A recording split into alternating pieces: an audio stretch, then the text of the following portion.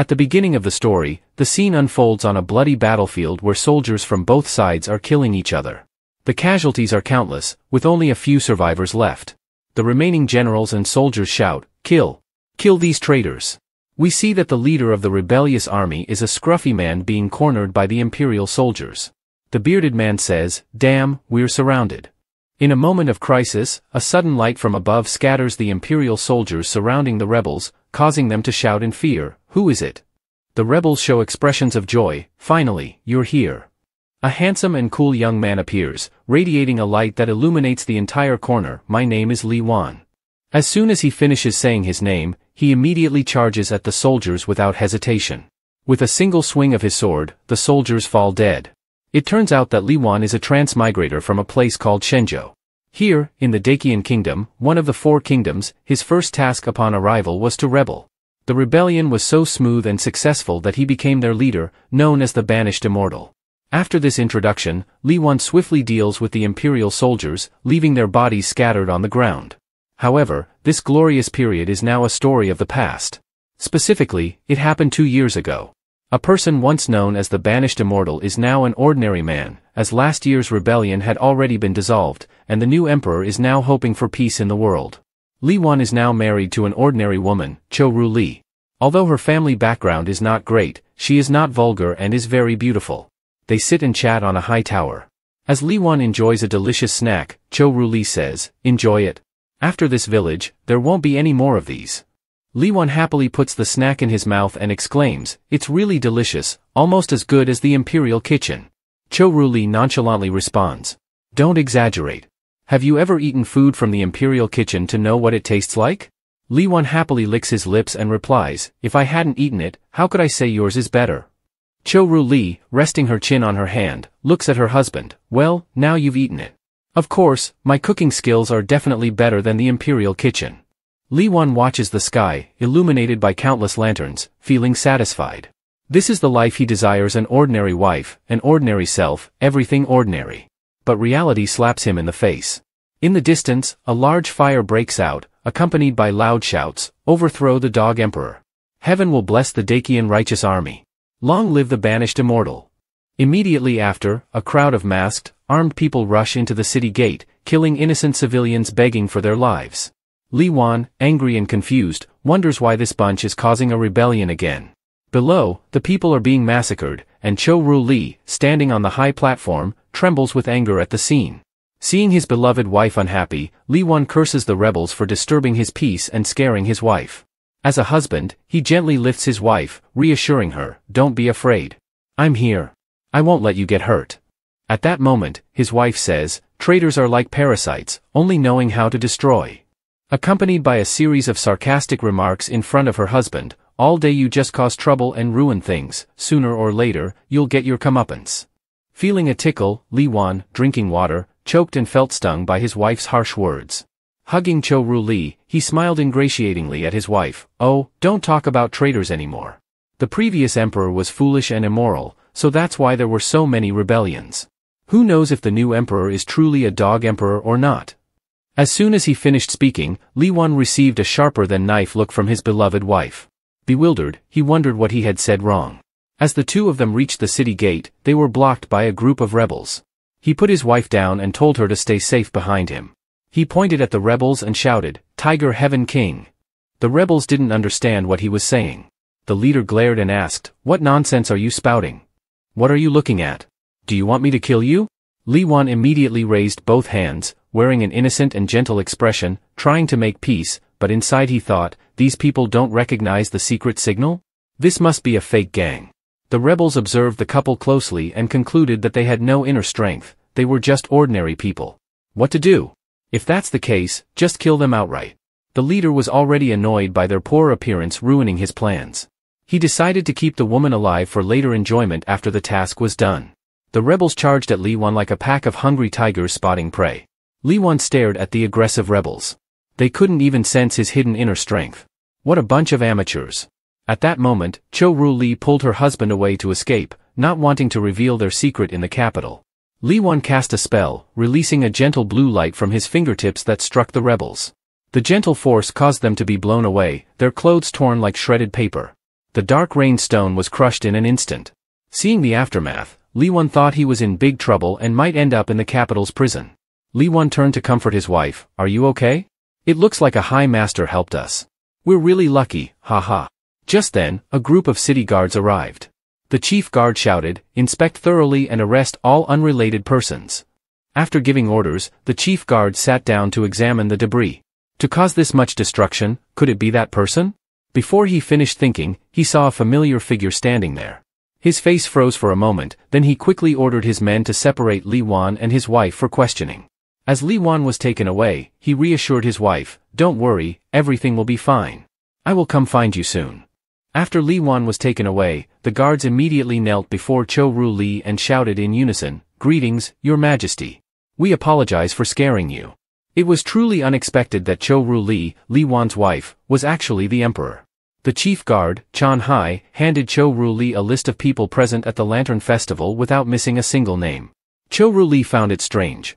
She was there at the time, but couldn't figure out who made the move. Chan Hai continued to report, Your Majesty, the identities of those people have been investigated. They are local thugs hired by someone with money to disguise themselves. If our guess is correct. Cho Ru Li had investigated and figured out that the aristocratic family was up to something. If the leader of the rebellious army was also in the capital, where could he hide? As if understanding Cho Ru Li's thoughts, Chan Hai clasped his hands and advised. Your Majesty, you have just ascended the throne, and the aristocratic family is still very important. Meanwhile, at the Six Doors Agency, Li Wan was treated to delicious food without being interrogated and was released soon after. As soon as he stepped out of the door, Cho Ru Li impatiently asked, Why are you only coming out now? Li Wan, sweating coldly, soothed her, Sorry to keep you waiting, darling. The two of them held hands and walked out of the Six Doors Agency. Li Wan, concerned, asked, Were they the rebellious troops? I thought you might be tortured. The capital hasn't been very peaceful lately. Be careful. Cho Ru Li explained, It's not just the rebellious troops, there are also people from the aristocratic family. Those people were sent by the aristocratic family to scare the new emperor, to destabilize the foundation so they could gain more benefits. The newly ascended emperor wouldn't dare to touch them. Her deduction startled Li Wan. His wife was truly formidable. How did she know so much? It was as if she were the emperor herself. But Cho Ru Li explained that she had inadvertently overheard this from the officials at the Six Doors Agency, making her husband no longer suspicious. Ah! Husband, husband! The sobbing voice of a woman hugging her dead husband by the roadside drew the couple's attention. If something had happened just now, they would have been separated forever. Li Wan held his wife's hand tightly and whispered comfortingly, Don't worry, I'm here. This is the safest place. Unable to bear her husband's cheesy words, Cho Ru Li blushed and turned away. Humph. You mean you're the one who's safe, right? Cho Ru Li thought they needed to deal with the rebellious troops and the aristocratic family so they wouldn't harm her beloved husband. At the same time, seeing his wife's back as she walked away, Li Wan had a bold idea. If the emperor didn't dare to deal with them, then he and his wife would. They were truly a perfect match. Finally, dawn broke. The young couple walked hand in hand on the streets, amid the bustling discussions of the capital's residents. It seemed a certain aristocratic family had been robbed last night, and now the entire royal family was in chaos like a pot of porridge. Not only robbed, but the head of the Hong family and his wife were said to have had their faces painted by the thief. Li Wan turned to his wife and asked, It seems you're in a good mood? Immediately, his wife replied with a satisfied tone, Seeing the rich get their comeuppance makes me very happy. Li Wan just stared at his wife with the eyes of a deeply infatuated man. His wife was truly adorable. Cho Ru Li knew her husband was gazing at her with a passionate look, and her face suddenly flushed with the thought, indeed, she was very lovely. The newlywed couple was sweet and full of bashfulness, with unspoken love that the other could still sense.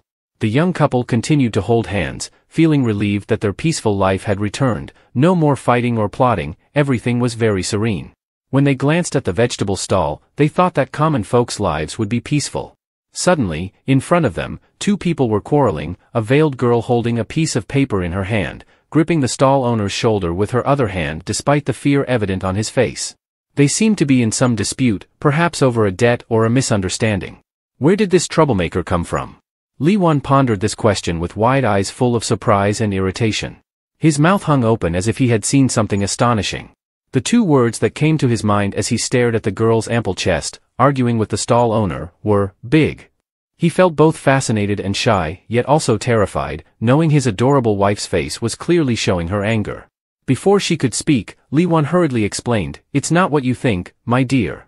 I just found her suspicious." Qiu Li just snorted, her anger still not subsided, as the young couple was resolving their misunderstanding. Suddenly, a sweet and gentle voice spoke up, "Hello, warrior. Today is also a day full of hope." This statement caused Li Wan, who was comforting his wife, to turn and look at her with a myriad of thoughts. Such a terrifying opening line, if he'd known, he wouldn't have written it. Immediately, he got angry, shouting and pointing directly at the girl, "If you're spreading propaganda, I will call the 6-fan gate. Moreover, your identity has already been exposed. What's the use of covering your face?" Before he could finish his sentence, the girl approached Li Wan's face closely, despite his wife standing right behind him. "Shu, isn't this to conceal my beauty? This way, even if the dog emperor finds me, I won't be wanted." Her words made him break into a cold sweat, dripping down his cheeks. "You even know you'll be wanted?" Before he could fully panic, more sweat dripped, and he thought, "Why does my back feel cold?" A powerful presence shone from behind, with his wife's flushed, angry face. But it seemed he didn't notice and continued to question the girl, this time more gently. "Wait a minute, I feel like I've seen you somewhere before. Take off the scarf so I can see. Are you the guest who owes me rent?" This question made the girl raise her hands as if surrendering, with a sheepish expression. She might have reached a dead end before Li Wan's absurd question. "Look quickly, there's a beautiful woman undressing over there." In a flash, the girl pointed in that direction, seemingly trying to dodge Li Wan's question. She then used all her strength to run away as fast as she could, escaping from Li Wan, who angrily shouted that she was indeed the one. Thinking she could escape him, who could have known that this unfortunate girl tripped over a large stone blocking her path, causing her to tumble 3 times and hit her head on the ground. "Ah! Ouch! It hurts!" She cried and held her head, despite her clothes and hair getting dirty. At the same time, the scarf she had used to cover her face fell off. Li Wan and his wife stood right in front of the girl, making her quickly bow her head. "Landlord, I beg you, please forgive me this once." As soon as she finished speaking, Li Wan said, "I think your name is Li Zuj. I remember you, you probably aren't a rebel." From a pitiful face begging for mercy, Li Zuj immediately brimmed with confidence and vigor. "Although I'm not one now, I will soon join the rebels. Once I join the righteous army and find that person, I can pay the rent." As soon as she finished speaking, Qiu Li was immediately stunned, as if realizing something. But before she could continue, Li Zuj stood up, her hands on her hips, looking admiringly and speaking with deep respect. "The leader of the righteous army, the unmatched Trick Tien Sir, that person has combat power, economy, and character far beyond ordinary people. I must find him." Not only that, this girl had a means to find him. A rolled-up piece of paper was tightly held in her hand as she continued, "Years ago, before my father died, he gave me a picture of Trick Tien Sir. So, based on the painting, I will find him." It turns out that the paper the girl is holding is a photo of the immortal master. She wasn't arguing with the old shopkeeper but was asking around to find the person she admires and respects day and night. Little did she know, the person she was searching for was right in front of her. Li Wan's mind was flooded with thoughts. "Damn it, there's even a portrait. I clearly erased all the clues about me, and now everything's blown. If this continues, my wife will find out that I was the leader of the rebel army." Meanwhile, his wife, Qiu Li, was deep in thought, wondering why all the records related to the immortal master had mysteriously disappeared. The opportunity had finally come to know what that scoundrel looked like. Just as it seemed like Li Wan's identity would be discovered by his wife, Li Zuj lifted the photo, which made Li Wan feel a bit relieved. Although the person looked a bit ugly, with a face like a shoe sole, he was the leader of our group. Recently, I've been asking people if they've seen this person. It turns out the person in the portrait was someone else. Should I feel happy or sad? Besides, where have I seen this portrait before? While Li Wan was thinking, his wife was full of suspicion, thinking, could this be the appearance of the leader of the rebel army? Qiu Li's question remained unanswered when they suddenly heard the panicked screams of the townspeople. "It's the rebel army. The rebel army has appeared." The 3 of them were stunned and surprised. A loud scream startled Li Wan, revealing Li Zuj holding a branch with green leaves, continuously muttering, "Can't see me, can't see me, can't see me." Li Zuj kept saying these words, hiding her face poorly with the branch. Li Wan shouted at Li Zuj, "Is this your final trick? Hey girl, is there something wrong with your head?" Just as he finished shouting, another statement caught his attention. "Hey, did you hear? There's a rebellion at Red Star Pavilion. A rumor spread among the townspeople, and they continued discussing without stopping. I heard the leader brazenly entered the brothel. Could it be that the legendary immortal master was captured? Impossible. How could they catch him? Even the Green Cloud sect hasn't touched him yet. These words made the young couple pay more attention. Who was captured? The question lingered in Li Wan's mind. Could it be an acquaintance? While Li Wan was pondering, at Red Star Pavilion, a man was chewing on a large bone with a loud, appetizing noise. Dear guest, are you really treating our Red Star Pavilion as a tavern? I'll find you any kind you want. The offer came from a beautiful woman wearing a low-cut dress with an overcoat, revealing her alluring figure. She might be the owner of Red Star Pavilion. A bearded man appeared in the white wine, and he responded, "Oh, you'll find it for me?" Another reply came from the beautiful and seductive owner, "Yes, yes, I'll find it for you." No sooner had she finished speaking, the man got angry and shouted at her, "To find a man?" His outburst shocked the girls waiting to be chosen by him. "What, you want to find a man?" It was astonishing. Was that man looking for Li Wan? Suddenly, 3 doors burst open, and a tall man stood imposingly in the doorway. His cloak fluttered lightly, causing the girls surrounding him to panic and feel a bit fearful. He said, "Wan, pull Wan out." As soon as he finished speaking, he stomped his foot on the floor, creating a loud noise. "By order of the Emperor, arrest the wanted criminal, Choang Ho, and bring him back to face justice. Surrender quietly." It turned out he was a member of the court, holding a brilliantly shining sword, exuding an air of grandeur and power. Humph. The man seemed to express his frustration towards the young man who was carrying out the court's orders. His anger made him appear intimidating, causing the beautiful girl in the building to feel even more scared. Only the tall, slender young man was unperturbed. "I advise you not to resist." The old man's anger grew more intense. He could only say one word, "You." No one would have guessed that immediately after, he knelt and hugged the young man's legs, crying and saying, "You've finally arrived. I've been waiting for a long time. Hurry up and arrest me. I've used up all my travel expenses. I surrender, take me to jail right away." He then confessed, "It's me, I'm the traitor. Quickly arrest me." The old man cried louder and louder, with tears and mucus accumulating enough to fill a basin, making the young man exclaim, "Ah! Quickly wipe off the mucus and tears, they're sticking to my legs." And so, what had to happen, happened. The old man's wish was fulfilled immediately. 2 men from the capital arrived, handcuffed him, and led him away in front of thousands of onlookers. The old man furrowed his brows, his face mysterious and contemplative. "The bandit leader Choang Ho came looking for you, and unexpectedly, a simple doctor like me ended up in this predicament. It turned out he was just a country doctor 7 years ago. He used to own a medicine shop.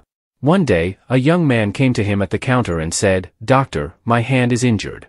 The old man took pride in this small matter and said to the young man, full of curiosity, that he had only used a bit of strength, but the young man screamed in agony, as if the whole capital could hear, 'Ah, ah, ah. It feels like my hand is broken.' The old man responded slowly, 'It's nothing, don't worry. I'll set it for you.' What was even more horrifying was that the old man was holding a hand and a leg of the young man, looking bewildered as if he didn't know what to do next. Unfortunately, the old man's cheerful face appeared on a wanted poster with a reward of 2,000 taels for capturing Choang Ho. The old man had become a fugitive and, not long after, joined the rebels. Until he encountered someone falling from the sky, a young man who fell about 3 meters into a deep pit, his clothes torn and tattered. What's happening? Someone fell from the sky. Could it be a messenger sent by heaven? The curiosity and questions continuously came from the 2 guards following the fugitive old man. Suddenly, one of them exclaimed, "What the hell is this? It hurts so much. Damn it. Could it be a broken bone?"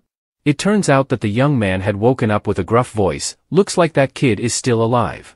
The old man spoke with the same bewilderment as the 2 guards, who were still in shock. The old man continued, "You're very lucky. I used to be a doctor, so I'll treat you."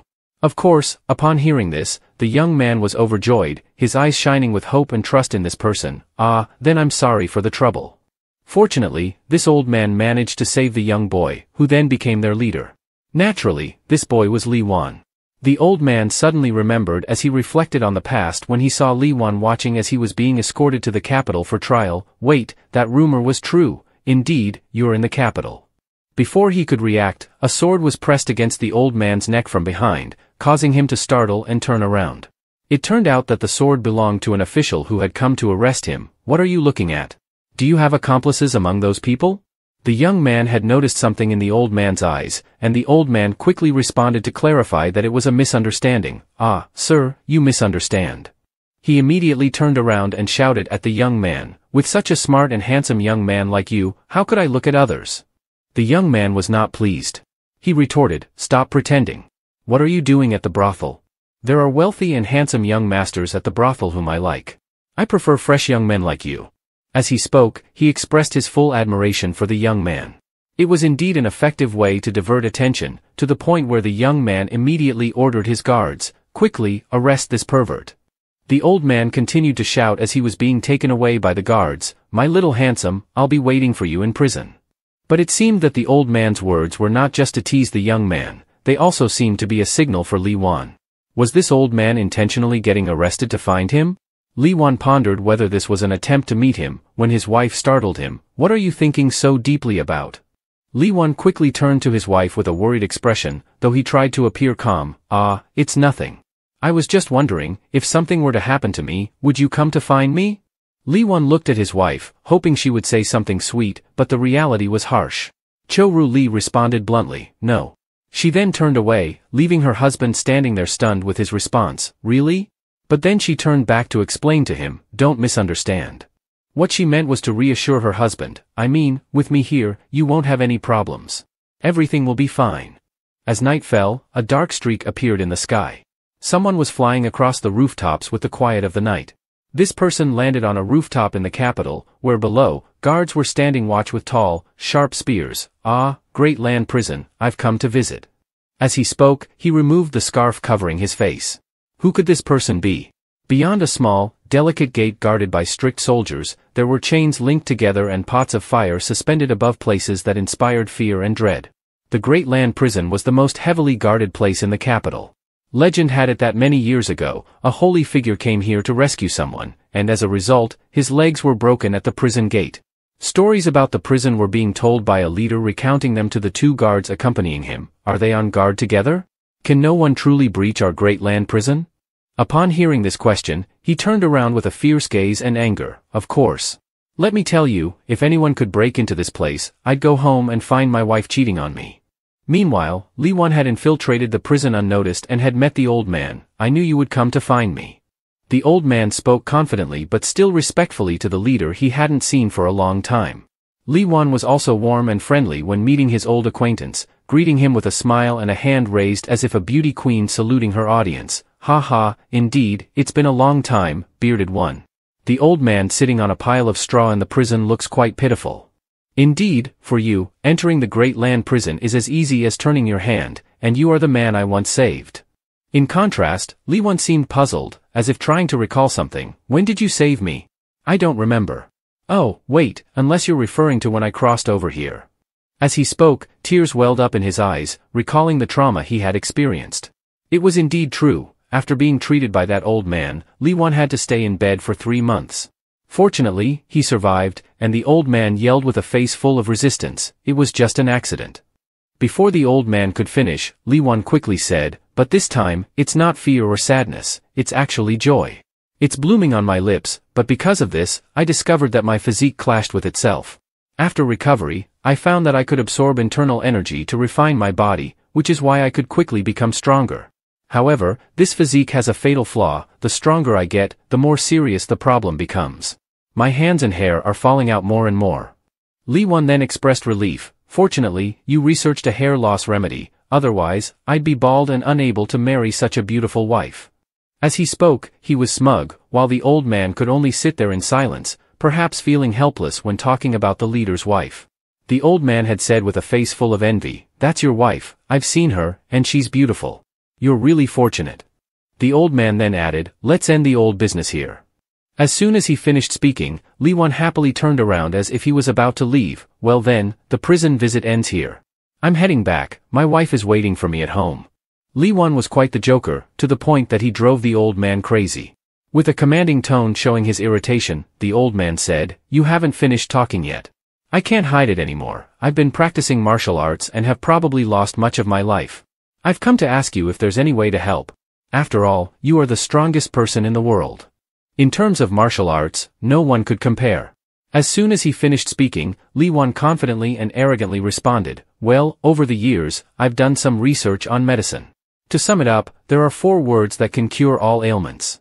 Before he could finish, the old man's eyes lit up as if he had found a diamond, and with his impatience, he quickly said, "If that's the case, I'm saved.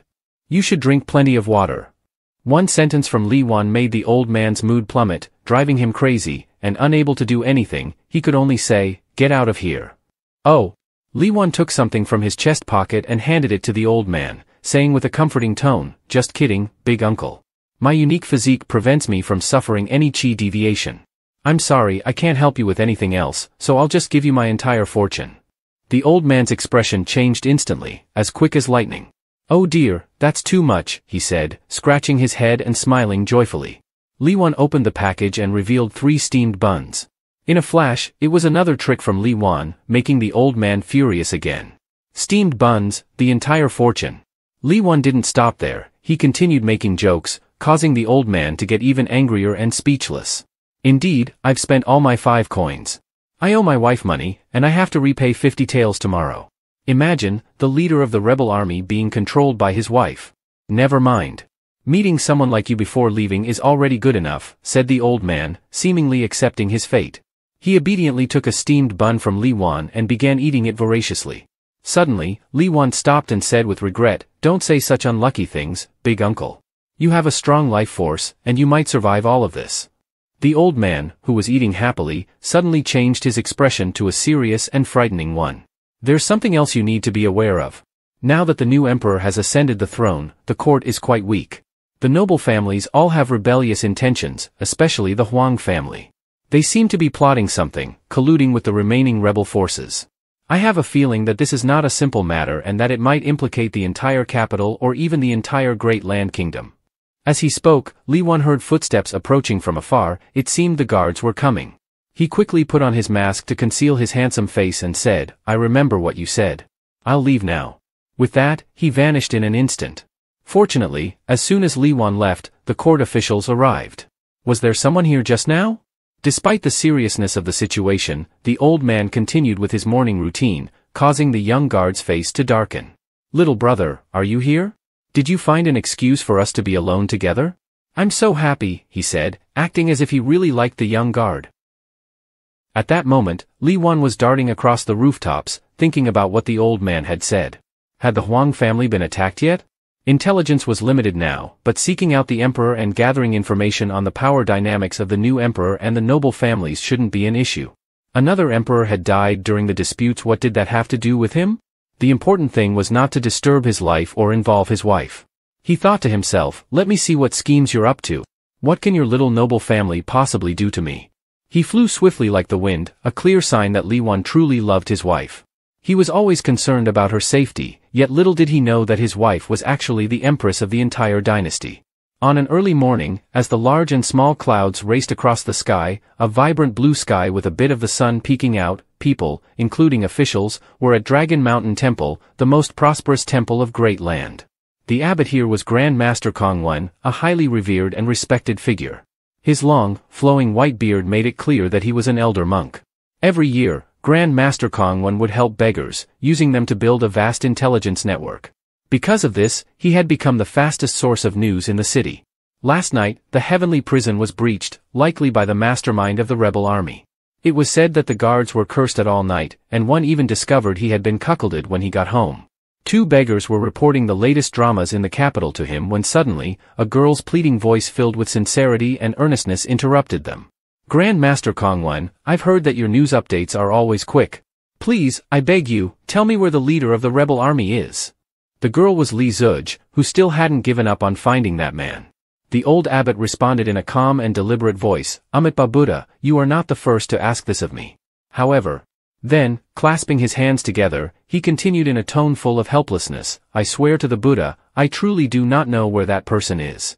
Before he could finish, a loud and friendly greeting startled him. "Greetings, Grand Master." Li Wan's greeting made him break out in a cold sweat as he silently prayed for Buddha's mercy. Li Zuj immediately ran over to Li Wan and his wife with a question full of surprise and curiosity. "Mister, why are you two here?" Li Wan, holding his wife's hand, cheerfully replied, "We heard that the wishing tree here is very effective. We came to hang a prayer plaque." "Sister Cho, do you really believe in that?" Li Zuj quickly turned to ask Ru Li, and this question caused the abbot to be shocked, as if he had just realized something shocking.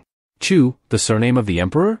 When Ru Li answered Li Zuj's innocent question with, "Just for peace of mind," her gaze turned towards the emperor as if they were both realizing something about each other. The abbot was even more startled, his eyes wide open, and sweat began to pour down his face. What is this situation with the emperor and this couple? When the new emperor is supposed to be staying in the palace performing Buddhist rites, it's definitely not a mistake, he thought. As he observed the sweet gestures of the young couple in love, he became even more astonished. Am I dreaming? The great rebel, feared by all, is married to the Empress of Great Land? Finally, Li Zuj bid her farewell and obediently left. "I've finished my wish. I won't disturb you any longer." As soon as Li Zuj departed, the abbot clasped his hands together, tears streaming down his face, and said, "You too, I'm not here to untangle karmic ties." The couple exchanged surprised glances, seemingly not understanding what the old man was talking about. The abbot assumed that they were aware of each other's identities, which is why he made such a statement. Little did he know, both of them were hiding their true identities. Realizing this, the abbot quickly added, "It's nothing, when you get to my age, you tend to say foolish things." But inside, he was thinking, could it be that they really don't know? Seeing that both of them wanted to keep their secrets, the abbot naturally decided to keep their secret as well. He led the young couple to the temple's wishing tree. It was a magnificent tree, with a massive trunk that seemed to have lived for thousands of years, perhaps even longer than the combined ages of Li Wan and his wife. The branches had sprouted into many limbs, adorned with pale pink leaves gently falling to the ground. It created a breathtaking, romantic scene that anyone would dream of witnessing. Surrounding the tree were wish plaques that visitors had hung, hoping their wishes would come true. People said that the wishing tree of Dragon Mountain Temple was incredibly powerful, which drew many pilgrims to this place. And for that, they had to thank the intent of benefactor Li. Suddenly, Li Wan turned to look at the commotion nearby. It was 3 monks with shaved heads and saffron robes, alongside a farmer who was kneeling before them. The elderly monk said, "My dear benefactor, I see a dark aura on your brow. In the coming days, you're certain to encounter misfortune, but praying here can help you avoid it." He continued, speaking louder as if seizing the opportunity, "Right now, we have a special prayer service. For just 9.9 taels, your entire family, young and old, will be safe. For just 9.9 taels, no disasters, no deceit. What are you waiting for?" They spoke so convincingly that the farmer was terrified and immediately handed over a pouch. "I'll pray for 10 wishes. Here's 100 taels. Keep the change." At that moment, Li Wan felt helpless. He thought, when martial monks force prices on ordinary people, who dares to say no? A wooden plaque with a red string appeared in the hands of both Li Wan and Ru Li. The emperor said, "Write down your wishes and hang them on the tree." The young couple looked up at the wishing tree as if they were about to write their individual wishes. Then, Li Wan quickly leaned over and whispered into the abbot's ear, "Monk, I actually have something I want to ask you." The abbot's face suddenly froze. Could it be that Li Wan knew something about him? The royal family is plotting something? "I wouldn't know," the abbot replied. "Why would the royal family have schemes? All I know is about the Dang Then grain store. If you really want to find out, you should go there and see for yourself." Before the abbot could catch his breath, Li Wan raised his hand and abruptly turned away, a satisfied look on his face. "That's enough, thank you." Then, he walked over to his wife, holding up his wish plaque as if he were sharing something with her. The abbot, on the other hand, was deep in thought. What a peculiar fate. How did these two end up as husband and wife? If one day they discover each other's true identities, what will they choose? Will they face each other on the battlefield, swords drawn? As he imagined this scene, the abbot pictured the two, once lovingly gazing into each other's eyes, now locked in a fierce duel, their eyes blazing with intensity. It would be such a pity for this beautiful moment to be ruined. The abbot's face showed a sorrowful expression as if mourning the couple's fate. The tree, laden with so many wishes from countless lives, now held 2 plaques side by side, those of Li Wan and his wife, both hoping to remain together forever. One wished for eternal peace for her husband. These wishes were beautiful, but would their lives truly be as they had wished? The scene shifts to a different space, surrounded by walls and chains hanging from the ceiling, almost reaching the ground. A man in a powerful-looking cloak stood before an old physician, who was bound by chains. "I'll ask you one more time, where is the leader of the rebel army?" It turns out the man questioning him was an official of the court. Accompanying him was a young man who had captured the old physician. Despite their serious and intimidating demeanor, the old man showed no fear and calmly replied, "Who knows? Maybe he's hiding deep within 20,000 leagues under the sea. Haven't I already told you everything I know?" The young man then held up a rolled-up piece of paper in his hand. "Are you talking about this?" As he unrolled the paper, it revealed drawings of superheroes, along with phrases like, "In the most desperate times, he can transform into a 200-meter-tall mecha, proficient in all kinds of ninja arts. Nearly became a pirate, with various harems, enemy of the wicked, friend of the righteous, chosen by the heavens to gather all 7 Dragon Balls." Upon reading this, the young man was so enraged that he tore the ridiculous paper in half, shouting, "What kind of nonsense is this?" The old man responded with a smug look on his face, "Yeah, with your level of intelligence, you wouldn't understand the content." Though he appeared confident, inside he was sweating with anxiety. He didn't know what kind of nonsense that brat Liwan was spewing, but it was enough to scare these people. The young man then firmly addressed the man in the cloak, "Master Chenhai, I think we should resort to torture." As he spoke, he raised his sword level with the old man's face. In response, the old man feigned amusement and taunted, "Yeah, go ahead and try. Do you think I'm scared?" Without missing a beat, Chenhai shot back with a fiery remark, "I think we should throw you to a pack of wolves, with a little sedative added in." At those words, the old man's feigned confidence crumbled into sheer terror, sweat pouring from his forehead and cheeks. He fell silent, then suddenly screamed so loudly that both Chenhai and the young man flinched, "I'll confess everything." Chenhai, now serious, crossed his arms and began his interrogation, "Then tell me, who brought you the steamed buns you ate?" The barrage of questions from the old man left Chenhai speechless, unable to respond. The next day, Chenhai was in the imperial palace, reporting to His Majesty about the old man. The fact that he gave Mantu to the prisoner suggests that his financial resources are insufficient. Furthermore, his act of breaking into the prison indicates that he currently has no thoughts of rebellion but may be lying in ambush. I boldly speculate that he might have disbanded the rebel army to return to a normal life, perhaps because he got married and now has a wife and children, making it impossible for him to engage in dangerous activities. According to the intelligence revealed by the prisoner, most of the noble families are colluding with the remnants of the rebel army. But the leader is not that man. At this moment, Ru Li's face was completely different from when she was with her husband. She looked sharp, beautiful, and full of authority, wearing the emperor's crown. But after hearing Chenhai's reasoning, she replied, "You have done well, my dear official, you can match wits with him." "Who is your majesty referring to?" Chenhai asked, feeling both helpless, curious, and utterly confused. Ru Li answered, while also thinking about her husband, "Oh, it's nothing, just an exceptionally talented young man who specializes in solving difficult cases. Liwan talks to me every day about this young man.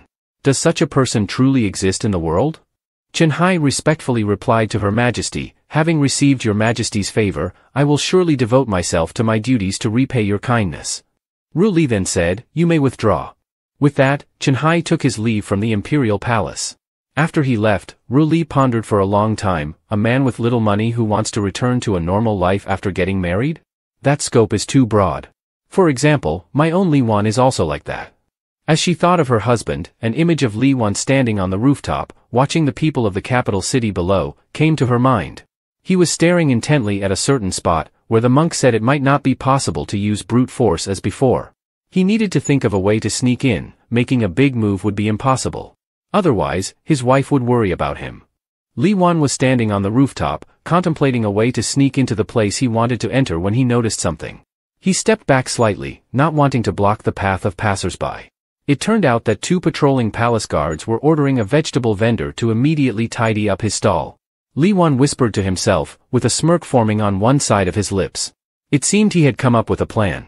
Merchants fear city management. No matter where you are, it's always the same. A fiery gleam flashed in his eyes. What will Liwan do in this operation, and will he succeed in sneaking into the place? At a small shop, the place where Liwan had been racking his brain to find a way to infiltrate, he finally managed to enter as if he were an ordinary customer buying goods. He stood there, looking at the items as if debating whether to purchase something, but in reality, he was thinking that the time was almost near. Soon after, an employee hurriedly reported to his boss in a rushed, urgent tone, with a voice full of panic, "Manager, something big has happened." He moved closer to the boss and whispered the confidential news that the 6 Doors agency officers were heading towards this location. Upon hearing this, the old manager couldn't help but be stunned, shouting in shock, "What?" Immediately afterward, he handed a ledger to his subordinate and whispered, take this and go quickly, make sure you deliver it to the master." The man instantly dashed off at full speed to complete the task assigned by his boss. From a distance, Li Wan appeared, as if he were watching someone swiftly executing his plan. His gaze was sharp. He merely smirked lightly to one side, as if he already knew what would happen next. The sound of hurried footsteps from 3 people in cloaks echoed, with the leader wearing a pair of powerful-looking shoes. Suddenly, they stopped and shouted, as if issuing an order, "Surround this place. Don't let anyone leave." Sure enough, Chen Hai had led his men to this place. As he entered, he gave the order, "Search the area. Don't overlook any suspicious spots." The palace guards quickly took on their tasks, carrying out his orders. Some opened rice barrels, while others looked under cupboards and beds, only to find a tiny mouse staring back at them with a confused expression, as if to say, "Huh, what?" After a thorough search, it seemed they couldn't find any trace or clue. Reporting to the official, "We didn't find anything suspicious," one of the soldiers reported. Chen Hai's face was full of frustration as he muttered under his breath, "Just who provided this intelligence?" As soon as he asked, the soldier next to him replied, reporting, "He claims to be a spy deployed by His Majesty in the mortal realm, referring to himself as Imperial Secret Agent 007. A person of His Majesty, could this be an order from His Majesty?" The thought was evident on Chen Hai's face as he pondered deeply. His sharp eyes were focused on one spot when suddenly a few glittering lumps, like gold, fell from somewhere, startling Chen Hai. "What is this?" Meanwhile, Li Wan was quite pleased with the ledger in his hand. So, the report was indeed completed. The 6 Doors Agency was easily fooled. These tools of the state do serve a purpose. Some admiration for the emperor is due. Beneath his feet lay the old boss's henchman, unconscious after being taken down by Li Wan, who had seized the secret ledger. Raising the ledger, he said, "Let's see what schemes you're plotting." January 20th, the royal lady visited Mr. Tran's house and left 10 minutes later. January 21st, the royal lady visited Mr. Lu's house and left 20 minutes later. January 22nd, as he read further, Li Wan's face darkened with anger, not knowing what to make of it. What the hell is this? A diary of infidelity? Planning to use this for revenge one day? Are they using their own cuckoldry as a code? Though ruthless, it seemed he didn't believe the words written in this diary. No, something wasn't right. The ledger clearly concealed something. He used his internal energy to test it. Instantly, he extended his finger as if performing some sort of spell. A light appeared, along with other lines of text on the ledger. So that's it, they used mineral-infused energy to write the book. This way, even if someone stole the ledger, without the use of internal energy, the hidden content would remain invisible. As the hidden text was revealed, it became clear that the person in question was also in the capital. But no matter, this letter wouldn't have any impact once the emperor began his move. Upon reading this, Li Wan's eyes gleamed with understanding. Is this about me?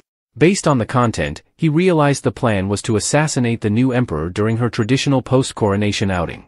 Although this didn't directly involve him, if things escalated, it would become his problem.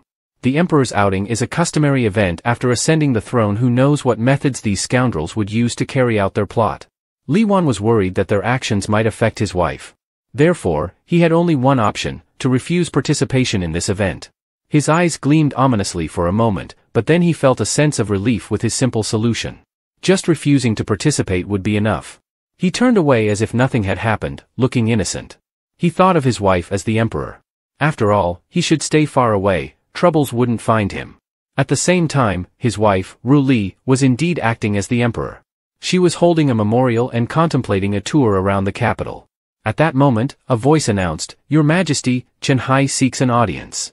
Ru Li responded in a regal tone, "Let him in." Chen Hai immediately entered and bowed, "I pay my respects to Your Majesty.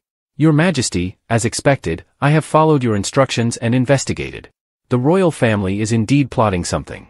Ru Li, curious about the emperor's directive, thought, "This fellow is getting more articulate by the day." Chen Hai continued his report, "This yellow mineral energy is called Buvim stone. I discovered it in the royal food shop." He held up a piece of mineral that looked like gold. "This is Buvim stone. Its power is not great, but if a large amount of this mineral is gathered, it can cause a big explosion. I recommend canceling this outing." Ru Li looked at her throne, clasped her hands behind her, and said, "Every dynasty's emperor has never skipped this tradition.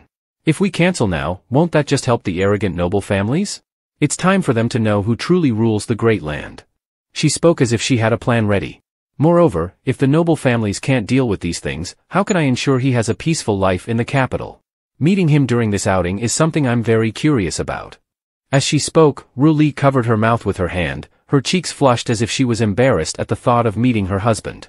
Indeed, what a newlywed couple. Will they meet as Ru Li hopes? At that moment, a voice rang out in the palace, "Your Majesty, the breakfast from the imperial kitchen has arrived." A maid announced to Ru Li, who was seated on her throne, focused on the memorial on her desk. "Your Majesty, what would you like for breakfast?" The maid repeatedly asked, and Ru Li's cold response made the maid ponder. Clearly, the emperor had a preference for sour dishes, but why did she always choose sweet ones? After a while, a variety of beautifully presented and appetizing dishes were laid out on the table. Li Wan, Ru Li's husband, couldn't help but be impressed by his wife's cooking skills. "Your skills are improving more and more. But aren't you tired from cooking so much?" Ru Li, blushing and shy, replied, "It's not too tiring. While in the palace, I had the kitchen staff prepare these dishes, which made the cook quite exhausted." She continued in a timid tone, as if she wanted to ask her husband for something. "By the way, tomorrow I have arranged to go out with some friends to see the new emperor's outing." Li Wan was so surprised that he stopped reaching for the pastry he was about to eat. His eyes widened, and his mouth fell open in shock. "Arranged to see the new emperor? You have friends?" Ru Li, with an annoyed expression, frowned at her husband.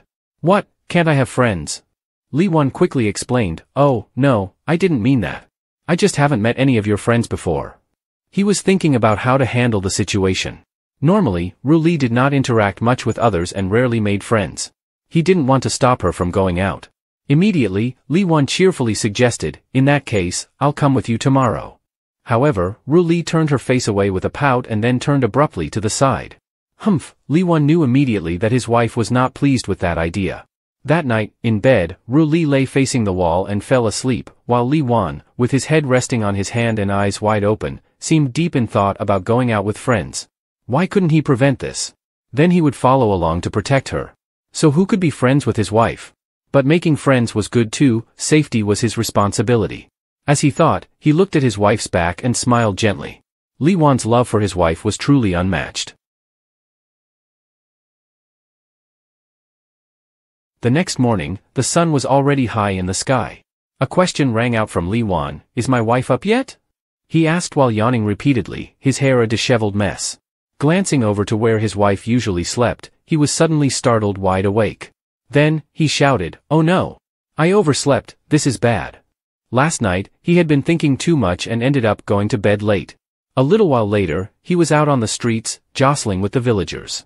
"She didn't wake me up again," he muttered. "She was definitely mad last night. I need to find her quickly. She's probably on the road somewhere." Not far from Li Wan, a large crowd had gathered. He approached to take a look and saw many soldiers along with an ornate palanquin. Perfect timing, their target was the new emperor. "I just need to make sure my wife isn't nearby," he thought. But then, where on earth did she go? He glanced around, feeling helpless with his hands on his hips. Suddenly, he overheard a rumor from the crowd. "They say the new emperor is the most beautiful woman in the world. Is it true? It's already rare for great land to have a female emperor, but to have a beauty too. They say the concubines in the harem all feel very ashamed." At this, Li Wan simply thought, "Isn't she just like Wu Zetian from another world, just another ruthless woman?" But at that moment, as he walked past the emperor's palanquin, he still hadn't spotted any sign of Ru Li. Where on earth did she go, he wondered. At this moment, inside the palanquin, an emperor wearing a crown raised the curtain slightly, allowing only one eye to peek out and observe. As she gazed in the direction of Li Wan, he too turned towards the palanquin, but could only see a vague silhouette inside. Yet, Li Wan still wondered, could she be looking at me, with a doubtful question in his mind. Inside the palanquin, the emperor thought, "You fool, who told you to wake up late?" But right after that, Li Wan turned away, feeling cheerful. The journey is almost over. Maybe there's no danger after all. She might have already gone home.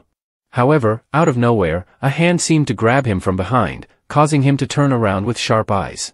Meanwhile, in a nearby room, a soldier of the imperial court, covered in blood, looked shocked as if he had just realized something.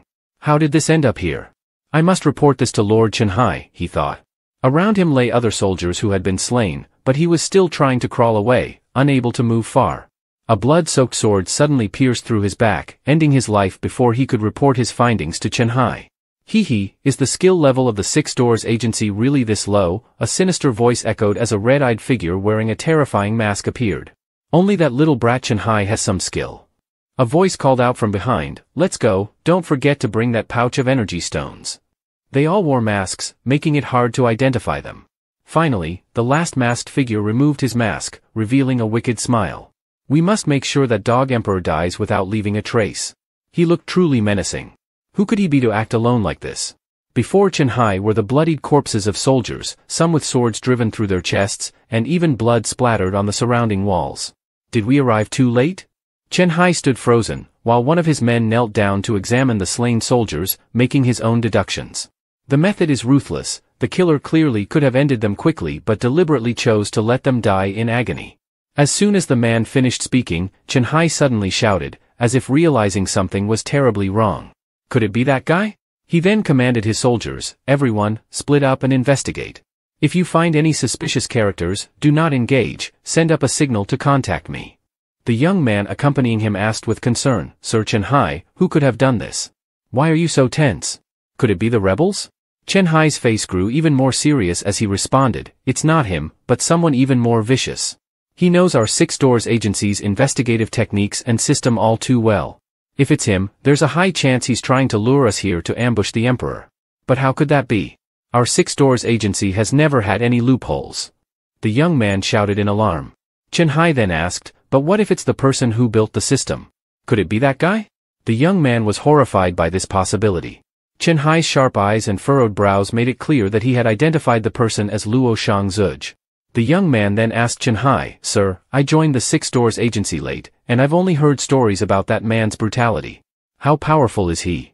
Chen-hai responded with a grave expression, if I relied solely on my own strength, I wouldn't be able to serve as the head of the Six Doors Agency. When that incident occurred, the influence of the rebels was immense. The late emperor was terrified of the turmoil spreading and dragging the citizens of the capital into it, so he cracked down hard on the rebellion. Luo Shangzuj was the new head of the Six Doors Agency at the time and intensified control over the capital. As Chen-hai spoke, an image of that man appeared in his mind. Luo Shangzuj sat on a throne, surrounded by his disciples, his red eyes glowing with a terrifying aura. Luo Shangzuj was utterly ruthless. He established a strict set of rules. Every time he enforced the law, it resulted in massive destruction, injuring innocent people. Under his control, the capital became a living hell. He was like a demon, with the bodies of citizens lying beneath his feet amidst flames of various sizes. It was truly savage. At first, his oppressive methods did manage to suppress rebellion and dissent, but eventually, it led to an explosive backlash. The people of the capital could no longer endure it, and a large-scale uprising broke out. The late emperor, in an effort to appease the anger of the populace, ordered Luo Shangzuj's removal and dispatched the four great masters Dou Zhang, Kong Shou, Tru Treng, and Nian Zuot of the Six Doors Agency to take him down. Chen-hai continued recounting Luo Shangzuj's overwhelming power, far beyond anyone's imagination. The most elite troops were utterly annihilated by him. A terrifying image emerged, Luo Shangzuj standing over countless slain bodies, with his hand piercing through a soldier. After that, he vanished without a trace, disappearing completely. Because of these deeds, he became known as the Hell Reaper in the eyes of everyone and earned the title of the Jade-Faced Azura. While Chen-hai and his troops were lost in thought, Li Wan was frantically searching for his wife. Suddenly, a familiar, cheerful voice called out, "Hello, landlord." It was none other than Li Zuj. "Oh, it's you," he exclaimed. Li Zuj was carrying a large bundle on her back, as if she had run away from home to some far-off place. In her hands was a small bag filled with steaming, delicious buns. "Are you here looking for food too, landlord?" She took a big bite of a bun and spoke with her mouth full. "The emperor is out for a walk today, so many shops are giving away free food. Lots of tasty treats." Li Wan, bewildered and helpless, asked, "Don't tell me that giant bundle on your back is all food?" Li Zuj's eyes widened, crumbs clinging to her mouth. "Yep, it's all my New Year's supplies." My goodness, so it was food, not clothes. Running away from home with nothing but food, how shameless. Li Wan could only laugh. Beyond her thick skin, this showed how much Li Zuj loved food. Suddenly, Li Zuj leaned in close, pointing a finger at Li Wan, and said, "Landlord, you don't fully get it. I'm nothing. Some people are even crazier than me." They had a bag this big, filled with yellow qi-infused stones, which must be worth a fortune. As she spoke, the innocent girl gestured wildly with her hands. At this, Li Wan was startled. Yellow qi-infused stones? Could they be Baoyan stones?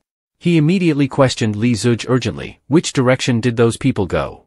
Li Zuj pointed toward a distant wall and said, they were just in that alley, looked like they headed east. Upon hearing this, Li Wan bolted toward the direction she indicated. Are these fools insane? With that many Bao Yen stones, are they trying to blow this whole street to bits?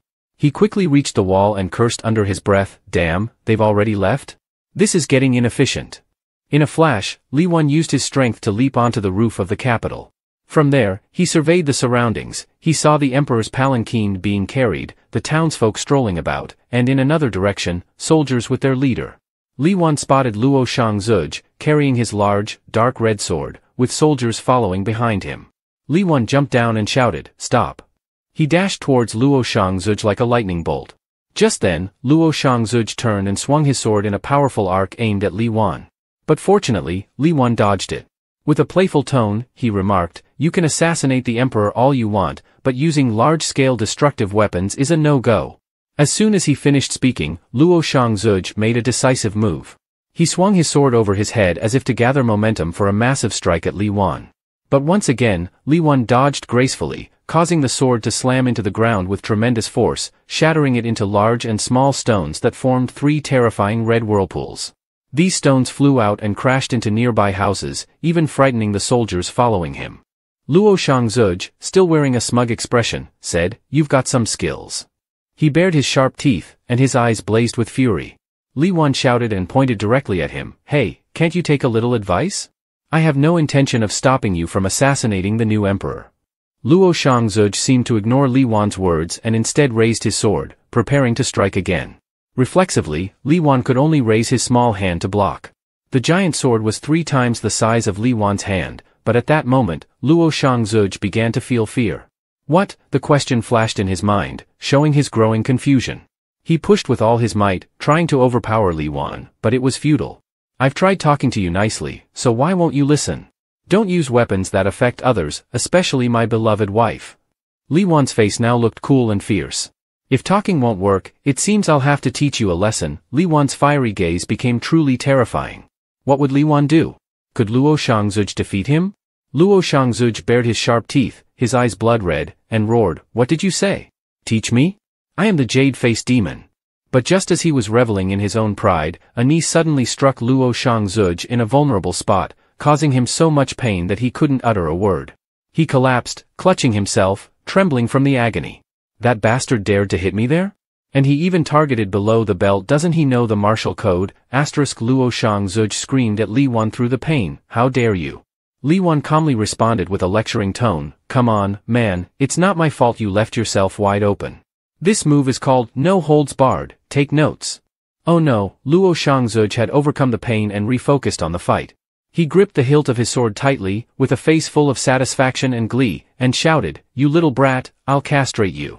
He delivered a lethal strike with his sword, splitting a massive boulder in 2. Li Wan, though small in stature, showed no signs of fear. Luo Shangzuj's slashes were all skillfully dodged by Li Wan, who remained untouched. Li Wan's eyes never left those deadly sword strikes. Suddenly, his hand clenched tightly, and a green flame-like aura appeared, forming a protective barrier against the massive sword blows. The green clashed with Luo Shangzuj's red, creating a sharp divide between the 2 energies that could not be reconciled. As one of Li Wan's feet was forced to step back, he appeared to be struggling more. Luo Shangzuj, feeling triumphant, assumed that Li Wan was losing his footing. Is that all you've got? I was just warming up. Now I suppose I'll have to use half of my strength. Li Wan shouted angrily, don't you dare ruin my clothes. My wife bought this outfit for me. This remark left Luo Shangzuj momentarily dumbfounded. He couldn't believe that Li Wan was concerned about his clothes in such a situation. Luo Shangzuj's smugness only grew as he vowed to show Li Wan his true power. But suddenly, the smug smile on Luo Shangzuj's face vanished, replaced by a cry of pain as Li Wan's fist connected with his cheek. Luo Shangzuj was sent flying nearly 200 meters, and his sword slipped from his grasp. Li Wan's hand remained clenched, still smeared with Luo Shangzuj's blood. In front of me, what are you pretending for? Do you think I won't go all out? How could I not? The thought, combined with the terror Li Wan instilled in him, left Luo Shangzuj with blood smeared all over his nose and mouth. Li Wan continued, you think you're invincible, huh? That's a mental illness, a delusion. Let me cure you. A serious and terrifying look flashed in Li Wan's eyes, followed by a series of cries from Luo Shangzuj, "Mom, save me. Oh my god, help." What did Luo Shangzuj's face look like now? His forehead, eyes, nose, and mouth were swollen like figs, tomatoes, even potatoes. His front teeth were broken, with blood smeared all over his mouth, nose, and cheeks. With a final, devastating blow, Li Wan punched him again, sending him flying into the air, only to crash down headfirst into the ground, shattering the bricks beneath him. Luo Shangzuj had been swiftly and thoroughly defeated by Li Wan in front of his own men, leaving them terrified, pale, and drenched in sweat.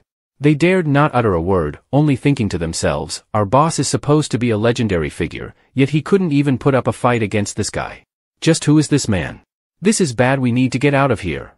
As they were packing up to flee, Li Wan called out, "Hey, where do you think you're going?" A smile spread across his face. The sky was gradually darkening, and the sun was setting. Only the echoes of their cries remained, along with a man standing with his arms crossed, looking pleased. Without any ropes to bind them, they were left in that state. Oh dear. Li Wan had laid all of them out on the ground, with only their bruised faces sticking up. A bunch of idiots who don't understand human language. Stay there and reflect on your actions. Li Wan noticed something that caught his attention, a bag containing gold bars. Is this really that dangerous? I wouldn't even trust it with those lackeys from Six Doors Agency, he thought. Li Wan stared at the bag for a while and suddenly had an idea. He tossed the bag high into the air and said, "Time for fireworks." Indeed, it was fireworks. Bright bursts of fireworks began to bloom in the sky, capturing everyone's attention. The townspeople looked up in wonder, admiring the spectacle. So beautiful. What holiday is it today? I don't know, but the fireworks are stunning. Of course, the fireworks also caught Ru Li's attention. She gazed at them and wondered, who's setting off these fireworks? I still don't know where that idiot has gone. As she thought about it, she recalled her husband. At the same time, Li Wan was wondering if Ru Li had seen them. They were indeed a newlywed couple, always thinking of each other no matter where they were. The sound of heavy footsteps approached, accompanied by a loud command from the Imperial troops, "Everyone pay attention, don't let the commoner escape." Li Wan seemed to hear the commotion. Had the Six Doors Agency finally arrived? It was always like this, showing up only after everything was over. He gave a slight push with his feet, gaining momentum, and took off into the sky. Left on the battlefield, the members of the Six Doors Agency were filled with curiosity and confusion. What exactly happened here? Is this guy Luo Shangzuj? Look at Cheng Shui's face, he looks terrified. Who could have buried him alive like this?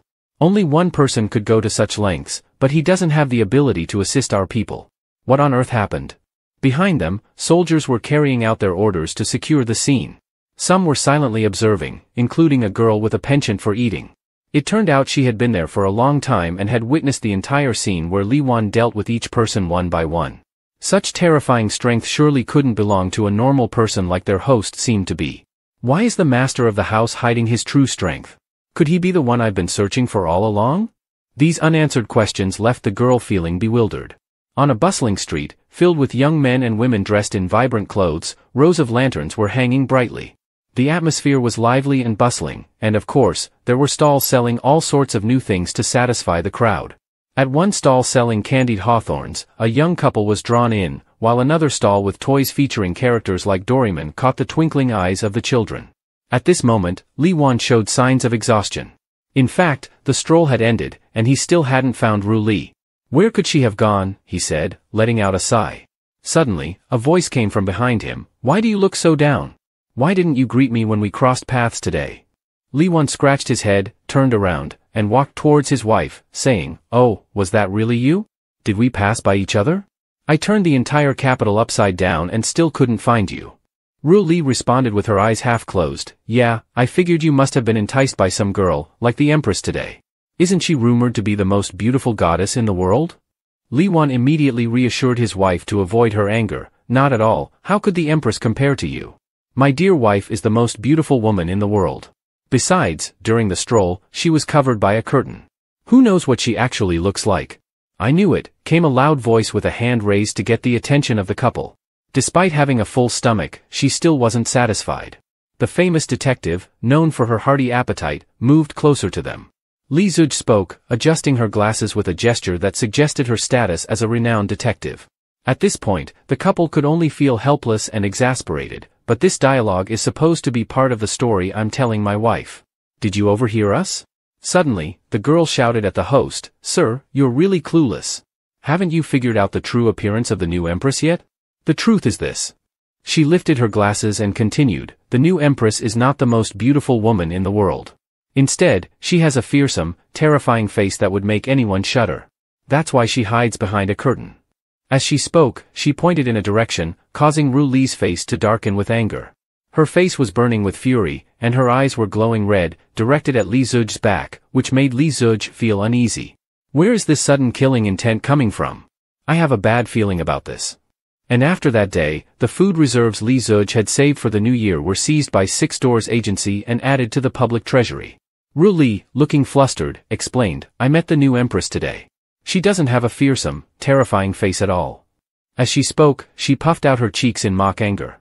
Li Wan, reflecting on this, wondered if he had actually seen the new empress. Come to think of it, she was out with friends today. Wait, could it be that they were at the candy hawthorn stand? Suddenly, Ru Li was startled by the sight of the hawthorn candies and the call, "Ru Li, have a hawthorn candy to calm down." Li Wan said with a smile, but his wife refused to eat and continued to puff out her cheeks.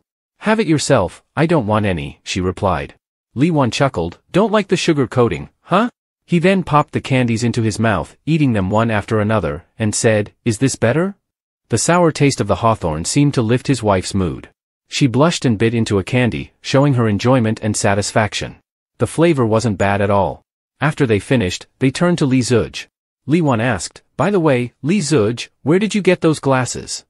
Li Zuj replied honestly, "A little friend from the sky bumped into me earlier and spoke in a way I couldn't understand." Then, they hurried off, leaving the glasses behind. Suddenly, a loud shout from a royal official echoed, "Clear the way. A murder has occurred. Do not obstruct the investigation." At that moment, Li Wan thought to himself, "Not again, if that's the case, Six Doors Agency will be busy once more." A small fish pond with little boys and girls, some feeding the fish, others trying to catch them, caught Ru Li's attention. Before she could even ask, Li Wan noticed his wife's interest. "Well, do you want to play?" That made Ru Li a bit shy. She blushed, turned away, and said to her husband, "This is something for kids to play with. I'm not interested." Suddenly, he took her hand and led her over to the pond. "Oh, how sweet. The early days of love are the most magical. I want to play, join me."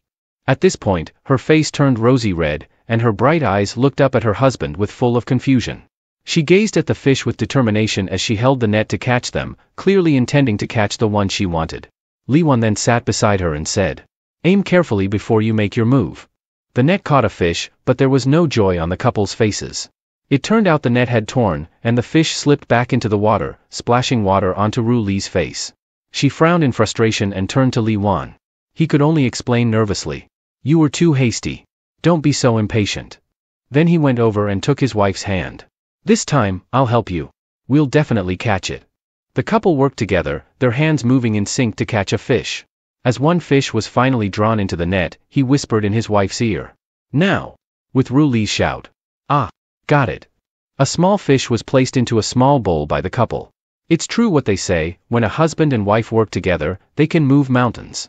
Seeing his wife's joyful face with the small fish in the bowl, Li Wan thought, "I always thought she was only interested in money, but it turns out she has a childish side too." She immediately turned to refute. "I've just never done this before, so I was curious." Suddenly, a handkerchief was gently wiping her hair, startling her. Their clothes were all wet. "Let's go home." She simply replied, with a harmonious smile, clearly enjoying herself today. The couple walked home hand in hand, but Li Wan still had many questions. It seemed he still hadn't met Ru Li's friend. Moreover, Ru Li said she had seen him, which meant it wasn't convenient for him to see her. Meanwhile, Ru Li was thinking and suddenly spoke to Li Wan with an innocent face. "Honey, my friend isn't simple at all." At the same time, in a certain place in the capital, an old man was sitting at a desk with a government official bowing his head in fear. The man was trembling as the old man said, "Do you know how important that ledger is to us? If it falls into the emperor's hands, we're all as good as dead." So, the old man was none other than the head of the royal family, Huang Luo, and the person standing before him was his son, the eldest son of the royal family, Huang Duanjia. "Father, I understand. I've already arranged for the most professional people to investigate." At that moment, on the roof of the imperial court, there was a girl dressed in a fiery red outfit, looking incredibly alluring. She was none other than Blood Cinnamon, La Fei Yen, ranked 9th on the Great Land Assassin leaderboard. What could she be planning? On a cool, starry night, in a house nestled in the heart of the capital, two pairs of eyes met, filled with the shyness and bashfulness of a young couple. Ru Li was sitting on her husband's lap, as if the two were about to have a sweet and romantic evening. When her husband called her, she only responded with a single word. With eyes full of shyness and cheeks blushing red, her husband wondered nervously, why is Ru Li being so forward tonight? Suddenly, Ru Li asked her husband. How did your clothes get torn? I clearly remember this outfit being the first gift I gave you. Li Wan quickly replied with an excuse. This happened when the new emperor was on tour, and it accidentally got ripped. Ru Li gazed deeply into her husband's eyes. At that moment, Li Wan could only smile awkwardly, not knowing what else to say. Ru Li decided to drop the matter, seemingly trusting her husband this time. But she warned. Make sure you're more careful next time. Li Wan suddenly felt relieved and smiled brightly, thinking. Thank goodness. It must be because I took her out to the night market earlier that her mood is so good. But it wasn't over yet. Ru Li, in a firm voice, declared. But still, you must be punished. Your allowance will be docked for 2 months. Hearing this, Li Wan froze in shock, feeling like his entire body had turned to stone. The next morning, after a yawn and a stretch, Li Wan woke up earlier than his wife. Turning to look at her still asleep, he gazed at her with the affection of a man deeply in love, thinking. Still in bed? Looks like she was really tired from yesterday. She looks so cute when she's sleeping. He couldn't stop himself from admiring her longer, focusing on her small lips and that rosy heart-shaped mouth. An idea popped into his mind, making his own cheeks blush. A sneaky kiss wouldn't hurt. Who could resist when my wife is so adorable? He slowly leaned in closer to her face, but just as he was about to steal a kiss, his lovely wife suddenly opened her eyes. Startled, he whispered. Oops, you're awake. She looked at him and her face turned a deep shade of red. Then, there was probably a loud exclamation at a nearby breakfast table. The two of them sat together, sharing breakfast and chatting. His wife said. That was quite effective. Your little slap really woke me up. On Li Wan's face, a small, red handprint was clearly visible. Ru Li huffed, crossing her arms and turning her head to the side. Li Wan continued. Do you really have to be so sensitive? Ru Li replied, her face still flushed with embarrassment. It's not about that. I just don't like it when you do such things secretly.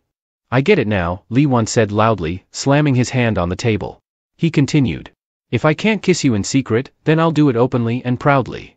He moved closer to her, making her face grow even redder. Finally, they had the chance to share a kiss as they drew nearer, their noses almost touching, and they began to close their eyes to savor the moment. Suddenly, the door swung open, and a person stood there, mouth agape, blushing as well.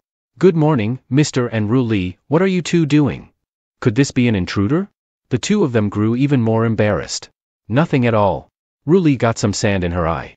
I was just blowing it out for her. They both turned away from each other, blushing with embarrassment. But deep inside, Li Wan's face was filled with fear as he realized his wife was angry. Desperately, he could only mutter. Dear wife, can we negotiate? Maybe not hit my face? Meanwhile, as they were out for a walk, a young woman with a frightened and puzzled expression sensed a murderous aura. She thought. Whose killing intent was that? It feels like they could crush me as easily as squashing an ant. In her mind, an image of Li Wan appeared, towering over her with a massive hand, crushing a tiny girl in his grasp.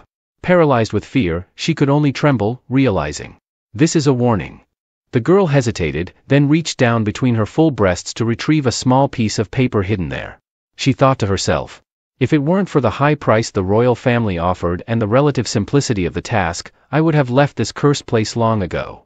She unfolded the paper, which detailed her mission to find some missing confidential documents.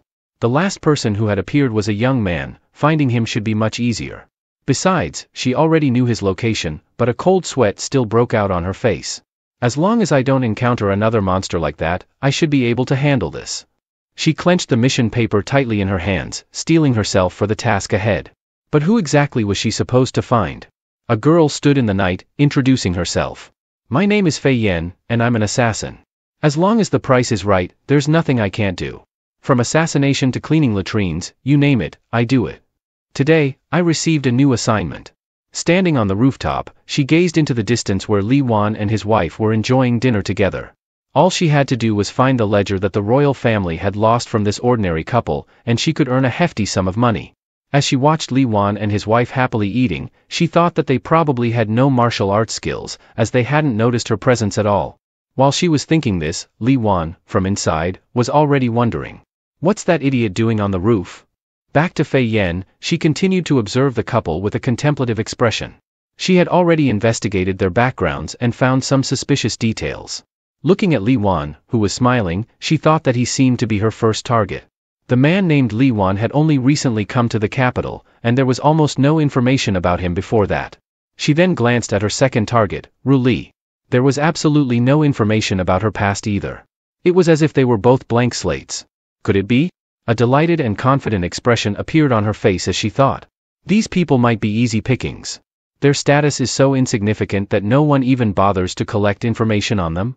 As she continued to ponder over her plan while watching them, a young boy's voice suddenly called out. Mom, what's that lady doing up there? The child's call startled Fei Yan. She turned to see the boy's mother approaching, taking her child's hand, and saying, Don't look. Climbing on other people's roofs, she must be some mistress who's been kicked out. Hearing this, Fei Yan angrily shouted. Who are you calling a mistress? And that brat? What do you mean, that lady? Call me a beautiful big sister, got it? The commotion caught Ru Li's attention. She mentioned to her husband that there seemed to be some noise on the roof and wondered if there was something up there. But when she looked up, she saw nothing, as Fei Yan had quickly ducked down, covering her mouth. This isn't good. I shouldn't lose my cool on the job. Stay calm, I'm a professional. She cleared her throat, trying to regain her composure, and then made a sound. Meow, meow, meow, moo. It turned out she was imitating a cat to divert the young couple's attention. Ru Li and her husband both looked up at the sound. She commented. The cat's cries sound so sorrowful. Li Wan cheerfully replied. Ha ha, maybe it's a female cat in heat. Hearing this, Fei Yan, still behind the roof, fumed at Li Wan's comment about a female cat in heat. She yelled. You're the one in heat. I'm a cute kitty, got it? Suddenly, a swarm of cats appeared, black ones, white ones, some with fierce expressions, and others with sweet, gentle faces. They all started approaching Fei Yan. It seemed her earlier meowing had attracted the cats. Oh no! The cats leaped up with their mouths wide open. Fei Yan's fist sent them scattering in fear as she shouted. Get lost, all of you! I wasn't calling you, you smelly cats! But as soon as she finished, her face turned pale. Sweat dripped down her face as she realized the cats were now behind her. But this time, they all shared an expression of anger, ready to take revenge on the person who had punched them. She could sense their hostility. Turning around, she nervously smiled and started making cat noises and gestures, trying to appear as a cute kitty herself. But what had to happen, happened. The cats surrounded her and pounced, their meows echoing as they seemed to play with one of their own. Meow, meow, meow, meow. This only piqued Ru Li's interest even more. She looked up and remarked how lively the stray cats were today. Li Wan, however, recognized the situation. He smiled weakly and gently suggested to his wife. This doesn't look too lucky. I think we should go to bed early tonight. Before going to bed, he looked up at that spot on the roof with suspicious eyes, waiting until the young couple's house had turned off the lights. Only then did a trembling hand crawl up. Great, they've finally gone to bed. This time, the difficulty has been lowered. She climbed up with excitement, but her face was no longer as perfect as it was at the beginning. Of course, after a fight with some cats, her face was marked by their sharp claws. Fei Yan flew down from the roof to the yard as swiftly as the wind. Next, she just needed to find the notebook. As soon as she sat down in the yard, a blue-covered notebook appeared right in front of her, as if on cue. Huh? This notebook? She was startled but couldn't hide her joy. She laughed triumphantly. Who would have thought she'd find it so quickly? I'm really lucky today. So engrossed in her happiness, she didn't notice the homeowner, Li Wan, sitting beside her and whispering in her ear. Congratulations, you completed the task so easily. Of course, she didn't realize it at first and instead responded naturally to Li Wan, even standing up to high-five him and saying, That's right, it was too easy, wasn't it? After the high-five, her smile suddenly vanished, replaced by beads of sweat that began to pour down her face. She had realized something. Meanwhile, Li Wan was smiling cheerfully at her, as if nothing had happened. Swoosh! Fei Yan's feet suddenly moved. She retreated about 10 meters away from Li Wan and shouted in a loud voice. You knew I was here all along?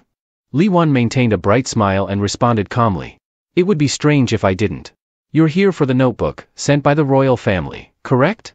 Realizing that she had been caught, she immediately grew angrier. Her eyes blazed with an intent to kill Li Wan. Damn it. So your information has already been leaked? Now that it's come to this, I have no choice but to kill you. Li Wan remained unshaken, exuding confidence. He shouted. I advise you to stop now. I've warned you before. Li Wan's warning only made Fei Yan more uneasy.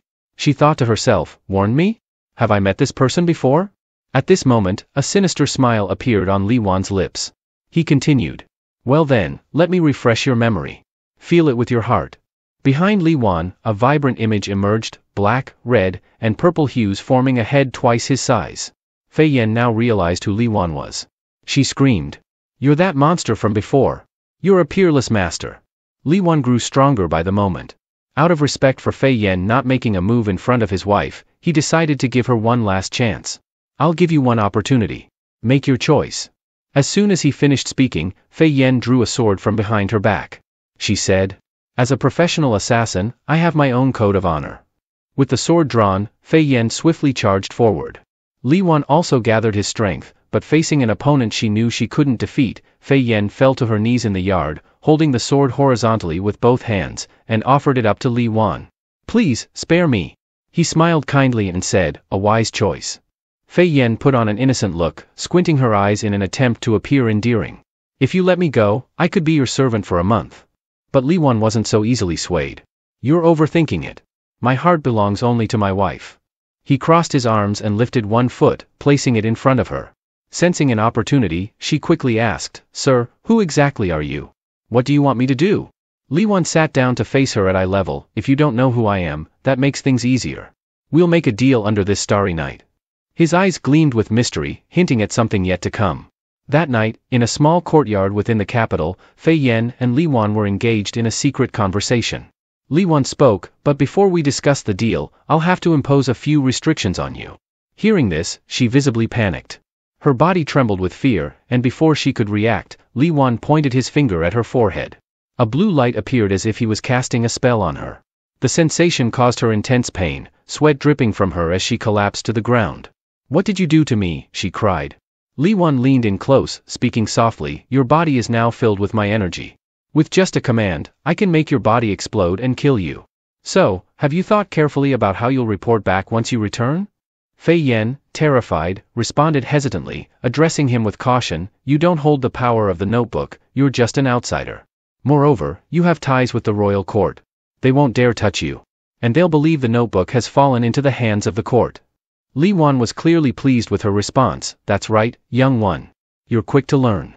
She meekly replied with humility, it's because you're so powerful. May I leave now? Suddenly, Li Wan's figure transformed into that of a monstrous giant with bulging eyes. You must become my tool. Go and find out who the leader of the rebel forces collaborating with the royal court is. At that moment, Fei Yan obediently replied, yes, if there's any news, I will immediately report back. However, Li Wan wasn't ready to let the girl go.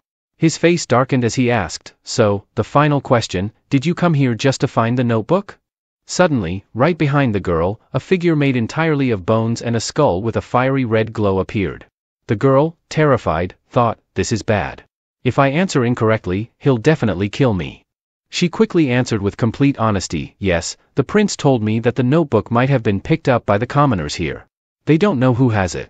If they knew how terrifying your power is, they wouldn't have sent someone like me to steal it. Just as Li Wan said, all right then, both of them suddenly turned to look in the same direction. At that moment, Li Shui appeared as if she had overheard something.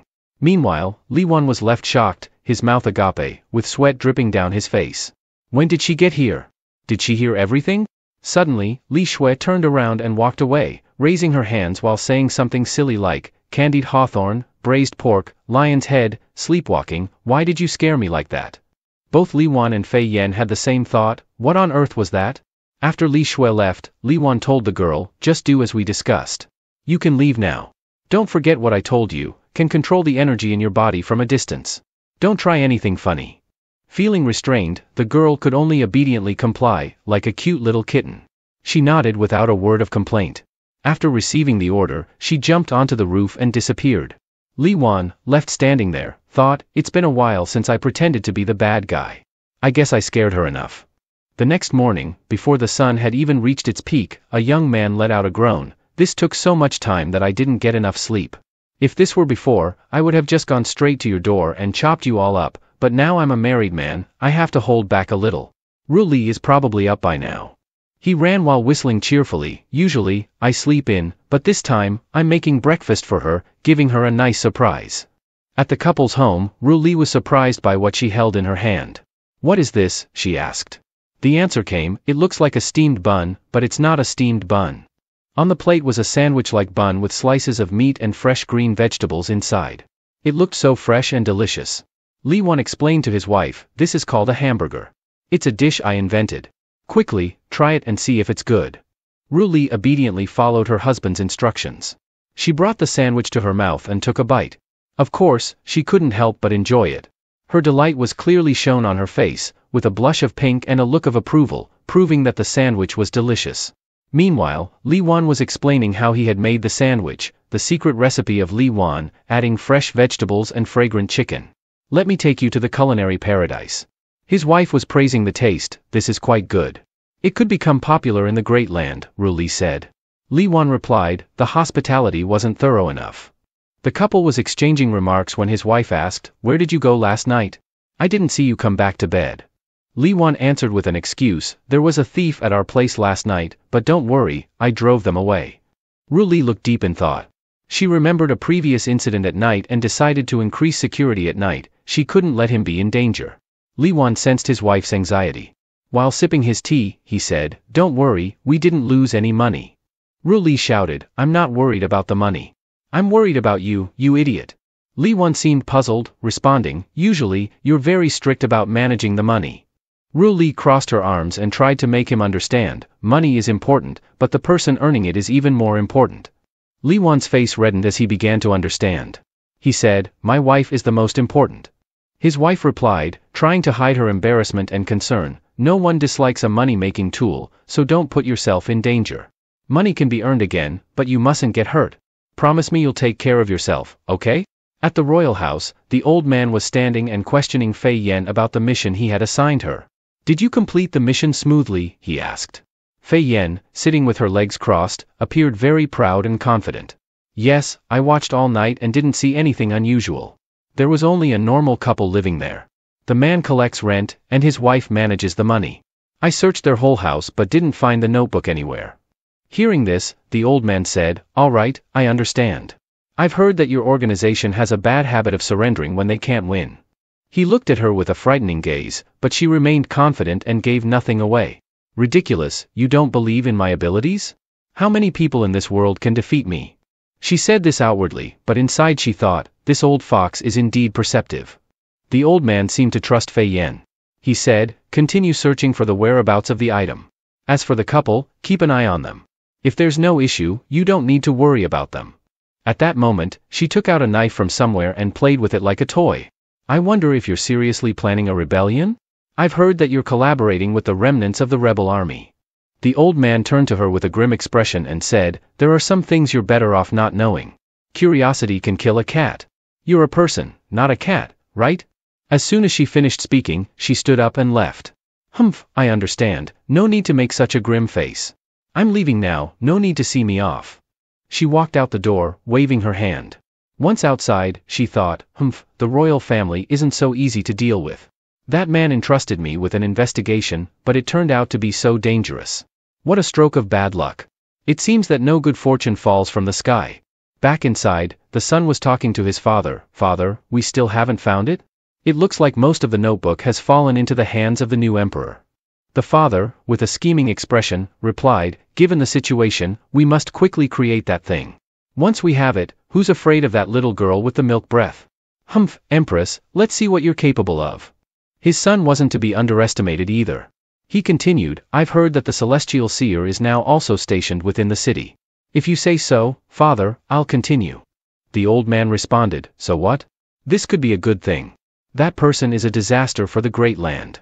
That girl will be so preoccupied with him that she'll forget to guard against us. Could the Empress of the great land really sleep in the same bed with the leader of the rebel army? What a farce.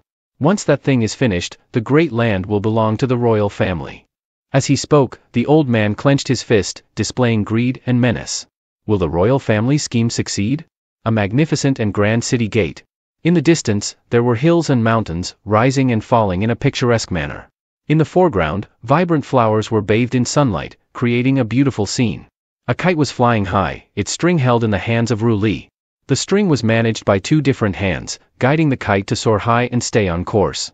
At this moment, Li Wan's gaze was filled with deep affection as he watched his wife, Ru Li, while they were flying a kite together. Ru Li noticed her husband's gaze and, blushing, looked at the kite while thinking and smiling to herself, "This is the world we wanted, just that it would be even more perfect without these muscle-headed fools." Somewhere nearby, a group of burly, muscular men carrying shovels and rakes had fierce expressions on their faces. They were moving around the young couple. Li Wan, surprised, asked what they were doing, and then wondered if they were all martial artists in disguise. Was there some kind of plot? While he was thinking, his wife turned to him and said, "Don't you know? Great Land is having some kind of railway construction done." Hearing this, Li Wan's eyes widened in surprise. A railway, he thought to himself. I suggested using qi instead of steam to power trains years ago, but I didn't actually expect it to come to fruition. Ru Li continued, "Yes, they say they are using qi and precious stones to power the transportation. It's incredibly fast. This will greatly speed up trade between cities."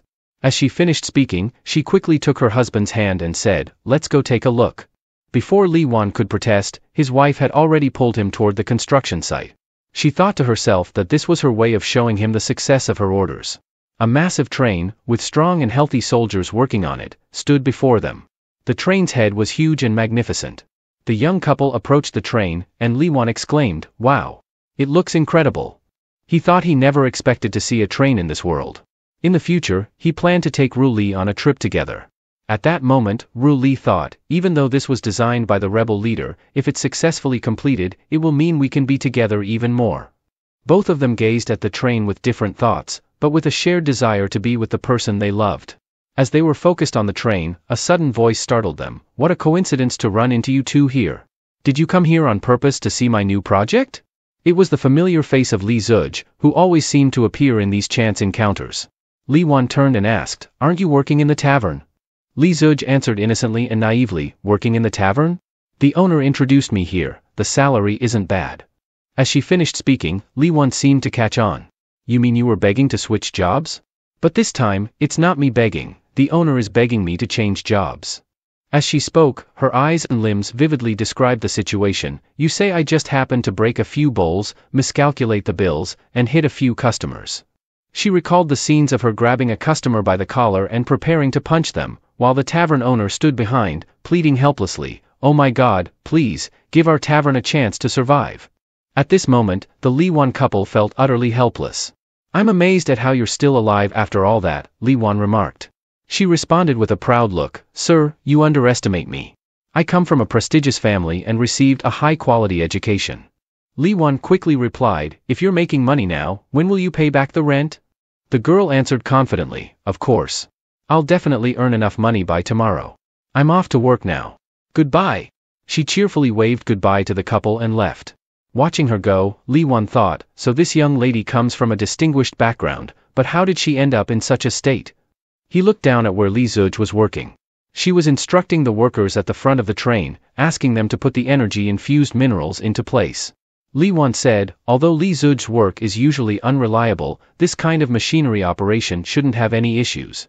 His wife responded confidently, "Of course. The officials of Great Land are very reliable. We must trust the court." As soon as she finished speaking, the sight before them was of the train appearing to be on fire. Smoke and loud bangs erupted. "Put out the fire quickly. Who put the energy-infused minerals so close to the steam pipe? All our efforts have been in vain." The soldier's eyes widened in shock and regret.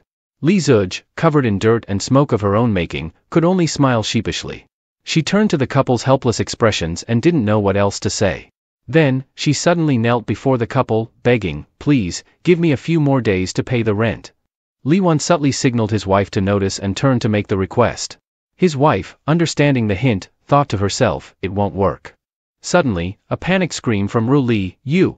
She yelled while looking down at her feet, realizing the source of her alarm was Li Zuj, who had quickly moved to her and was now kneeling, clutching her legs tightly. "Ru Li, you're the best. You're like a celestial being descended from heaven. Please save me." Seeing Li Zuj's pitiful yet endearing face, Ru Li's heart softened. She reluctantly closed her eyes and said in a resigned tone, "All right, I'll give you a little more time to pay the rent." Upon hearing this, Li Zuj immediately expressed her gratitude and joy. "Thank you so much, Ru Li and the landlord. I don't have much to offer in return, but if you come to my place today, I'll host you." As the sun began to set, casting its final rays on the rooftops, she cheerfully invited them into her rented home. "Welcome to my warm and cozy home," she announced. When the door opened, no one expected the scene behind it: trash bags, a battered broom on the floor, clothes thrown into a basket, and general disarray. The sight once again left the Li Wan couple feeling helpless and speechless. They couldn't find the words when faced with the unwashed clothes, unfolded bedding, and dirty dishes still on the bed. Li Wan could only ask, "I remember when we first rented this place, it wasn't like this." Li Zuj, with an innocent yet confident demeanor, replied, "I designed it this way for convenience." Her response enraged Li Wan, who shouted in frustration, "You're just too lazy to clean." While they were arguing, Ru Li noticed a blue garment peeking out of a closet. Recognizing it from her family, she realized it was from her own household. Knowing she shouldn't reveal this, Ru Li calmly said, "I don't need this kind of thing. You can keep it for yourself." Li Zuj, flustered, immediately tied a headscarf around her head, showing a determined expression. She said with a serious face, "Although I can't give you that garment, to repay your kindness, I've decided to cook a meal for you both." Li Zuj's determination to cook a meal provided a small sense of relief for the Li Wan couple, though they still harbored doubts about her cooking skills. Li Wan, still skeptical about Li Zuj's cooking, whispered to his wife that based on the manga, there was a high chance she would cook something terrible.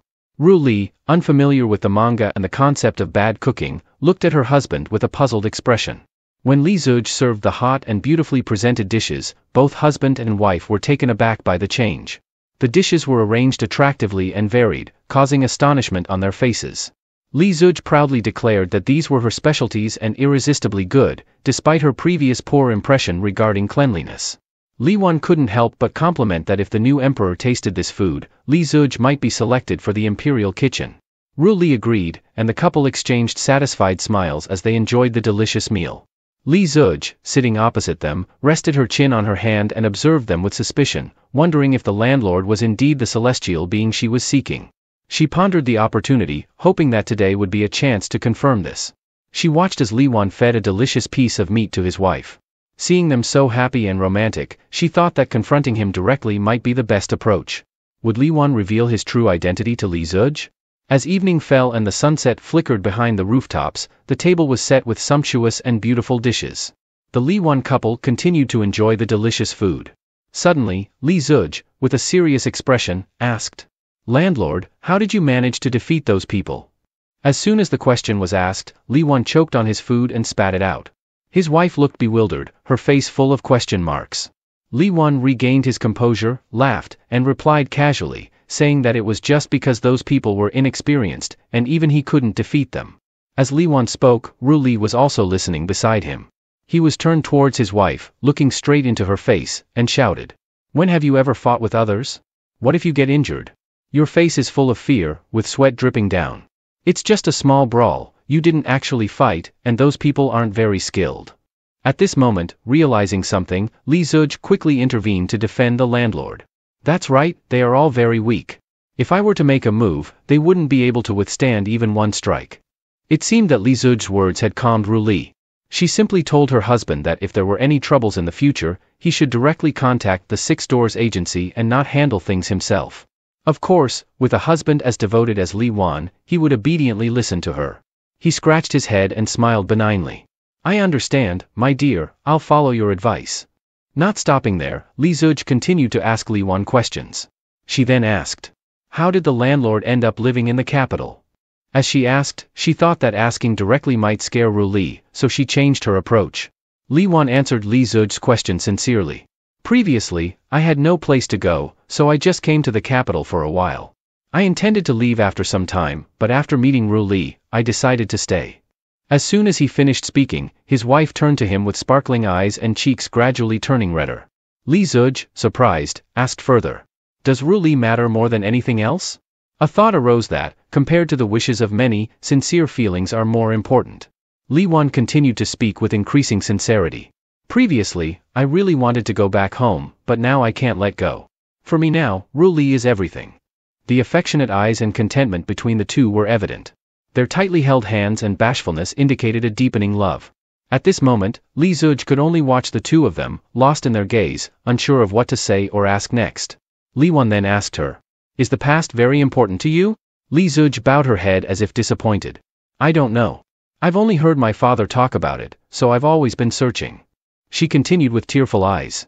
"Perhaps I have a painful memory. I don't know why my family suddenly disappeared. I just want to know the reason why this happened."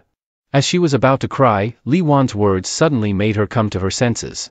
"Then just maintain things as they are." She looked up at Li Wan with pure surprise and said, "Huh?" Li Wan continued as if trying to explain to her. "Life is ultimately a path that must be traveled. On this rugged path, it takes a lot of time to pass through. Valuing what you have now is the most important thing. Don't let yourself sink into the past. If you need anything, you can come to me, and I will protect you." Smiling kindly and giving a reassuring hint, he also offered words of comfort. This could be the most reliable guarantee in the world. "So, can you waive my rent for next year?" she asked, laughing loudly.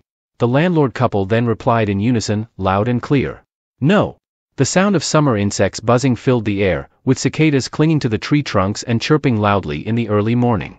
Beneath the tree, a newlywed couple sat, seemingly resting and relaxing after a series of hot days. He turned to look at his wife, who was holding a fan.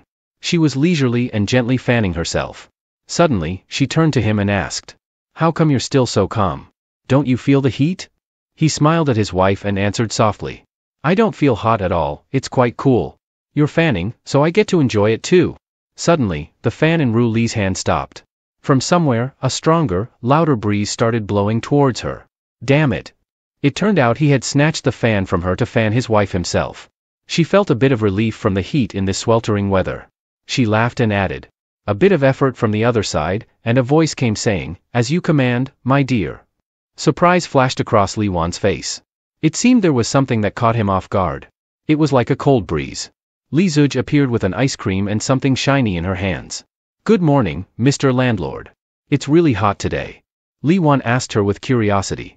"Wait a minute, what's that you're holding?" He pointed to the object she was carrying. "This is ice crystal. Didn't Mr. Landlord know about this?" Such a lack of knowledge. But it wasn't the ice crystal that was of interest, it was what she was holding in her other hand. Li Zuj held it out in front of him. "This is ice essence, a type of mineral energy that continuously generates cold air. I'm giving this to you as a gift. Thank you for waiving my rent for a year." Li Wan accepted the gift she presented to him and his wife. She looked very pleased today. "Was there something good happening?" She replied with a clear and proud voice. "I've been reinstated to my official position. Not only am I not held responsible, but I've also been assigned a lighter job." As soon as she heard what she had said, Ru Li smiled gently and told her, "Then you should cherish this opportunity and not cause any more trouble." In her thoughts, she mused, "But isn't this because of me? Come and thank me quickly." Just as she finished her thought, her husband and Li Zuj laughed and said, "Indeed, it seems that the official up here must be very foolish." Upon hearing this, Ru Li could only feel anger. Her face darkened as if doused with a bucket of cold water. Meanwhile, Li Zuj added, "I think so too, they must be the type who sees money as trash." As soon as she finished speaking, her fate took another turn. The next day, Li Zuj was assigned to work under the blazing sun, cleaning bricks. For a month, it seemed she hadn't realized her fate had changed. She instead cheerfully bade farewell. "I'm leaving now, Mr. Landlord." At that moment, Li Wan's mind was filled with rosy dreams. That night, he placed the ice essence at the head of the bed. This way, Ru Li wouldn't fear the heat. The feng shui of the place was relatively good, and he didn't expect any strange occurrences. Ru Li turned to her husband and asked, "What are you smiling about?" He quickly responded, scratching his head with an innocent smile. "Nothing much, there have been so many new things lately, and life is getting better and better." She smiled contentedly and replied, "That's natural, Great Land is no longer the same as before." As she spoke, she felt proud. "Isn't it because I govern well?" Suddenly, he handed the ice essence to his wife. "Take this ice essence. There's only one piece, and the cold air can't travel too far." Ru Li looked at the blue ice essence. It seemed she wanted to say something, and indeed she extended her hand to accept it and said, "You silly, as long as we're close to each other, that's enough." She said this with a gentle smile, and the atmosphere turned sweet and rosy. She tightly held her husband's hand, with the ice essence nestled between their joined hands. At that moment, he was filled with boundless happiness. Beneath the tree bathed in sunlight, the bright summer rays filter through the gaps in the leaves. At the base of the tree, a pair of lovebirds sit with their heads resting against each other, hands tightly clasped, embodying a romantic vision that many people long for. On a bustling morning, the busy street is lined with stalls displaying a variety of enticing and eye-catching foods. Fei Yan, who has arrived in the capital without having a decent meal, decides, "I need to find a good place to eat now. I'll have a meal and then set off immediately." In front of her is a seemingly upscale restaurant. She stands there, hands on her hips, and says, "This is the place.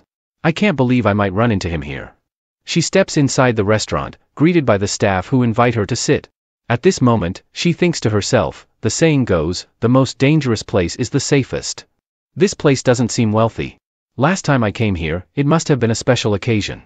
After only a few days, he surely doesn't have money left to come here. As these thoughts cross her mind, a loud shout rings out. "Waiter, bring me another table of food." Hearing the familiar voice, she looks toward the source of the call. It turns out to be him. He's having breakfast with his wife. He smiles cheerfully as he orders another dish of what she initially mistakes as trash mixed with chicken, but turns out to be spicy stir-fried chicken. At this moment, Fei Yan realizes who it is. She is taken aback, her mouth agape and sweat running down her cheeks. Oh my God, how is he still here?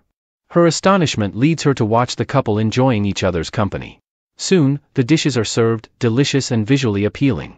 From her perspective, seeing the food, she questions in her mind whether this place is indeed his establishment. After pondering for a while, a familiar voice interrupts her thoughts. "Oh, what a coincidence. I finished my work and came here to eat." Hearing the voice, she recognizes it as Li Wan. She looks up and responds hesitantly. "Yes, it's here, but I'm still a bit short of making a significant breakthrough." After she speaks, Li Wan sits down at her table, interlocking his fingers on the table with a contemplative expression. "So, any good news? Tell me a little about it." At this moment, he thinks to himself. Does she think I'm a fool?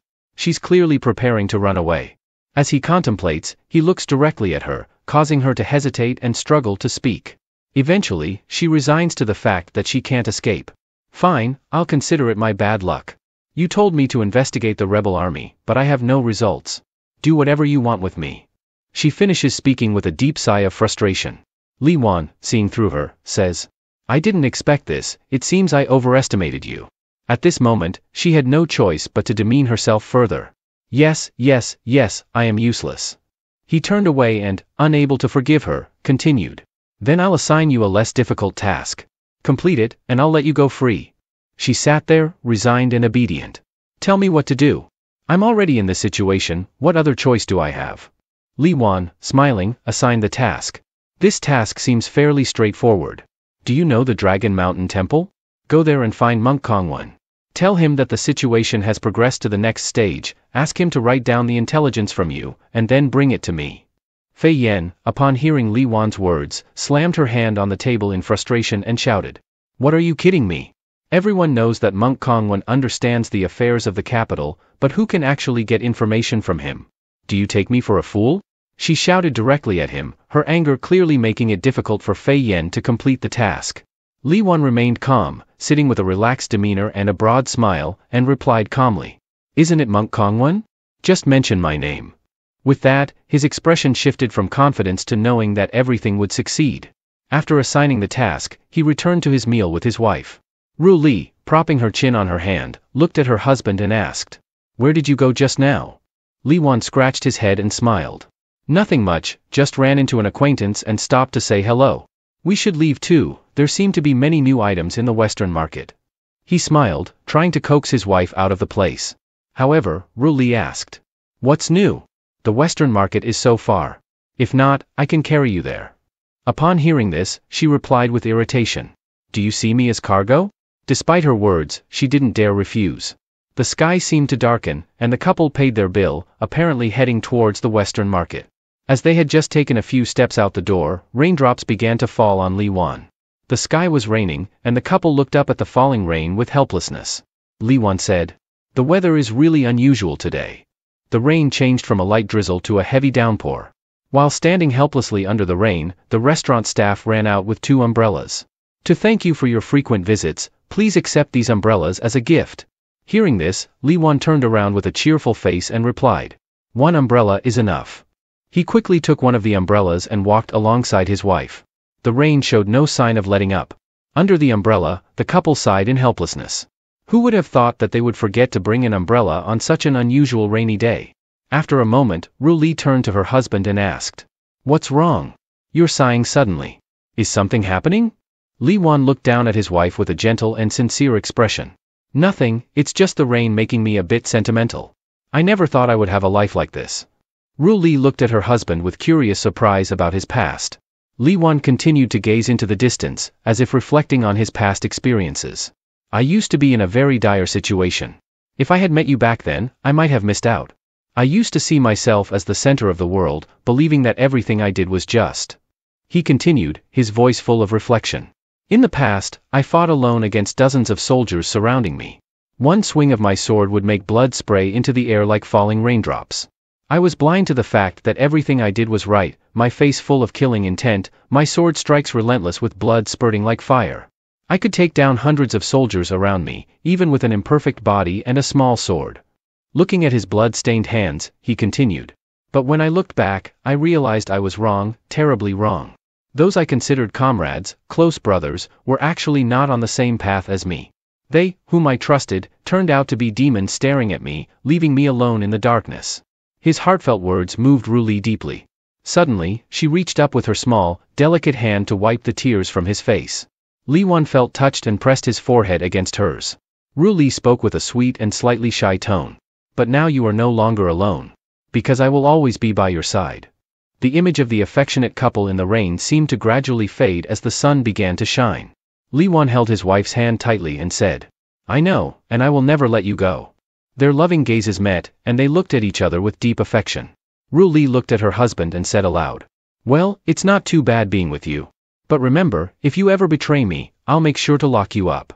Li Wan maintained his tender gaze and softly replied to Ru Li, "I will absolutely never betray you."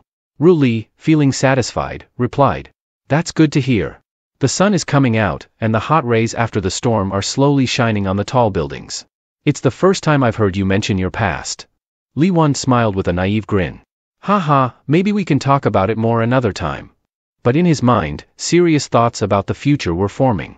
He was worried about an impending conflict and the ongoing negotiations with the royal family. Meanwhile, in a place where snow was falling on the high hills, a man and a dignified woman were discussing serious matters.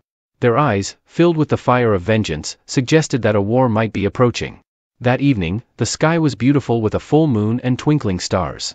Fei Yan, with a determined expression, leaped across the rooftops and stopped in front of the abbot's room. The door was open, and the light was still on, indicating that the old monk was still studying Buddhist scriptures. Suddenly, Fei Yan kicked the door open and shouted, "Abbot Kong Wen, someone has sent me to deliver a message to you." The monk was startled and stared in shock at the figure behind him. Fei Yan saw the monk holding a pink-covered book titled 69 Meditation Positions, with a heart crossed out and a naked boy on the cover. Fei Yan noticed the monk's face darkening and sweat dripping down, and she asked, "Huh? What's going on?" Outraged by the scene, Fei Yan pointed at the monk and shouted, "Master! Aren't you supposed to be a high-level monk? How can you be looking at such thing?" It seemed that the old monk had regained his composure. He placed his hands in front of his beard, cleared his throat, and responded calmly, "You misunderstand.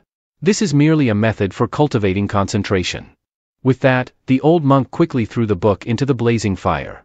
"Amitabha Buddha, once again I have successfully resisted temptation. My enlightenment has taken another step forward."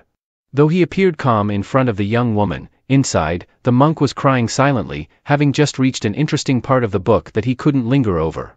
Fei Yan seemed to have moved on to the main issue. The abbot looked at her with a multitude of question marks. "What is the matter?" She shouted loudly and pointed at the burning book. The monk's hand had caught fire from the flames that had spread from the book and up his hand. The monk was startled and shouted loudly, startling even the sleeping leaves. After bandaging his hand, the monk asked her. The two of them sat across from each other at a small table. This time, it seemed that they had both become serious about the matter. "May I ask who commissioned you to deliver the message?" The girl, holding a cup of water, was now searching her memory and said, "If I remember correctly, his name is Li Wan." At the mention of the name, the monk spat out the water he had just put in his mouth, causing the girl to have more questions about his reaction. The old monk then asked, "What does he want to know?" Fei Yan answered straightforwardly, He wants you to provide him with the most recent situation in the capital. As she sipped her water and watched the old monk, she noticed him pulling out paper and a pen, preparing to write something. This action made her wonder about his status, given the importance of the information. She was astonished and asked, based on the abbot's reaction, what is his actual status? The old monk remained composed as he wrote the information down on the paper, replying, the Buddha teaches that one should not speak of such things. Rest assured, if he does not harm you directly, he will not do so in the future. As he finished rolling up the paper, the girl asked, Master, why are you involved with someone as ruthless as him? The monk simply smiled and answered, because he carries compassion in his heart.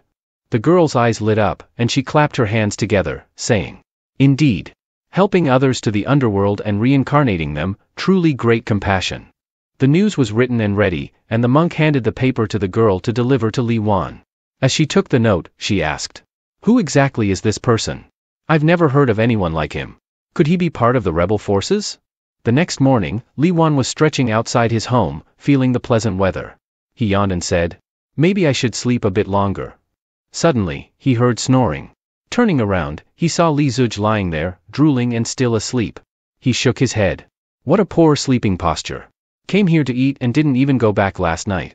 He pinched her cheek and called out, wake up, Li Zuj. But it seemed ineffective. She just turned over and continued sleeping. I'm still eating, don't bother me. Li Wan was preoccupied with thoughts of food. Just then, an aura of energy alerted him to someone's arrival. It was her. Before she could knock, Li Wan had already opened the door. Surprised by her presence, they spoke in a private spot.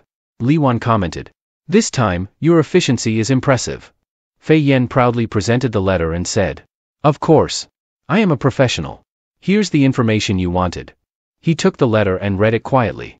It turned out that the royal family wanted to unite various influential families to confront the new emperor.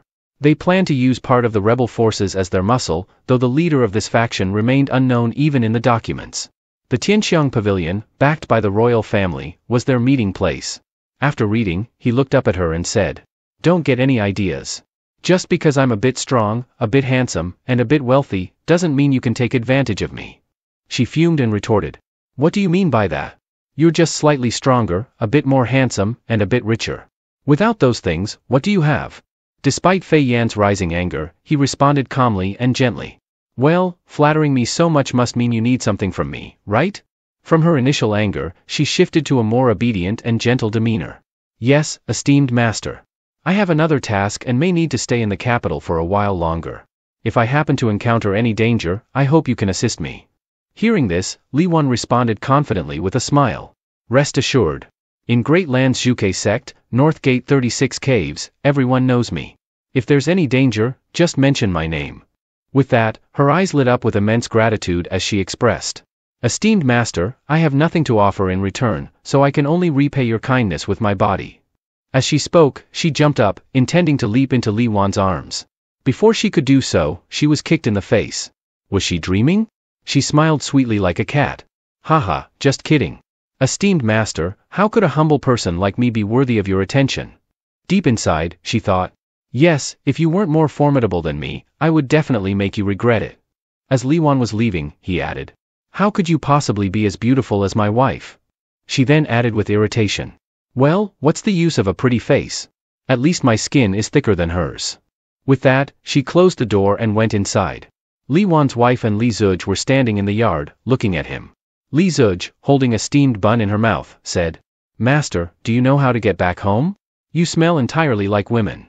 Approaching them, Li Wan pretended to scratch his head innocently. Oh, you saw everything, huh? Little girl, I was just giving her directions, so she came to thank me. Instead of getting upset like before, Ru Li smiled warmly and replied gently. You don't need to explain it so clearly. Li Wan, thinking he had won her over, laughed heartily. Haha, my wife truly trusts me. At that moment, she began to get angry. She shouted at him. It's because of you. No matter what you say, I find it unpleasant. In the midst of the tense atmosphere, Li Zuj tried to lighten the mood with a joking tone. And what about me? Am I also considered a young lady? Isn't Cho's sister unhappy? Ru Li responded to her. You are very healthy, but as for her, she added with a questioning tone, healthy? Are you trying to encourage me? Ah, why does it feel like you're insulting me? Ru Li continued. Don't be fooled just because someone is beautiful. If they deceive you, Li Wan will listen very attentively. Li Wan asked further. So, what will happen? You'll find out that you've already been completely deceived by me, she said, staring intently at her husband. In a different situation, Fei Yan had arrived at another location in the capital. She stood in front of a house and said, Big brother, the 36th branch of the Great Land's Vermilion Bird sect, his friends are here? The person he recommended must be a legendary expert. This time, I've struck gold. Without hesitation, she swiftly approached the door and opened it with her hand. As she swung the door open, she stood with a commanding presence. Brothers, I need your help. Li Wan sent me here. At that moment, the large warriors sitting in the darkness looked at her at the door. One of them, seated on a box, said, Miss, rest assured, leave it to us. At this point, she sensed something. She felt the aura was incredibly strong, blending seamlessly with the surrounding darkness. Could this be the legendary 4 heavenly kings of darkness? Suddenly, those people carried a coffin on their shoulders and spoke in unison. May I ask if it is your father or mother who has passed away? We specialize in carrying coffins and guarantee that you will be satisfied.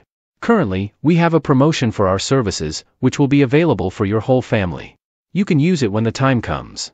Upon hearing this, she felt as if a bucket of cold water had been thrown over her. She felt frozen and cursed Li Wan, that wretched bastard.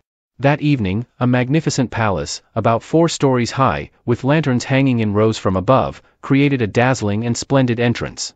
Everyone knew that the royal family was the entertainment mogul of the capital, and the Red Star Lounge was the crown jewel of their entertainment ventures.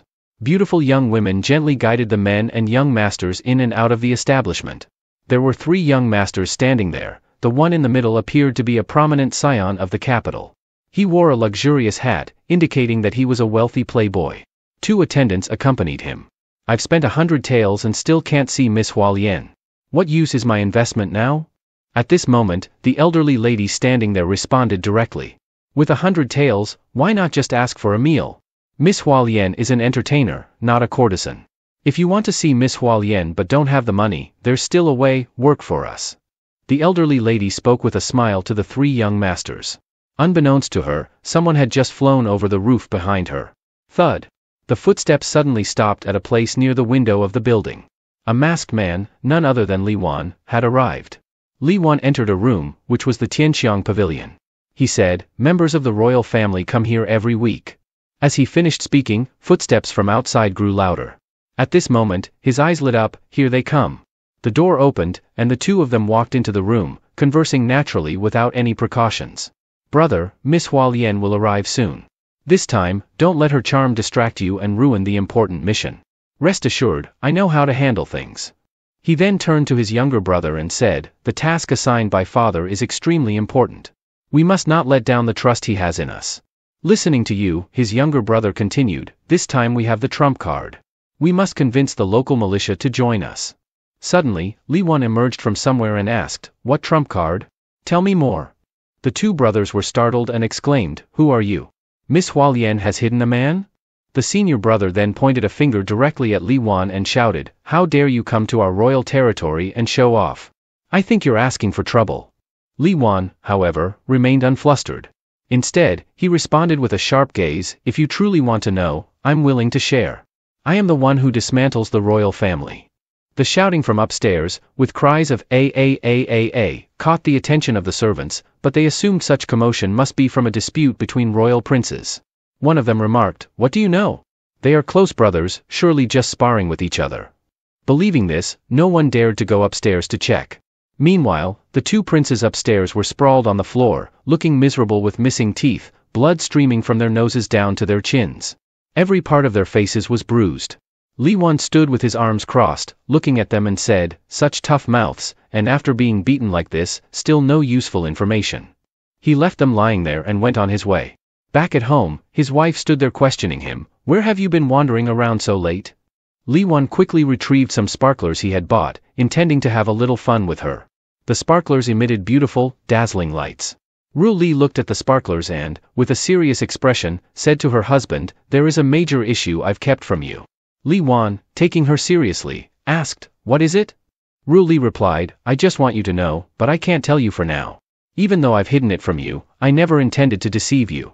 If you find out one day, I absolutely won't allow you to divorce me. It seemed Ru Li feared that her husband might discover her true identity one day. Li Wan responded firmly, from the very first day, I never considered divorcing you. Ru Li looked at him with hope and trust in her eyes and replied, I think so too. That night, inside the noble family's residence, behind the tightly locked gates, a furious voice banged his hands on the table, expressing his rage. Damn it, this is infuriating. How dare they, the royal family, touch us? They don't take me seriously at all. It turned out that the old man was furious after hearing his son's report. His eldest son, with hands clasped in respect, reported, Father, elder brother, the second and third brothers have their meridians severed. They are likely to become crippled in the future. That person is truly ruthless. In front of everyone, the son maintained a respectful demeanor, but his mind was filled with malicious thoughts. The family fortune is now mine, and you should depart soon, old man, was the cruel thought that flashed in his mind. Suddenly, a voice interrupted, Master of the house, there's no need to be angry. Leave this matter to me. Startled and surprised, the old man exclaimed, Master Jia, you've arrived. An old man with great strength and surrounded by a powerful aura stood before him. His eyes shone with a fierce blue light, looking both menacing and formidable. Indeed, my divine skills have reached a high level now. There's no better time to test them, the old man declared.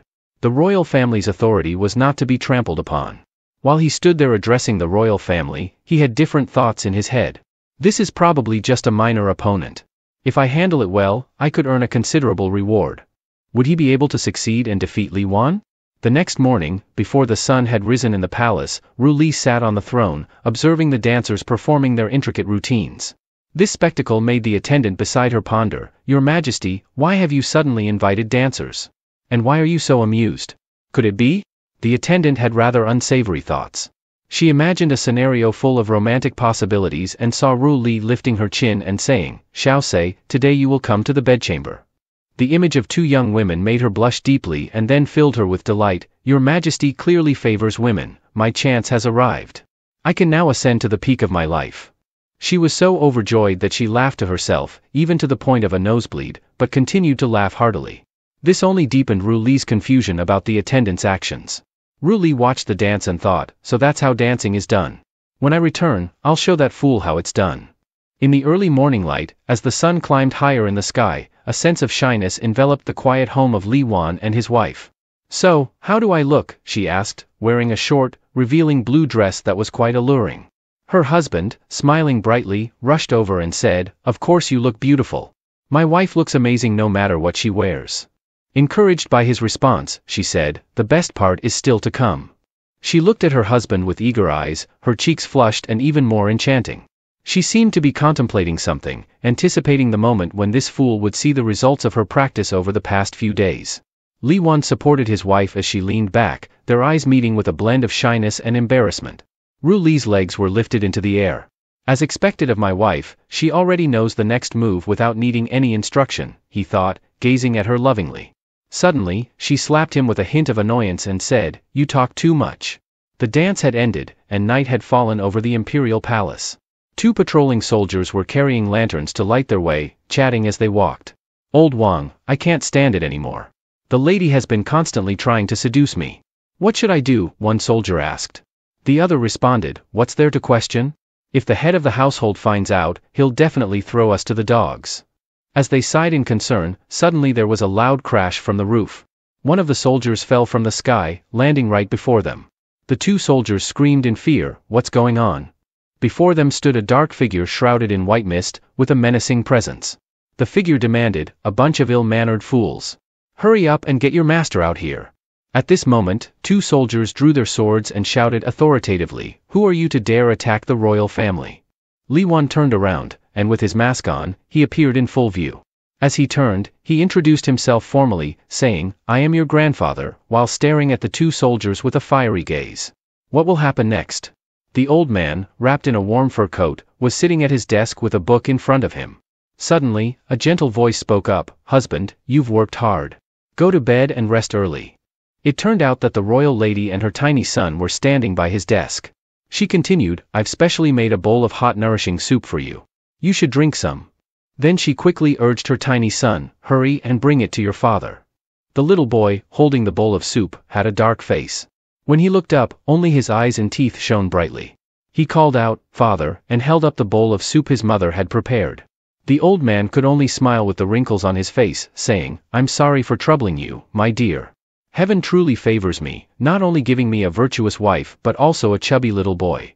As he finished speaking, the young and beautiful wife approached him more closely, smiling gently and saying, "Husband, let me feed you." "Dai Huang, it's time to take your medicine," she said as she took a spoon from the bowl and prepared to feed the old man. Just as the two were being affectionate, a servant came in to report, "It's not good, master. There's a thief breaking in." Upon hearing this, the old master remained calm, asking how many thieves had come. The servant raised a single finger and innocently replied, "Just one." The old master, now relieved, asked, "Just one? Was there really a need to panic?" The servant's face darkened as he replied, "Master, but the situation." This made the old master furious, and he shouted, "If you panic like that, what kind of example are you setting? It's just one person, yet look at how terrified you are. Don't disturb the peaceful time of our household." Then he yelled even louder, "He can even turn my entire mansion upside down?" The servant turned away, his face darkening further as he thought, he really did turn the place upside down. The old master continued, "Over the years, I've only had to deal with a petty thief. What can one thief do?" Meanwhile, in front of Li Wan were towering muscular men, each about 3 or 4 times his size. Some wielded swords, others carried knives, their faces covered in scars. The biggest among them stood opposite Li Wan and sneered, "Kid, you managed to barge in here, so it seems you're not bad. But unfortunately, you've run into the strongest member of our clan, a legend in these parts." He continued with a smug expression, "The strength of a legendary fighter like me, just hearing my name is enough to send even the bravest warriors running." Li Wan stood there, stunned and speechless, before he could react. Suddenly, the royal guards swarmed him like an angry hive. "You fool, prepare to pay for your stupidity. Die," they shouted. Li Wan simply stared at them with his eyes, as if he was about to unleash a powerful move. The next moment, there were loud, agonized screams, "Ah! Ah!" which the old master and his beautiful wife could hear clearly from inside their room. The wife, with sweat running down her face, said to her husband, outside, "The screams, it's terrible. It's finally stopped." The old master, still holding his bowl of medicine, calmly drank it and spoke with a self-satisfied tone, "Serves him right for daring to break into the royal mansion. He should be chopped into 1,000 pieces. If you think about it, that business should be done by now, right?" he asked his wife. She shyly and softly replied, "But, could that really pose a threat to the emperor?" The old man's face darkened as he said, "Yes, once this construction is completed, not only the emperor but even those from the rebel army will be easily dealt with." Upon hearing this, his wife raised her hand as if she were frightened, "This person is despicable. Be quiet, my dear. I've heard that Jiahua is in the capital." Hearing his wife's words, the old man could only laugh dismissively, saying, "Ha ha ha, my dear, you're overthinking. Jiahua has been missing for a year, he's probably dead in some corner by now." Just as he finished speaking, a massive force slammed into the walls of the old man's room. His wife cowered behind him, and the old man could only react in shock, shouting, "What's going on? Is there an assassin?" The white smoke dissipated, revealing the soldiers who had attacked Li Wan earlier, now lying on top of each other with their mouths agape. The old man was astonished and exclaimed, "These are top experts from the great land, yet they've been reduced to mere ragdolls." Li Wan appeared with a fist clenched tightly in his hand and asked, "What could excite you so much? Is it the elixir of immortality?" His eyes were filled with a fierce glint as he addressed the old man. Suddenly, he looked in another direction as a sound caught his attention. Indeed, a large hand with blue mystical patterns was reaching out above him. Boom! A loud noise erupted from the upper floor of the Huang's residence. "Master, step back. This thief's strength is no ordinary matter." The old man, having reached a high level of cultivation, stepped forward to protect the old man and his wife as if he were their shield. Thinking that he had expelled Li Wan from the royal family, the old man was stunned to find that Li Wan was still behind the white smoke. Naturally, as the smoke cleared, Li Wan reappeared, causing the old man to slump helplessly to the ground. The old man stood up, facing Li Wan, and said, "You are also a top martial artist. If you don't want to die here, you better leave obediently." He gathered all his cultivated power and struck Li Wan with a forceful palm, but Li Wan remained unharmed. Sensing that the opponent's martial skills were on par with his own, the old man asked, "What is your relationship with the emperor?" Li Wan smirked, his gaze fixed on the old man, and replied, "You're about to retire and go into seclusion. With just your abilities, thinking you can be domineering in the capital is not so simple. The old man asked, puzzled, unless you are someone from the emperor. Is there a special relationship between you and the emperor? Internally, he thought with fear, are there such experts in the capital? Has she discovered our plan? Li Wan laughed and joked, your emperor is coveting my body. What kind of relationship do you think that is? His words were meant to tarnish the emperor's reputation, causing the old man to exclaim in shock, the emperor covets your body? The old man thought, what nonsense is this person spouting? Only a fool would believe that. What is he trying to do? Stall for time or distract me with some scheme?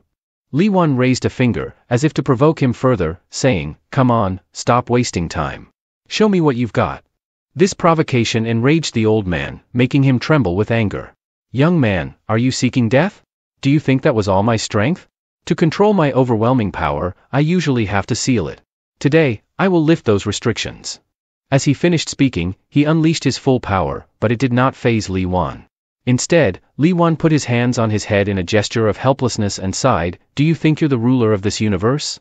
The old man swung his robe and released his power, declaring loudly, let me show you what it means to have higher mountains beyond the mountains. Don't think that Chenhai is the only troublesome person in the capital. Li Wan remained calm and replied, well, I find you and Chenhai to be no different. Despite the old man's powerful attacks, Li Wan faced him with composure. In a more peaceful world, continuous sneezes came from Chenhai's nose. He thought, how strange, why do I keep sneezing ever since becoming the chief of the Six Doors Agency? Meanwhile, the one following him looked at him and thought, as expected of Lord Chenhai, even his sneezes are imposing. Back in the chaotic world, the old man shouted loudly, I must become a master like Lord Chenhai too. He unleashed his power, transforming into a hulking man 10 times bigger than Li Wan, and said, die, you insolent little brat who knows nothing of the heavens and the earth. Rays of light from the old man's magic engulfed Li Wan. Li Wan remained still, not making any moves, simply watching as the light enveloped him. The old prince laughed triumphantly, boy, you're done for. This is the power of our kingdom's greatest master. With just one sentence and a wave of his hand, Li Wan, calm, composed, and gentle, sent the enormous old man flying through the roof, leaving behind a large hole through which the stars in the sky were visible. The old prince looked up at the hole, frozen in fear. Now, there was no one left to protect him. He was speechless, staring at Li Wan, while the young man calmly asked, what was it you said earlier? With fire in his eyes, Li Wan's gaze sent a shiver down the prince's spine as he now truly knew fear. After swiftly dealing with the arrogant old man, Li Wan turned his fiery gaze toward the prince and his wife. Their confidence instantly vanished, their expressions flipping faster than a pancake.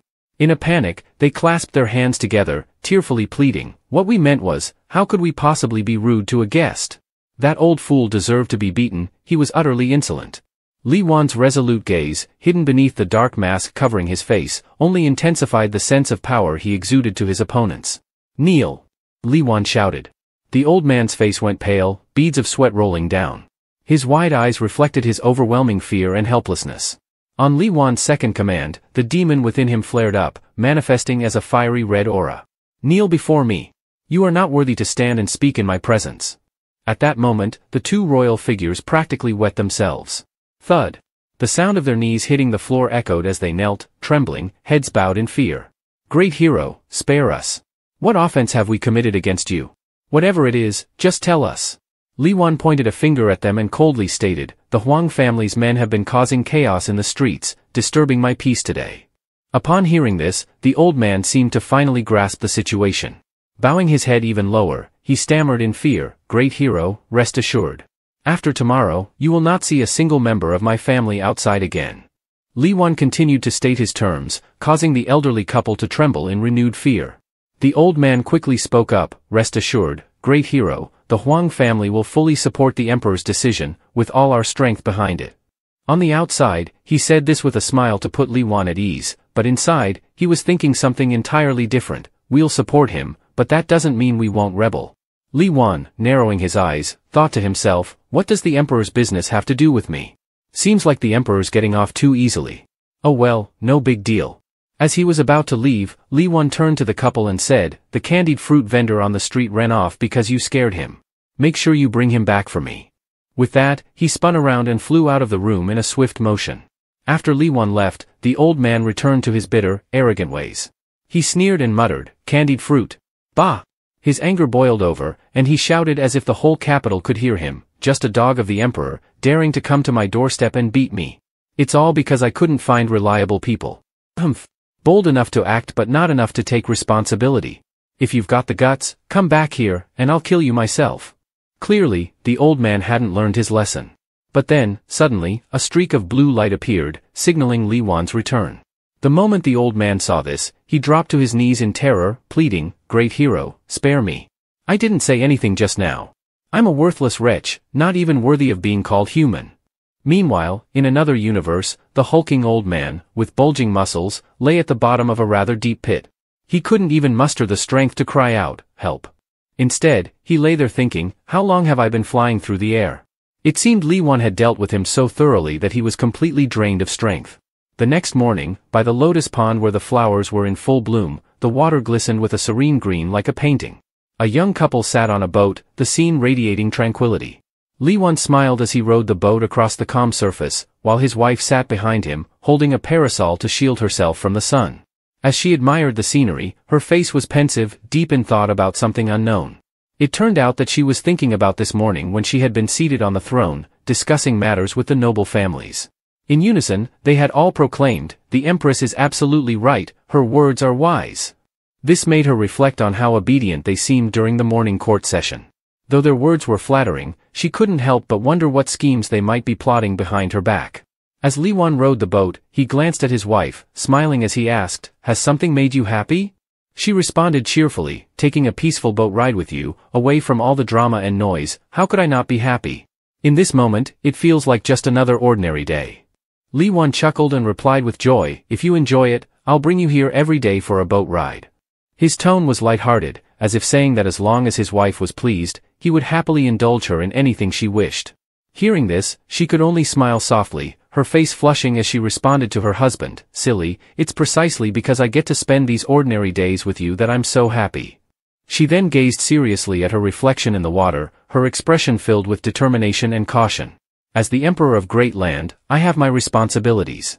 For the people of Li Min and for the honor of my family, I must carry the weight of my duties." Lost in thought, Ru Li was startled when Li Wan suddenly presented her with a freshly picked flower. "Look at this, isn't it beautiful? If something is troubling you, don't wear that sad face. You can come to me anytime, and I'll always help lift your spirits." Upon hearing this, his wife felt a warmth spread through her, and a sweet smile graced her lips. "Is that so? Well then, if you're offering, how about taking care of all the housework for me too?" Li Wan's face instantly tightened, and he could only manage to reply with a single word, "Ah." It seemed he was helpless against this new condition. As the sun began to set, the couple finally left the serene spot. While Li Wan extended his hand to help his wife step off the boat, they both laughed, sharing a joyful moment. "The timing is perfect," Li Wan said. "Let's go to the new night market that just opened in the city." Naturally, Ru Li beamed with happiness, replying cheerfully, "Yes, let's." On the bustling street, illuminated by the bright lights of the night market, the young couple stopped at a stall selling masks. Ru Li's eyes sparkled with interest as she admired the various masks on display. Her husband picked up a mask shaped like a dog with its tongue sticking out and playfully put it on his face. "Look, this dog mask is perfect for Li Zuj. What do you think? It suits her well, doesn't it?" Ru Li, seeing her husband's antics, couldn't help but burst into laughter, her eyes squinting with joy, clearly agreeing with his playful remark. Night had fallen, with the full moon and thousands of stars hanging in the sky. Li Wan held his wife's hand as they stood on a high vantage point, gazing down at the city bathed in the soft glow of lanterns. The area they overlooked was the Palace of Great Land. Ru Li turned to her husband and gently asked, "Weren't you always curious about how the palace is laid out?" Li Wan laughed heartily at her question, "Ha ha ha, yes, indeed. It's the most magnificent architecture in the capital." But inside, he thought to himself, back then, if any issues arose, I would have just killed the emperor. But now, it's no longer necessary. As they stood there, Ru Li pointed out different areas of the capital, explaining to him, "Over there is the lake. It's beautiful in the mornings, though the fallen leaves are many. To the right is the main hall, where political matters are usually discussed. Behind that is the imperial chambers, but it's quite desolate and rarely occupied, giving off a cold, lonely feeling." Hearing this, Li Wan feigned surprise at his wife's detailed knowledge. "Wife, how do you know so much? It's as if you've lived here all your life." She responded casually, "I heard it from someone before, but I'm not sure if it's true or not." Li Wan then looked thoughtfully into the distance and said, "So, it turns out that such a vast place is actually the most comfortable place one can stay in the palace." His wife felt a bit embarrassed. They looked at each other, and he said with a smile, "I thought you would really like the palace." She replied, "It's not something you gave me." Li Wan laughed and playfully said, "Well then, I'll save up to buy a palace just for you." Encouragingly, his wife added, "In that case, you'd better work hard for it." The young couple stood there, gazing at the capital throughout the long night. They looked so happy and peaceful. "Miss, please cooperate with us a little," the two soldiers tried to persuade Li Zuj. "If you keep this up, you'll make things difficult for us." At that moment, Li Zuj stood there and shouted at the two men, "I only beat up 2 people, and now you want to take me to see the magistrate? Where's the sense in that?" In the midst of their heated argument, footsteps echoed from a distance. A man's voice called out, "What's going on here?" causing the young woman and the 2 soldiers to stop and turn toward him. "Leave this to me, you both can handle other matters," said a young man with striking green eyes, looking incredibly handsome. As he finished speaking, he thought smugly, "Handling civil disputes is my forte, and it'll also boost the reputation of the Six Doors Agency." Looking at Li Zuj, he mused, "She's just an ordinary young lady, what trouble could she possibly cause? Surely, she'll surrender without a fuss." Noticing her defiant expression, he couldn't help but smile as he approached and spoke gently, "Miss, what happened here? Can you share it with me?" In response to his friendly smile, she crossed her arms, tilted her chin up, and said, "Humph, at least you know how to reason, unlike those 2 from earlier." The young man smiled gently and reassured her, "Don't worry, miss. If there's any misunderstanding, I'll make sure justice is served on your behalf." However, she still seemed to be fuming with anger. In a huffy voice, she retorted, "I only broke a few arms, and now they're asking me for medical expenses. It's just a small injury, a few days of rest, and they'll be fine." Upon hearing this, the young man's face instantly fell, showing an expression of utter helplessness. "A few days? What kind of monster physique do you have? How is she still as strong as an ox after injuring so many people? Is this really the capital? And why were they acting like they were being forced just now? I honestly can't figure it out," Li Zuj thought to herself, lost in contemplation. Suddenly, she cried out in excitement, waving her hand energetically, "Ah, landlord sir." At that moment, the young couple was approaching. The man smiled and asked Li Zuj, "What are you doing here?" As his sharp gaze swept across the scene, the young man seemed to have sensed something. "My profound blade can sense the aura of a strong expert," he thought to himself. It was the first time he had felt such an intense disturbance. Even Lord Chenhai had only caused a slight reaction from him in the past. Standing from a distance, he observed as Li Zuj explained the situation to the landlord, recounting her night. "Last night, when I returned home, some people were sneaking around trying to plot against me, so I gave them a good beating. But Six Doors Agency insists on dragging me in for an investigation, no matter how much I explain. I still had to go home and pay respects to my ancestors." As Li Zuj vented her frustration, the young man from earlier interrupted from behind, "I see, so that's what happened. A bit of explanation and it should be fine. I'll help you clear things up with them. However," he then turned directly to face Li Wan, addressing him with a steady gaze, "Esteemed landlord sir, would you be willing to accompany us to Six Doors Agency for a small investigation?" With a polite offer, but a different plan forming in his mind, he thought, "I know you're like me, always craving a strong opponent. You've sensed my strength, haven't you? You're itching for a fight, right?" He assumed Li Wan would be intrigued by his invitation, but instead, Li Wan simply smiled and responded, "I still have to go for a walk with my wife. Maybe next time."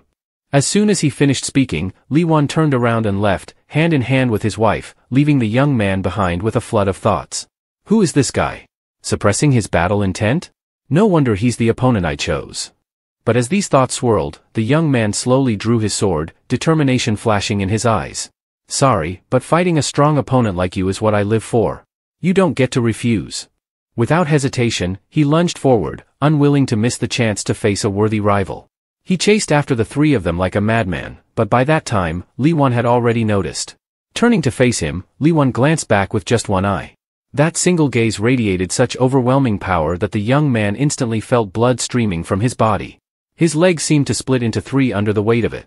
Fear gripped him, sweat pouring down his face as he collapsed to his knees, utterly shocked and terrified. How is this possible? In that moment, I thought I was dead.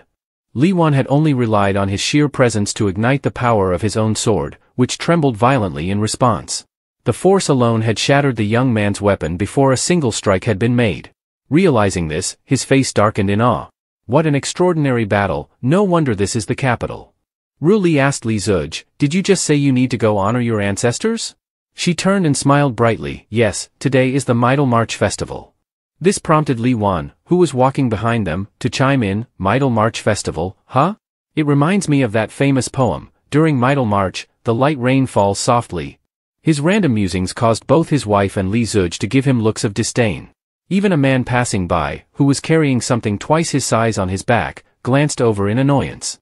The old man had a thick beard covering his chin and long, messy hair. He looked like a fortune teller with his ragged appearance, but still, he couldn't help but praise. Well done, young man.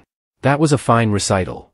Li Wan turned to the old man and asked, so, are you also selling coffins now? The old man approached closer, responding with a smile, it's just to make a living. May I ask if there's more to that poem? Without hesitation, Li Wan continued the verse, the person walking on the road is heartbroken and forlorn. Is that satisfactory? The old man looked at him with a smirk and said, heartbroken and forlorn, indeed. How interesting. As he praised Li Wan, he stroked his beard and added, truly, a sentiment of deep sorrow. As the sky began to darken, that evening was filled with the chants of rituals for summoning spirits. Li Zuj was dressed in a sorcerer's robe, holding drums and gongs that created rhythmic sounds.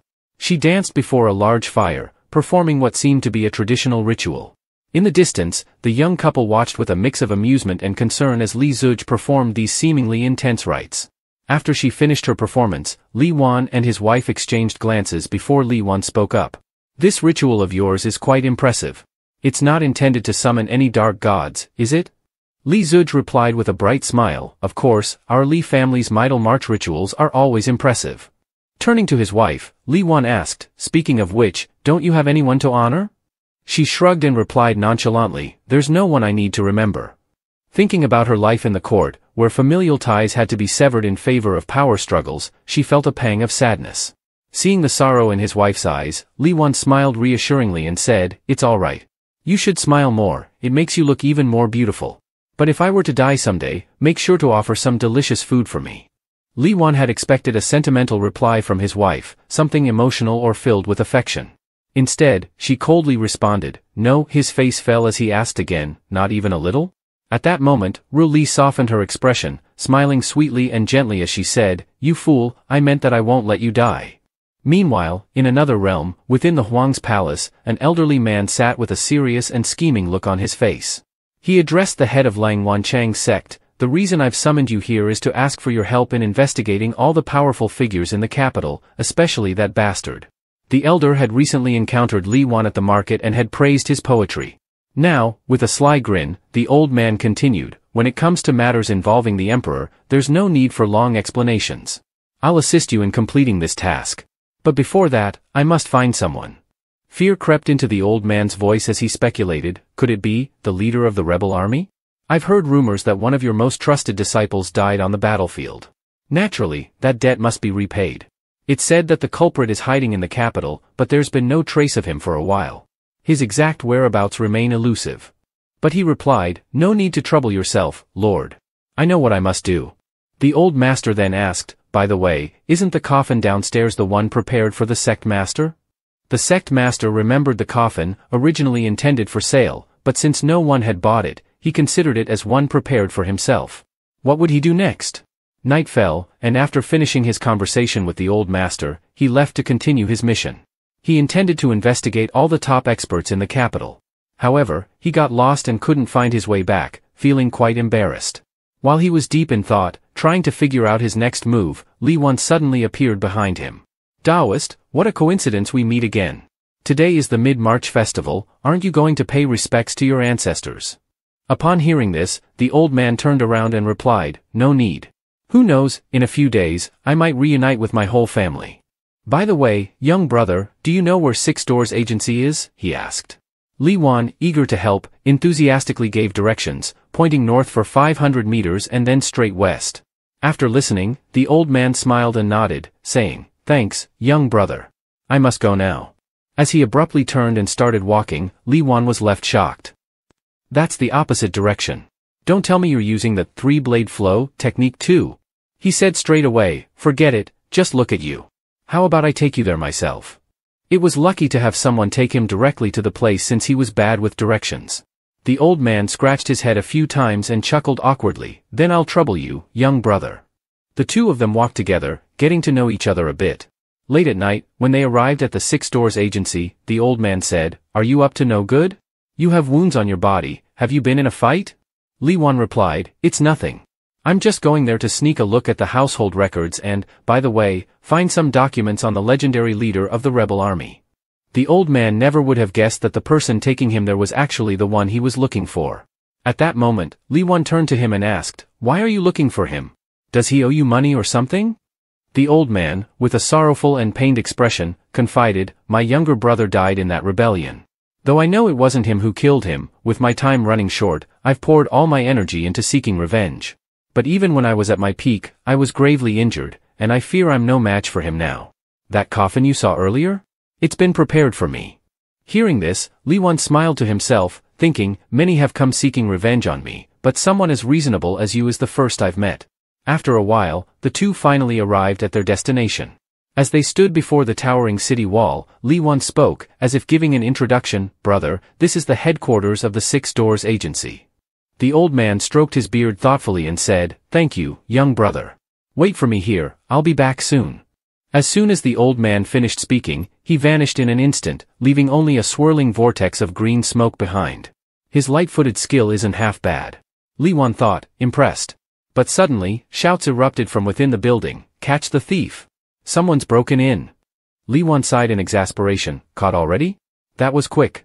Inside, the old man was sprinting at full speed, desperately trying to evade the guards chasing after him.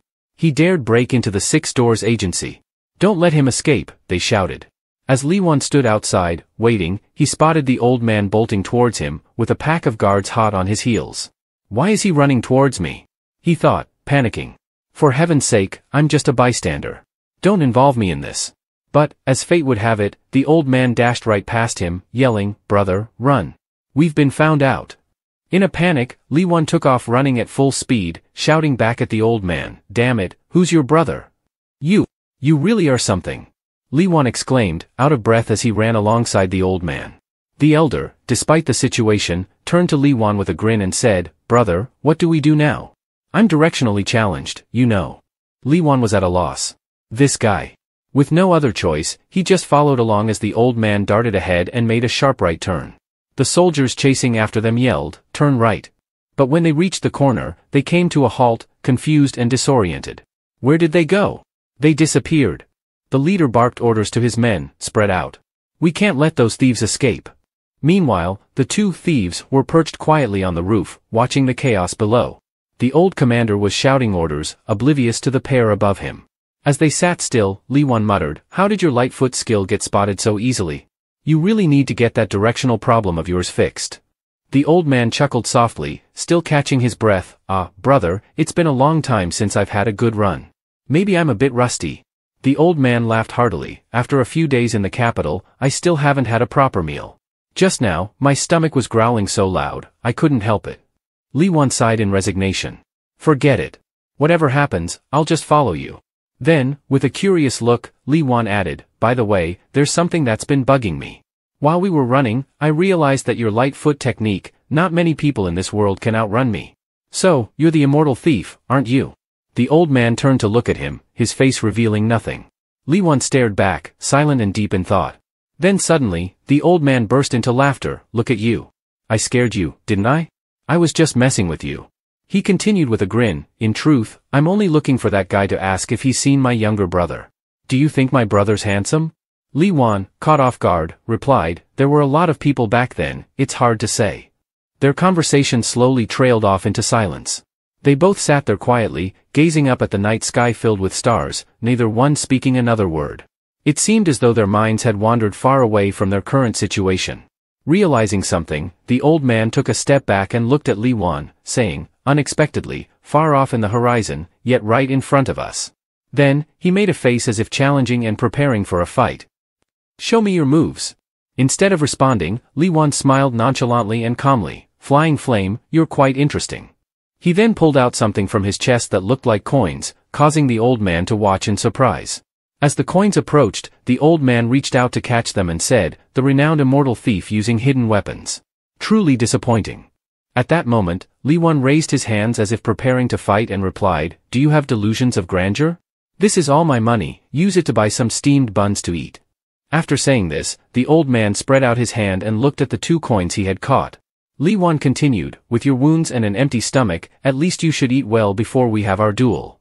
Upon hearing this, the old man's face darkened with rage. He clenched the 2 coins tightly in his hand and gritted his teeth, "Damn it." Then, he stormed off in frustration and helplessness, muttering, "Not only is his martial arts superior, but his character is also beyond me." He didn't forget to turn back and say to Li Wan, "Consider yourself impressive. You're quite a decent person. Let's consider our grudge settled from here on out."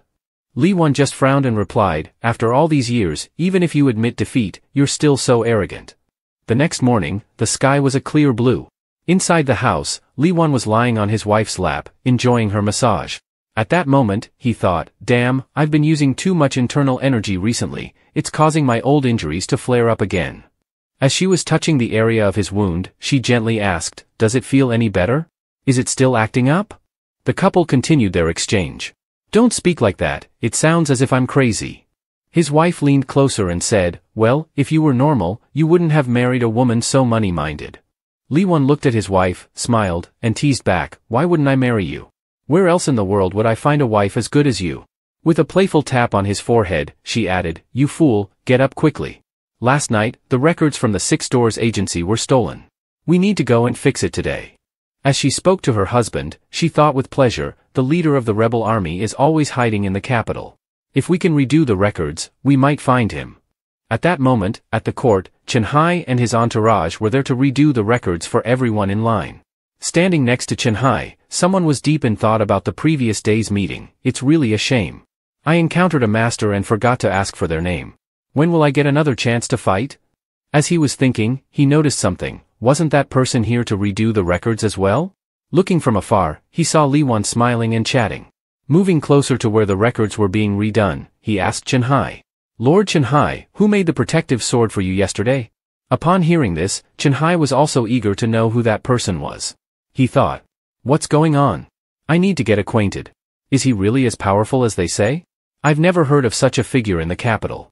Unless he is the one we have been searching for all along, immortal thief. Could Li Wan be so easily exposed?" Chen Hai's gaze was fixed on a certain direction. He thought to himself, if immortal thief is hiding among the common people, then he must follow the rules of ordinary people. He looked around the nooks and crannies, where guards were stationed. He had arranged for quite a few bodyguards recently.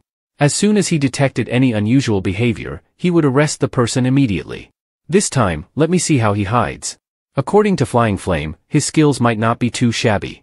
Chen Hai looked at Li Wan with a well-arranged plan in mind. Li Wan would be surrounded by many guards, and at the signal, they would all test his abilities. If he were immortal thief, he would definitely reveal some flaw. At that point, His Majesty would certainly reward me. The scenarios Chen Hai was envisioning were suddenly disrupted by Li Wan, startling him. Out of nowhere, a voice said, "It's right here, just register." He saw Ru Li. Chen Hai and his companion were both startled and alarmed. Surprised, Chen Hai thought, "Why is His Majesty here?" Meanwhile, the person next to him thought, "Why hasn't Chen Hai given the signal yet?" Then he thought, "More confusion, I understand now. This small matter should be handled by the subordinates. This way, Chen Hai will be at ease." Chen Hai seemed to realize something. His mouth fell open, displaying anger but unable to speak. "Wait. What do you mean? What are you doing? His Majesty is right there. I warn you, don't cause a scene." Before he could do anything, the foolish man had already opened his mouth and said to Li Wan, "Master, I want to know your true strength. Brothers, get him." As he spoke, he drew his tiny sword. Before he could fully unsheath it, Chen Hai kicked him from behind with an angry voice. "Damn it! This crazy fool." The kick sent him flying several hundred meters, and it seemed his head hit the wall. Chen Hai then cheerfully turned to Li Wan and his wife and said, "You too, he's having a fit today. A kick might make him feel better." The couple stared at Chen Hai, speechless. Chen Hai, meanwhile, looked at them and thought, "This master seems to have a good relationship with His Majesty." Standing in front of the registration desk, Chen Hai extended a polite invitation to Li Wan. "Sir, please come over here and fill out the registration." At this moment, he thought, perhaps this person is a friend of the Emperor and possesses such strong skills. It's not unusual to hide one's identity. Li Wan seemed unaware of what was happening. As he filled out the registration form, he thought, why am I suddenly feeling afraid? With so many people in ambush around, they must be prepared for the leader of the rebel army. After completing the registration, the couple walked out hand in hand. Li Wan thought, when we came in, I was worried we might be exposed. It seems there's nothing to worry about. He glanced up at the roof. If anything unusual happened, the guards up there would act immediately. He turned to his wife and asked gently, Mrs. Li, where should we go next? She replied, let me think for a moment. As the couple walked down the street, Li Wan's eyes widened in surprise. It turned out he had run into the person from last night. Why is Flying Flame here? He had just stolen from the Six Doors agency last night, and now he was showing up here. How arrogant. Well, it's best to escort him out of the area. Flying Flame needs a reminder. It seems he's completely unaware that Six Doors agency's people are lying in wait here. Li Wan used a gesture to signal Flying Flame that there were people stationed above and to be cautious, especially not to use any internal energy. Ignoring Li Wan's warning, Flying Flame immediately shouted loudly, showing no fear. So you want a one-on-one fight, huh? Fine, come here and don't think I'm afraid of you. Immediately, the soldiers rushed toward Flying Flame, shouting. It must be the leader of the rebel army. Brothers, let's go. The soldiers from the rooftops descended and gave Flying Flame a severe beating. He could only scream in despair. Oh, noble officials, it's a misunderstanding. I'm just a commoner. At this moment, he thought, so there were people above? Seeing his men capturing the legendary figure, Ru Li quietly rejoiced. Hopefully, this is the wretched leader of the rebels. Li Wan, smiling, asked his wife. What's the matter? Did I say something that made Li Madam so happy? The couple continued to respond to each other. Humph. Li Gongzi should worry about yourself. All your money in the future will be mine. It's all right, anything you want, I will give to you. As he spoke, he showed his affection for his wife. She then raised her finger and said, there is one thing that cannot be given right now. Curious, he asked her what it was. She continued, I want your whole life. Can you give that to me now? Upon hearing this, he smiled with a hint of shyness and joy. That? Well, in the past, I couldn't, but for the rest of my life, every minute and every second will be yours. Despite the predicament of the other person, Li Wan led his wife away, immersed in ultimate happiness. Let's try the new pastry shop. At the same time, in the prison, the old man was shackled and brought to this place. He looked around and thought, this is the prison of Great Han, it seems they lock up all the dangerous figures from the martial world here. At this moment, looking through the iron bars, there was a small, old man inside who raised his hand and spoke to his companion. The greatest martial arts in the world. This made the person next to him frown in displeasure. Also, in another part of the prison, someone with something like a sponge on their head said, I'm ready. I'm ready. Let's catch some jellyfish. At this point, the old man could only feel helpless with a lot of question marks.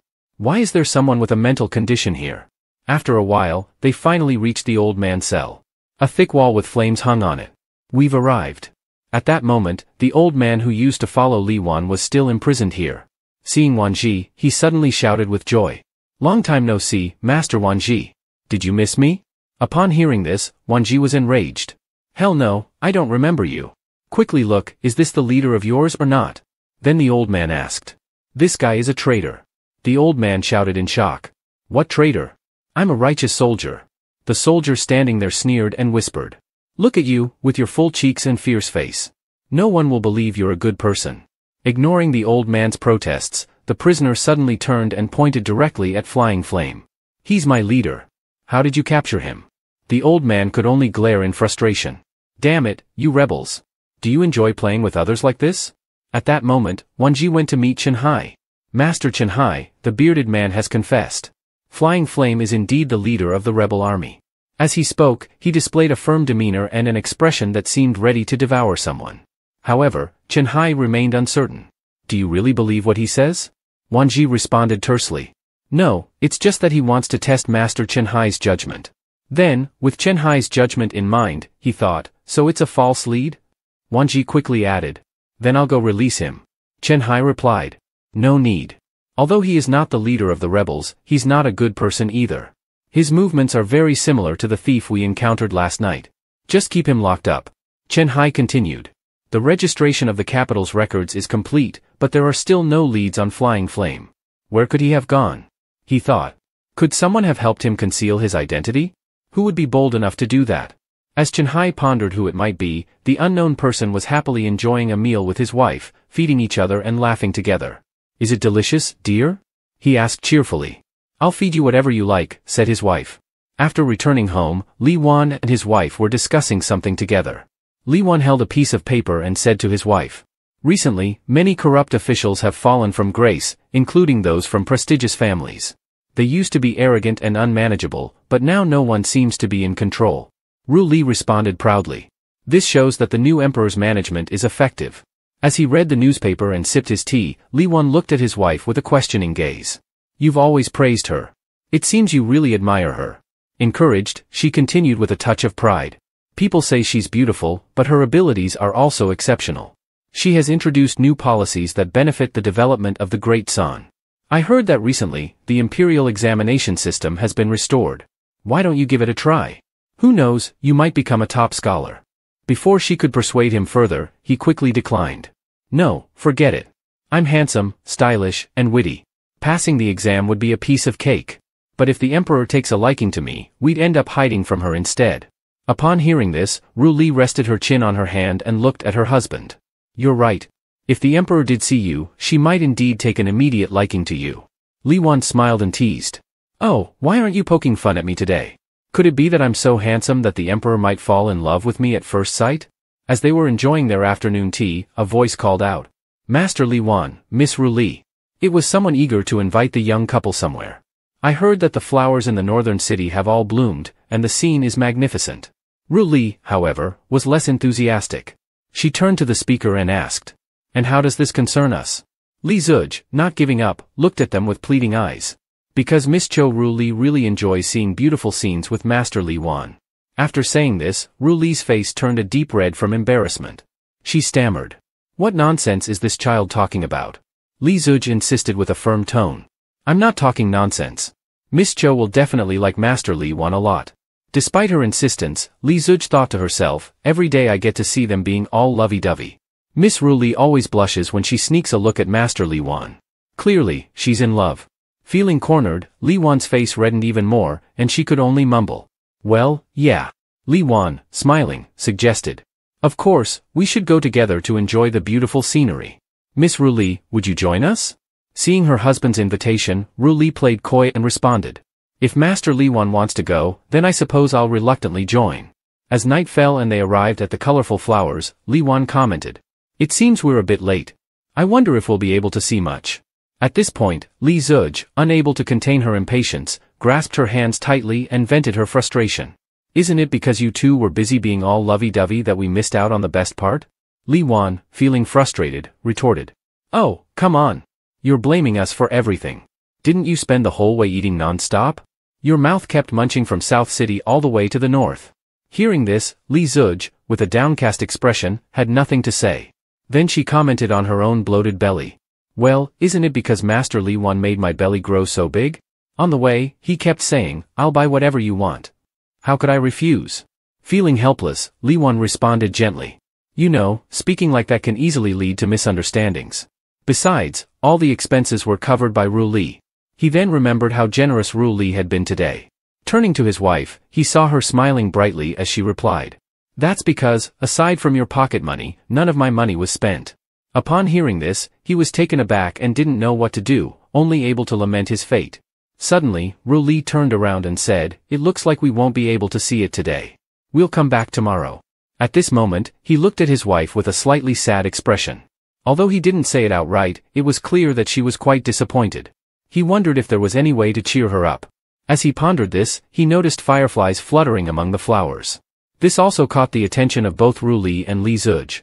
The three of them stood together in the flower field, admiring and enjoying the fireflies dancing around them, creating a dreamy and peaceful garden.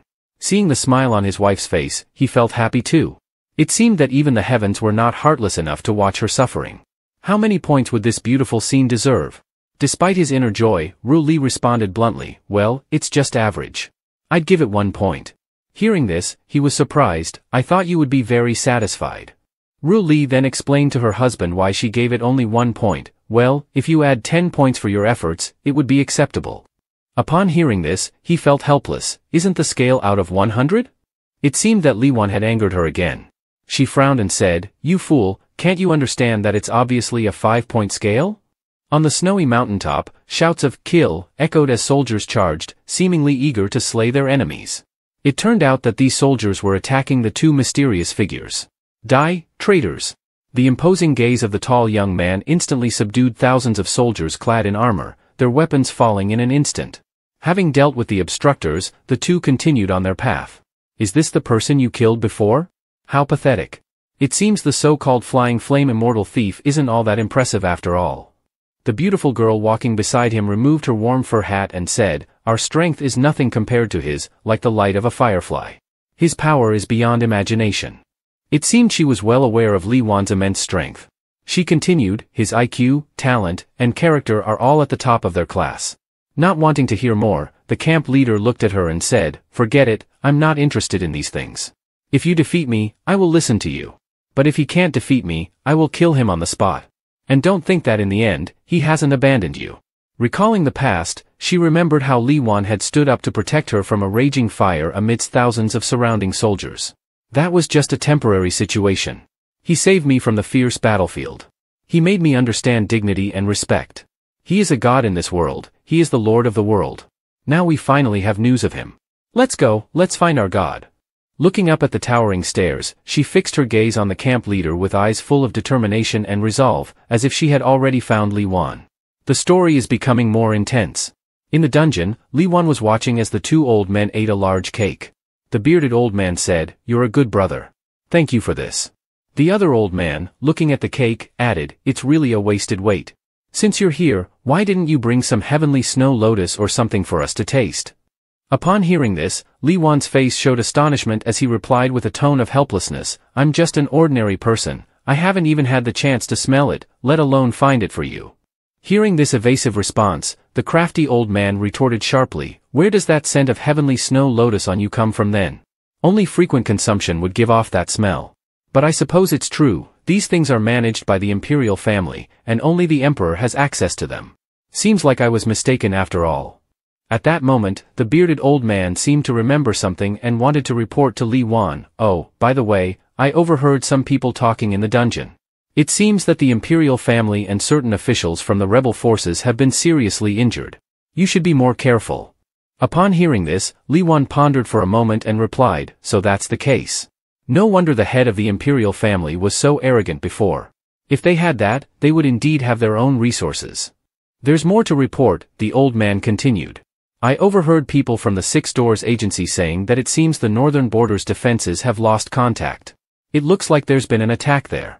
Li Wan appeared slightly surprised by this news. "It seems the Great Land is in turmoil again. I wonder if the new emperor will be able to handle it." He then turned to the old man, extending his hand and saying, "Perhaps I should help you escape today." Hearing this, the old man declined, "Forget it. Even if you help me out, I'll just end up being on the wanted list. I'd only be locked up longer." With that, Li Wan happily turned away, no longer concerned. "In that case, I can't stay any longer. I have to go out with my wife later." Saying this, he left the dungeon. On the way home, Li Wan encountered Li Zuj sitting by the roadside with a weary expression. "Oh, Li Zuj, what's wrong with you?" Hearing her name, she managed to lift her head and replied wearily, "Master Li Wan." Li Wan smiled and asked about her new job. "So, is work over? How's it going?" Li Zuj sighed deeply, expressing her exhaustion. "Don't even mention it. It feels like life just flashes by. Why do people have to work?" Despite her tiredness, Li Wan half-jokingly said, "Sounds like it's going well. Can you pay the rent for last month now?" At this, Li Zuj brightened up and pretended to be naive. "What's rent? Master Li Wan, are you short of a little maid? Or shall I become your little maid?" Li Wan, feeling embarrassed as he caught Ru Li's gaze, chuckled awkwardly and replied, "If I agreed to that, your sister Ru Li might castrate me." Hearing this, Ru Li gave her husband an understanding look, and then Li Zuj shifted to another topic. Today the train was tested. Something very strange happened. Both Li Wan and his wife opened their eyes wide in curiosity, and Li Wan teased, "Strange, huh? Did it involve shapeshifters or zombies?"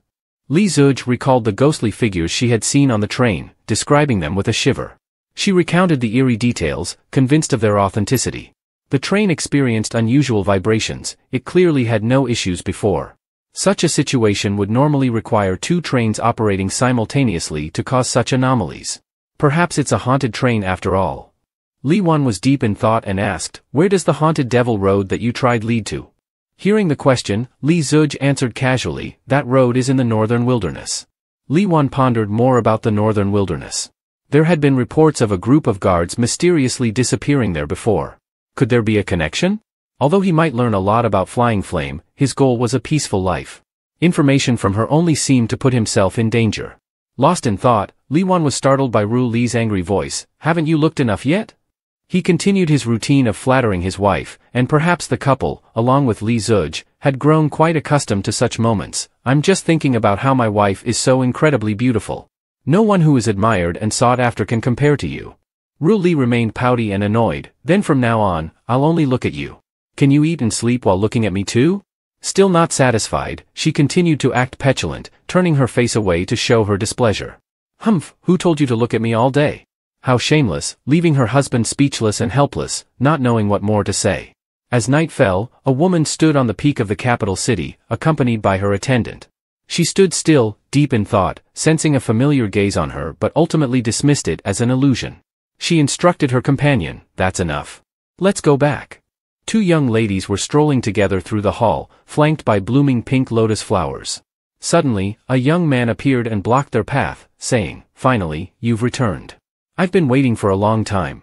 He had a scarred face, resembling a scholar with eyes that had been pulled wide. The woman turned to her attendant and ordered, "You may leave us for now. I need to speak with this person." She already knew who it was. "It seems the Huang family is in a hurry, sending someone to urge me." Once the maid had left, he got straight to the point. "The time has come. Can the person behind you take action now?" With a sharp gaze, she replied, "You used to be so arrogant and boastful. Have you forgotten that I'm just a troublemaker?" From his serious expression, he suddenly shifted to a playful smile like a child. "I'm just a middleman. It's the Huang family's master who has lost face. It has nothing to do with me at all." They continued their exchange. "It seems your skills are quite impressive," she said with a smile that seemed like praise. "With a smile as disgusting as yours, if your martial arts weren't high level, you would have been beaten to death by now," she added. He stepped closer to her face, showing no sign of irritation and instead appearing quite amused by her words. "Miss, you truly have a way with words. It seems that your eyes might be very beautiful," he said with a playful tone. She shouted angrily at him, "What are you implying? Even if they are beautiful, your eyes won't be able to see them." He playfully responded with wide, innocent eyes, as if reminiscing about his past. "My eyes used to be quite beautiful as well, but they were made blind by others. It was those traitors of yours. So, I plan to gouge out the eyes of all the traitors and destroy them." He touched his scarred eyes with a grin, showing his even, corn-like teeth, and laughed maniacally. Unable to contain herself any longer, she shouted and swung at him with all her might, "You damned pervert, I'll gouge out your eyes." She drew a sharp knife and swiped it across his blind eyes, yelling, "Go to hell, you blind bastard."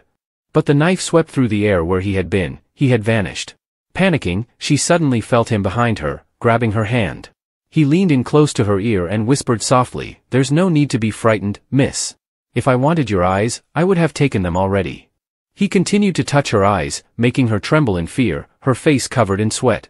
He added with a menacing tone, "You're still alive because you're still useful. For example, to the one behind you. So, can you tell me the true intentions of your side now?"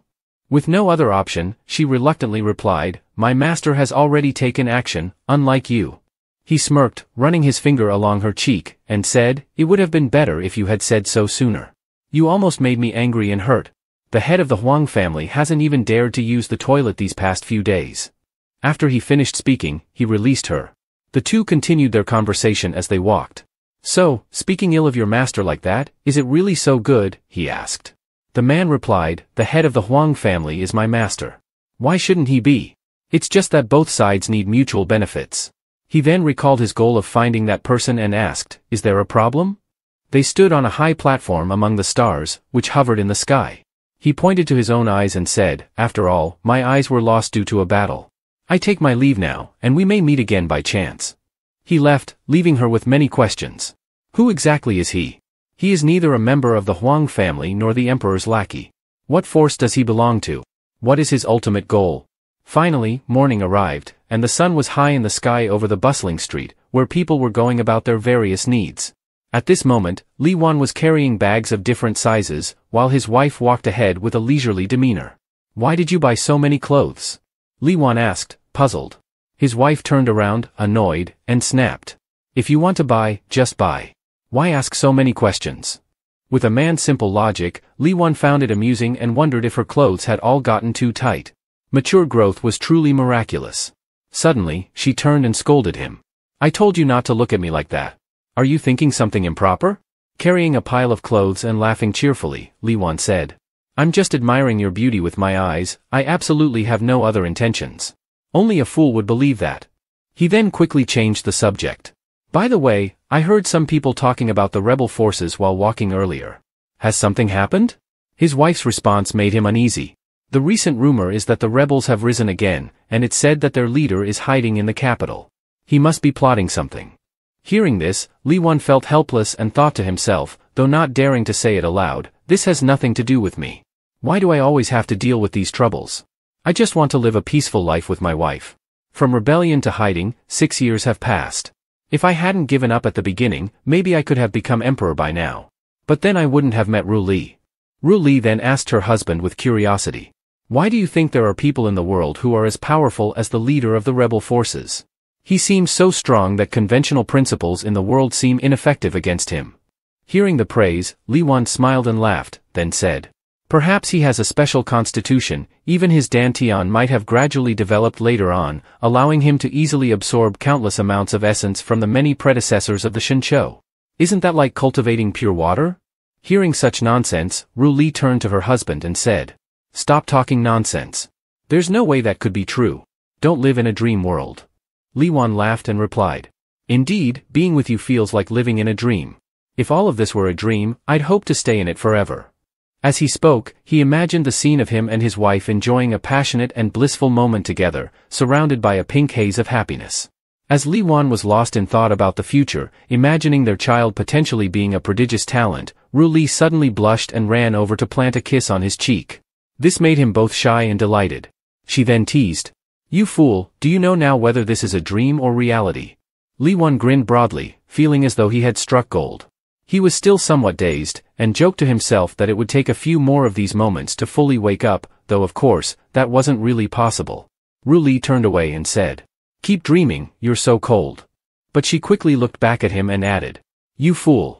The night had fallen, and the houses around were gradually extinguishing their lights. Everything seemed to be sinking into quiet stillness, as people began to sleep, and even the trees and grass stood silently. Suddenly, a sound disturbed the peace, the thud of a toppled box outside Li Wan's door.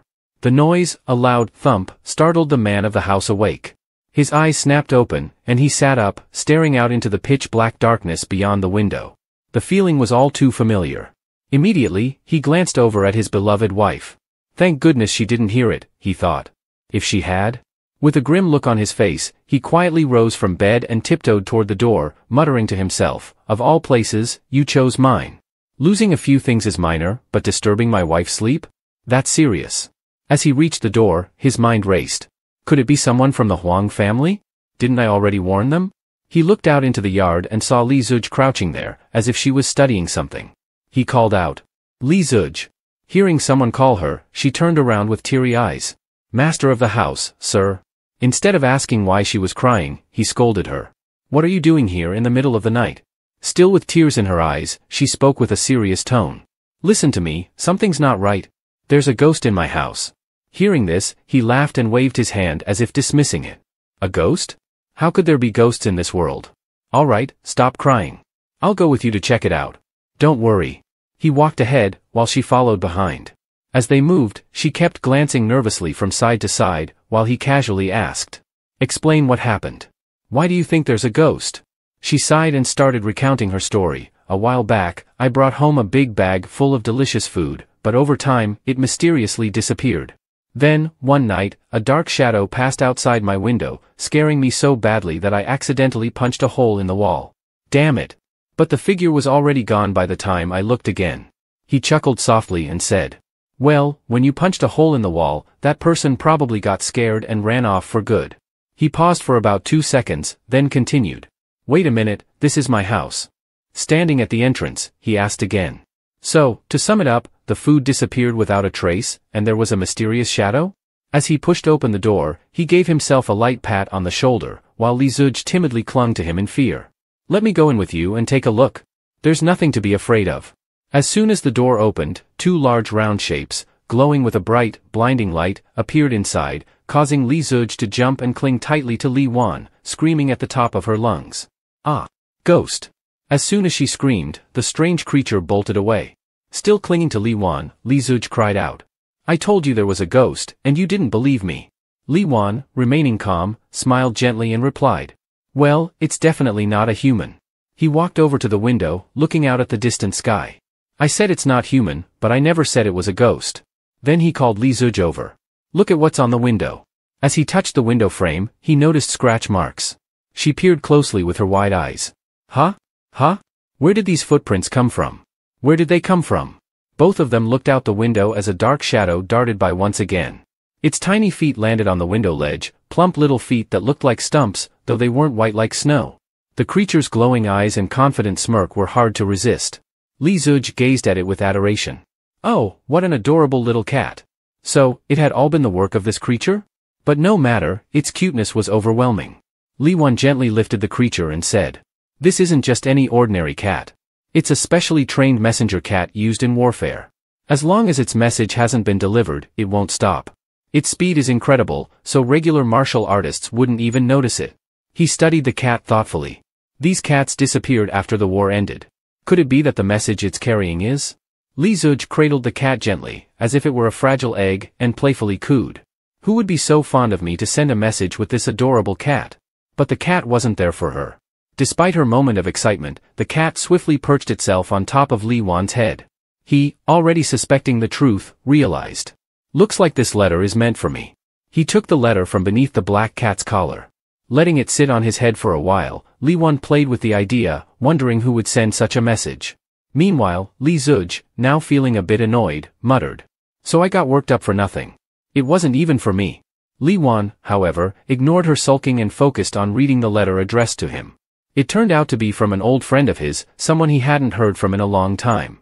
The letter read, If you wish to leave, you can go anytime. You no longer owe me anything. A scene of his old friend sitting by the flickering firelight, writing down heartfelt words. To you, this world must feel very unfamiliar. You've spent half your life in war, and that's not fair to you. I think you should have a life of your own. Although I was one of the founders of the resistance, my voice is not that strong. There's only so much I can do. You're a warm person, and so am I. I hope you can live this life peacefully, say goodbye to war and brutality. Maybe even marry a beautiful woman, like my wife. The letter continued. Oh, and by the way, I have a daughter named Li Zuj. She's a very smart girl. If you ever meet her, treat her well. But remember, Li Wu is asking you to take care of her, not to court her. Upon reading this, Li Zuj's voice suddenly interrupted. Master, what's wrong? Why aren't you moving? After a brief pause, he folded the letter, smiled at her, and casually said, I'm a bit hungry. What do you want to eat? It's on me today. Hearing this, she chuckled awkwardly and said, Master, are you crazy? Don't tell me you actually like me? He maintained his composed demeanor and said, Don't worry. My friend made it clear, I'm absolutely forbidden from making a move on his beautiful 16-year-old daughter, Li Zuj. Upon hearing this, she looked confused, still not understanding the situation. Am I some kind of famous poison or something? She asked. You think you're some famous poison, he chuckled. But, no, just a good friend, a very good friend who knows me well. As he spoke, a sad expression flickered across his face. Before long, a feast of delicious dishes was spread out on the table. As he watched her eat, Li Wan casually asked, So, tell me, what exactly happened in your house before all this? While munching on a chicken leg, she stopped and, with her mouth still full, said, This issue is tied to my limited knowledge. When I returned home, my father was the only one left alive, barely clinging to life. Everyone else had died.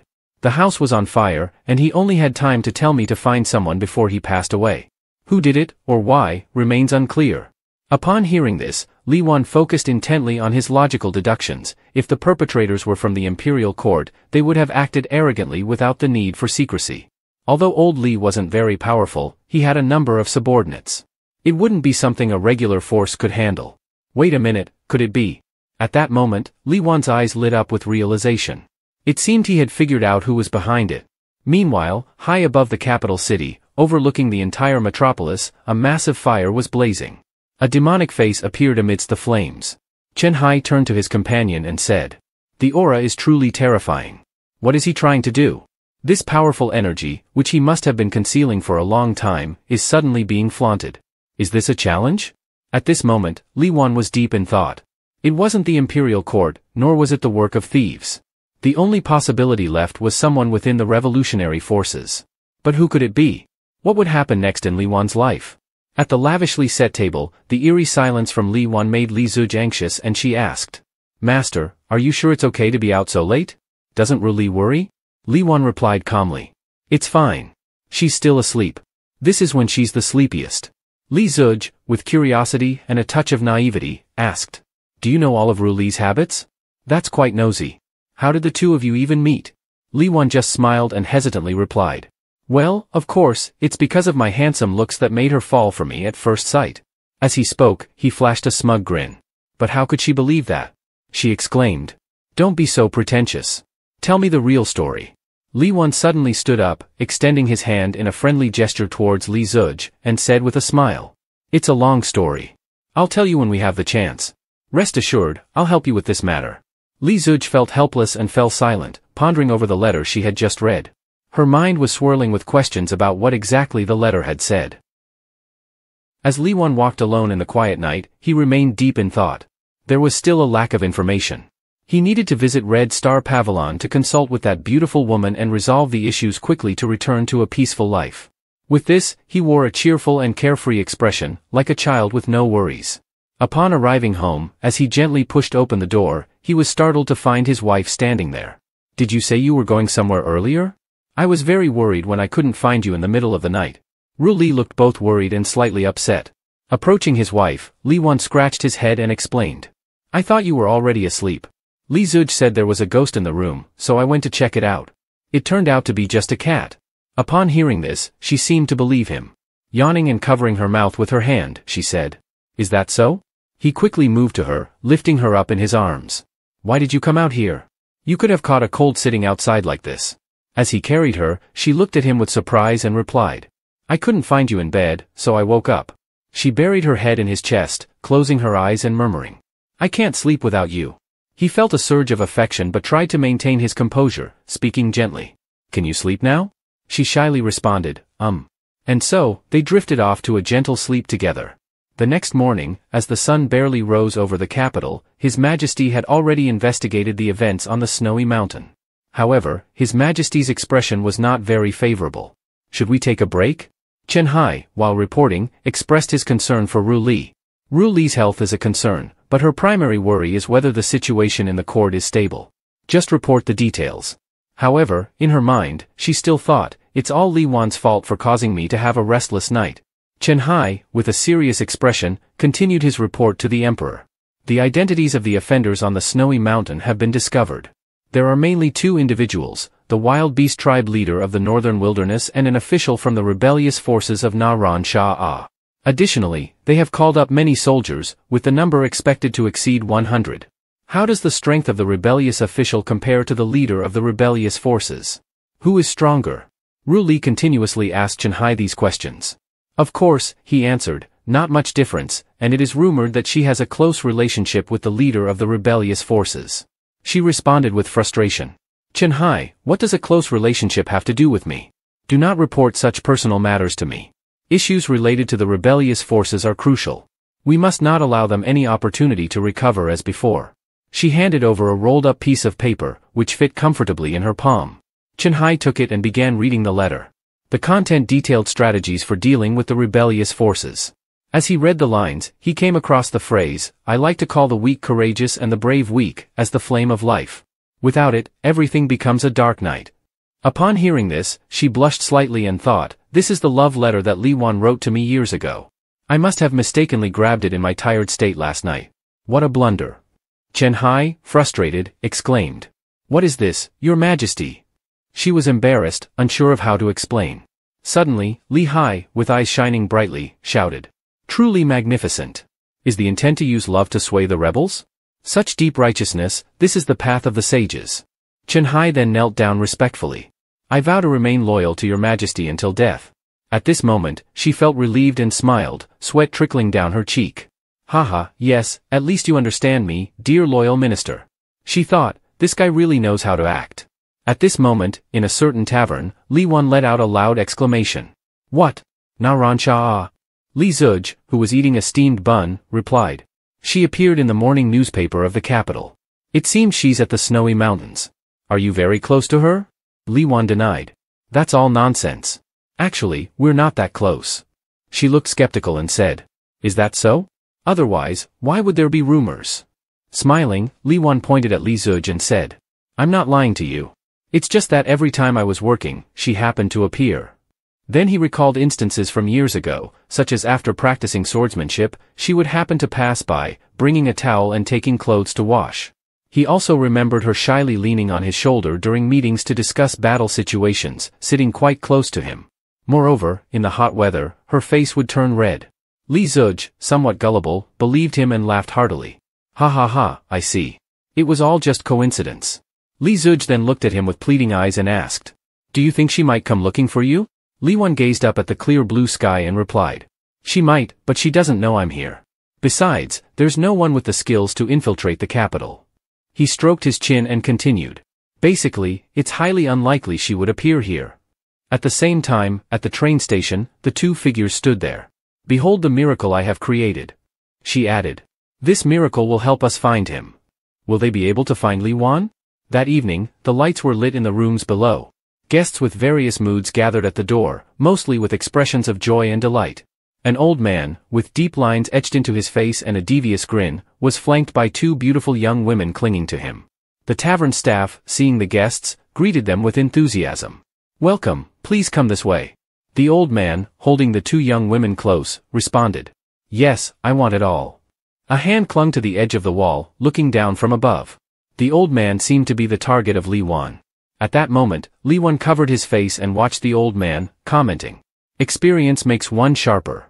As he finished speaking, a female voice echoed in his ear. Turning to look at her, he asked. So, you are Hua Lian? You've been in the room of the Red Star's courtesan, yet you're looking at other women. Then, with a smile, he said. It seems you're quite perceptive. But honestly, you and they are all the same. None can compare to my wife. She replied with a hint of embarrassment. Is there something you wish to instruct us on this time? Are you here to lead us in a rebellion? Just to let you know, the people behind me are not someone you can measure yourself against. Seemingly uninterested in her response, Li Wan continued with a commanding tone. I've been investigating something recently and need to gather intelligence from you. She wasn't one to back down easily, and with a cold, indifferent tone, she replied, I cannot disclose that. Please leave. Li Wan quickly offered a deal, attempting to persuade her into sharing information. Don't be so stubborn. I'll give you something in exchange. Without even hearing the conditions, she responded swiftly, her face showing little interest. What could you possibly offer me? I lack for nothing here. Shifting his demeanor to a more serious tone, he said, for example, information about the leader of the rebel army. His goals, the kind of person he's interested in. Hearing this, she was startled, her voice filled with shock. You're saying he already has someone he's interested in? At that moment, she thought to herself, feeling a pang of disappointment, that's the person both Naran Shah and I like the most. Could it be that he already has someone in his heart? Her face flushed as she let out a soft cough, suddenly heartbroken. Watching her reaction, Li Wan sighed in frustration. Wait. Is your focus really in the right place? Not even fully processing her heartbreak, she quickly asked with a glimmer of hope, though still skeptical, you say you know about this person, do you have any evidence? Li Wan's face darkened, his voice turning serious. Evidence? If you're asking that, I'll be honest. I am the leader of the rebel army. So now, tell me all the intel you have. Hearing his words, she reacted with visible shock and disdain on her face. Ha, you. Worthy? If you are truly the leader of the rebel army, I'll reincarnate as a pig in my next life. Li Wan felt the sting of her insult. Did she just insult herself too, he thought. Despite having revealed his identity, she still didn't believe him. Well, this isn't going anywhere, he mused. Looks like I'll need a different approach to get the intel. Known for his ability to quickly change tactics, like flipping a pancake, Li Wan shifted from a serious tone to a playful grin. Hua Lian, my dear, that was just a joke. Now, let's start the real negotiations. His expression quickly darkened into something more menacing. You could even consider this a threat. Then, just as swiftly, his face softened into a gentle smile. If you don't give me the intel, I'll expose you and take down everyone here. One might expect Hualien to be terrified, but instead, she calmly closed her eyes, crossed her arms, and smiled, unfazed. She responded with a laugh, expose me? I'm not afraid. You'll be caught too, you know? You're part of the rebel army after all. Before she could finish, Li Wan was already behind her, gripping her shoulder and whispering close to her ear, startling her. Relax. When it comes to speed and escape, I'm very confident. I only want to know about past matters. I won't ask about your current plans. Of course, she could only helplessly mumble at this point. Fine, I just hope you'll keep your word. So, what is it? Ask your question. Deep inside, she thought to herself. Do all these martial arts experts like Flying Flame always appear out of nowhere behind people? Li Wan, now serious, asked her. Initially, the rebel army received help from someone with the surname Li, but a year ago, all of them were killed. Hualien responded. I've heard rumors about this, but I don't know the specifics. I only know that there is still one young woman from the Li family alive, but she hasn't been found yet. We conducted an investigation at the time, but we didn't gather much information. Preliminary assessments suggest it wasn't the imperial court that took action. Upon hearing this, Li Wan felt slightly disappointed. I was hoping you'd say the imperial court was behind it. That would save a lot of time, and I could just go straight to the emperor to settle the score. But with the way things are going, it seems the chances of our own allies being responsible are quite high. He glanced at her chest, sensing her heartbeat and internal energy, steady and calm. She wasn't lying, perhaps she had no reason to deceive him. Once he confirmed his suspicions, he turned towards the open window. Thank you for your honesty. I apologize for bothering you at this late hour. You should rest now, he said calmly. As soon as he finished speaking, his toes lightly gripped the windowsill, propelling him forward with an effortless grace. In the blink of an eye, he vanished from Hualien's sight. Watching him leap across rooftops and soar into the night sky, Hualien thought to herself. How could someone so skilled remain hidden for so long? He's not some nameless figure in the capital. Who is he really? Should I ask Nar Rancha? But with someone this secretive, knowing her personality, she wouldn't think much of him. She'd probably dismiss him as not worth talking to. In the courtyard of Li Wan's house, under a night sky filled with brilliant stars, Ru Li sat at the table, her face flushed with embarrassment and guilt. That morning, she had been mortified when she accidentally handed over Li Wan's love letter instead of an official directive. In the past, she had always kept matters of the home and state clearly separated. Why had things become so muddled now? Lost in thought, she was startled by her husband's question. Is something wrong? You seem embarrassed today, he asked, his tone concerned. Li Wan recalled the first time he saw her embarrassed, on their wedding night. Her face grew even redder as she replied, It's nothing. You don't need to worry. But Li Wan patiently pressed on with a gentle expression, Did I do something to upset you? If I did, just tell me, and I'll try to make it right. Perhaps this was the simple wisdom of an honest man. Turning away shyly, she responded, When a woman says, nothing, there's always something. He widened his eyes with his mouth agape, blurting out, Huh? Then he smiled awkwardly, a drop of sweat trickling down his hair. May I ask, did I do something wrong? He started thinking, perhaps it's not that time of the month yet. Ru Li immediately stood up, looking directly at Li Wan's face, her cheeks flushed as she shouted. You made me lose focus. Isn't it your fault? Blame that foolish self of yours. Why did you make me like you so much? Meanwhile, the sound of footsteps hopping from roof to roof turned out to be Fei Yan, standing on a tree branch, observing the place where the prince was organizing a complex mission. What is the prince hiding? Might as well investigate a little, repay that favor to Flying Flame. From her vantage point, she looked down and saw over a dozen guards patrolling the courtyard with extreme caution. Thoughts raced through Fei Yan's mind. I didn't expect so many experts to be stationed here. Every one of these patrolling guards is as strong as I am. This is too dangerous. Just from Li Wan's previous mission, could it be that top-tier experts are scattered all over the capital? With a swift movement, Fei Yan darted from the tree she had been standing on, her escape quick and smooth. She leaped over rooftops with remarkable agility, and soon found herself standing before a desk inside the elder's secret room. Lucky my Lightfoot skills are this good, she thought. But as she reflected, her eyes narrowed. This is a Huang family's secret residence. Once this job is done, I won't have to worry in the next life. By then, I can swap those fresh, young boys daily if I want, she smirked inwardly. She jumped down to the floor, placed her hands on her hips, and scanned the room, searching for any clues. Suddenly, her gaze locked onto a painting that drew her attention. Curiosity piqued, she stepped closer. How strange, she murmured, eyeing the area beneath the desk. There lay a thick book with an unusually long title. Wait a second, isn't this the rumored book about the leader of the rebel army? So mysterious. Do they really need a handwritten version of such a ragged tale that's already been passed around outside? As she opened the book, her curiosity growing, Fei Yan murmured her thoughts aloud. But before she could dive deeper into its contents, a loud voice boomed from behind her. Such broad knowledge, I'm afraid I can only humbly research it bit by bit. Startled, Fei Yan spun around to face the speaker. Huang Duanzhe stood there, smiling, his voice commanding attention. He continued.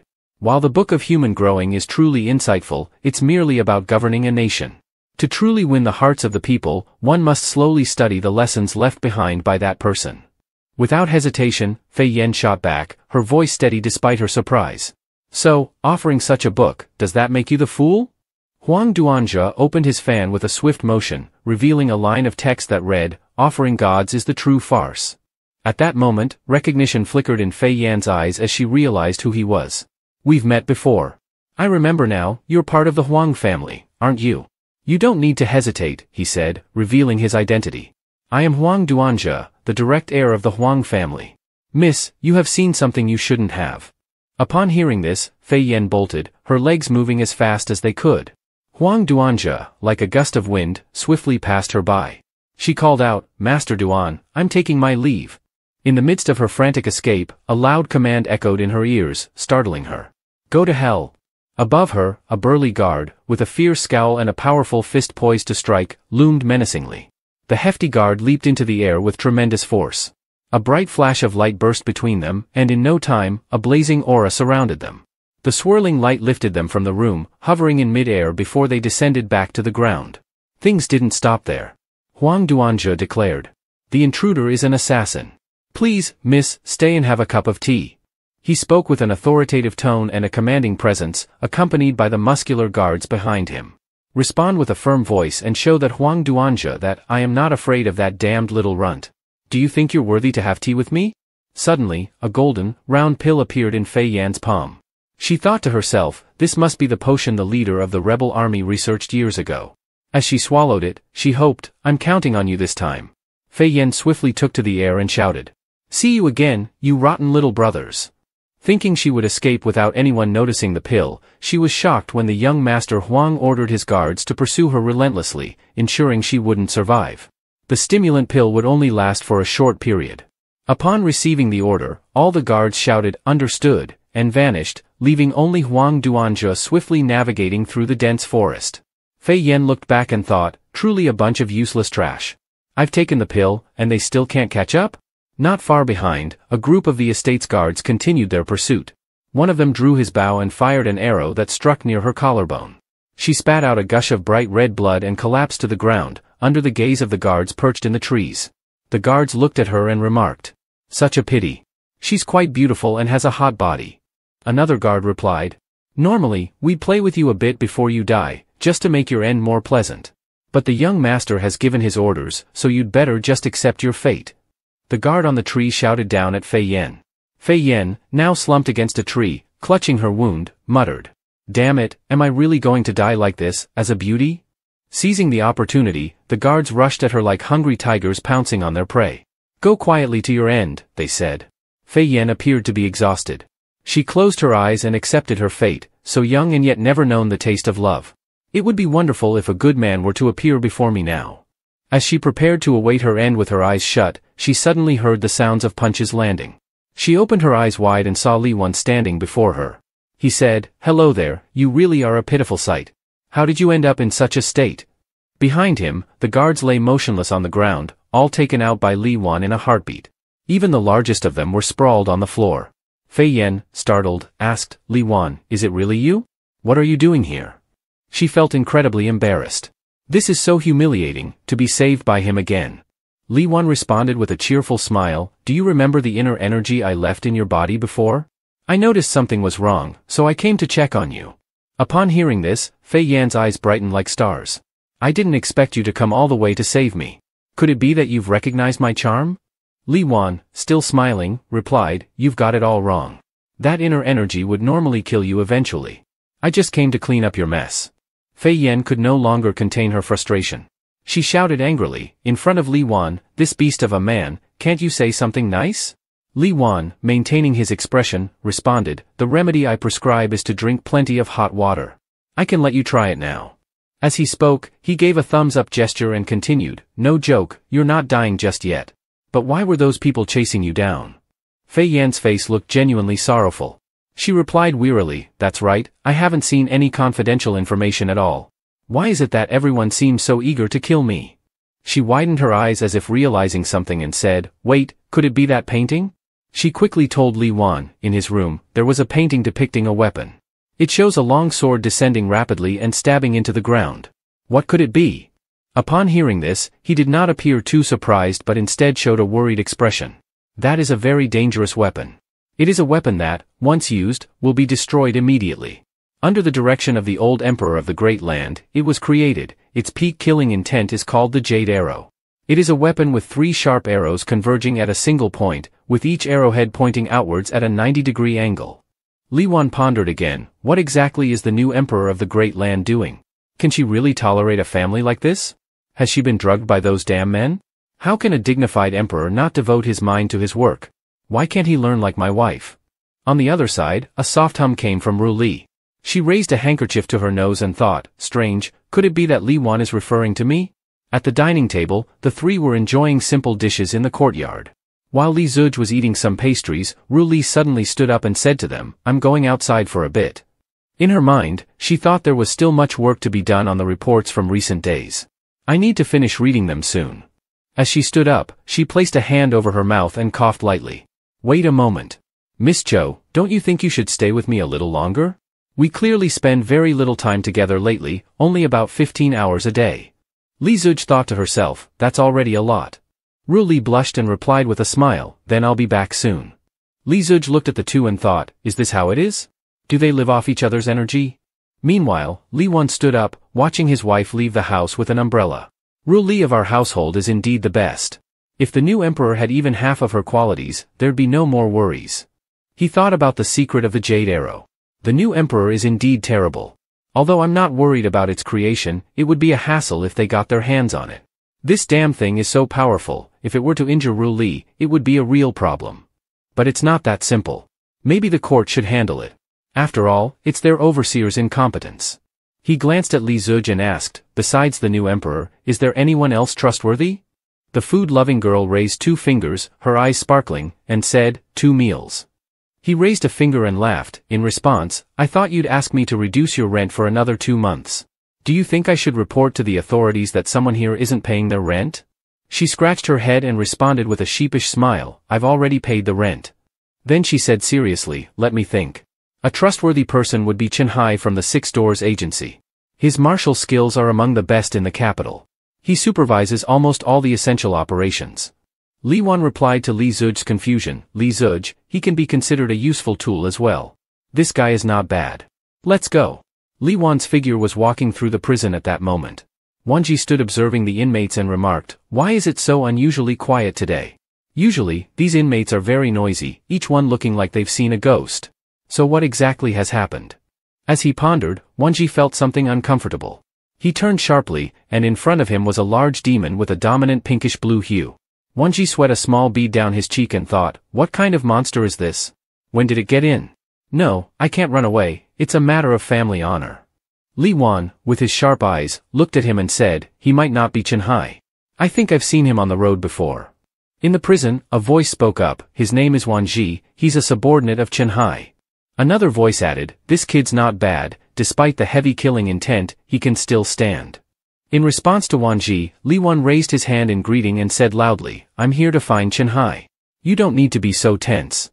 Ignoring Li Wan's words, Wanji slowly drew his sword with a sharp gaze fixed on him. My duty demands it, please forgive me. The blade's tip, surrounded by golden light, suddenly appeared. Seeing the sword, Li Wan thought, using this move would probably put me in bed for 3 or 4 days, but he didn't concern himself too much with it. Wanji began to strike. Li Wan leapt to evade, brandishing his sword. The power from the sword unleashed a massive dragon that appeared frightening and formidable. The dragon's mouth was several times larger than Li Wan. Li Wan stood boldly in front of the dragon's mouth, showing no fear. The dragon breathed fire at Li Wan, but he remained standing, causing Wan Ji to stare in astonishment. What? Li Wan then folded his arms and said, "This sword isn't bad, it matches the power of my 6 months of martial training." Hearing this, Wan Ji barked, "Are you praising me? The decades of hard work I've put in don't even compare to half a year of your training." As he was lost in thought, a strong gust of wind suddenly blew through.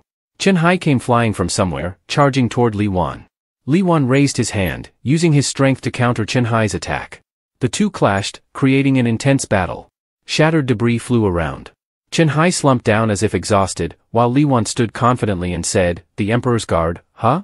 Good internal energy. Even strong people like you aren't that many."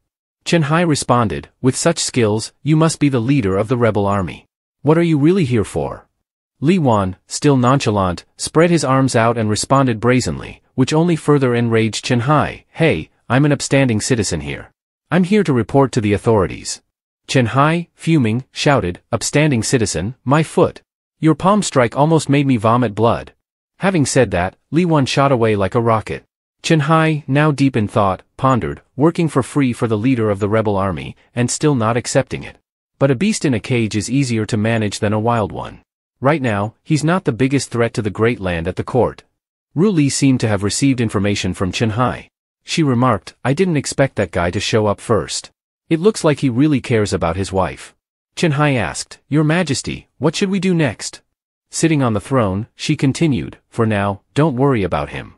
Focus on dealing with the Huang family first. I didn't expect there to be such a major issue left unresolved. What on earth has the old emperor done?" Chen Hai responded, "Understood," and left to carry out the orders. Meanwhile, Ru Li sat alone, contemplating, "I wonder what that fool is doing now.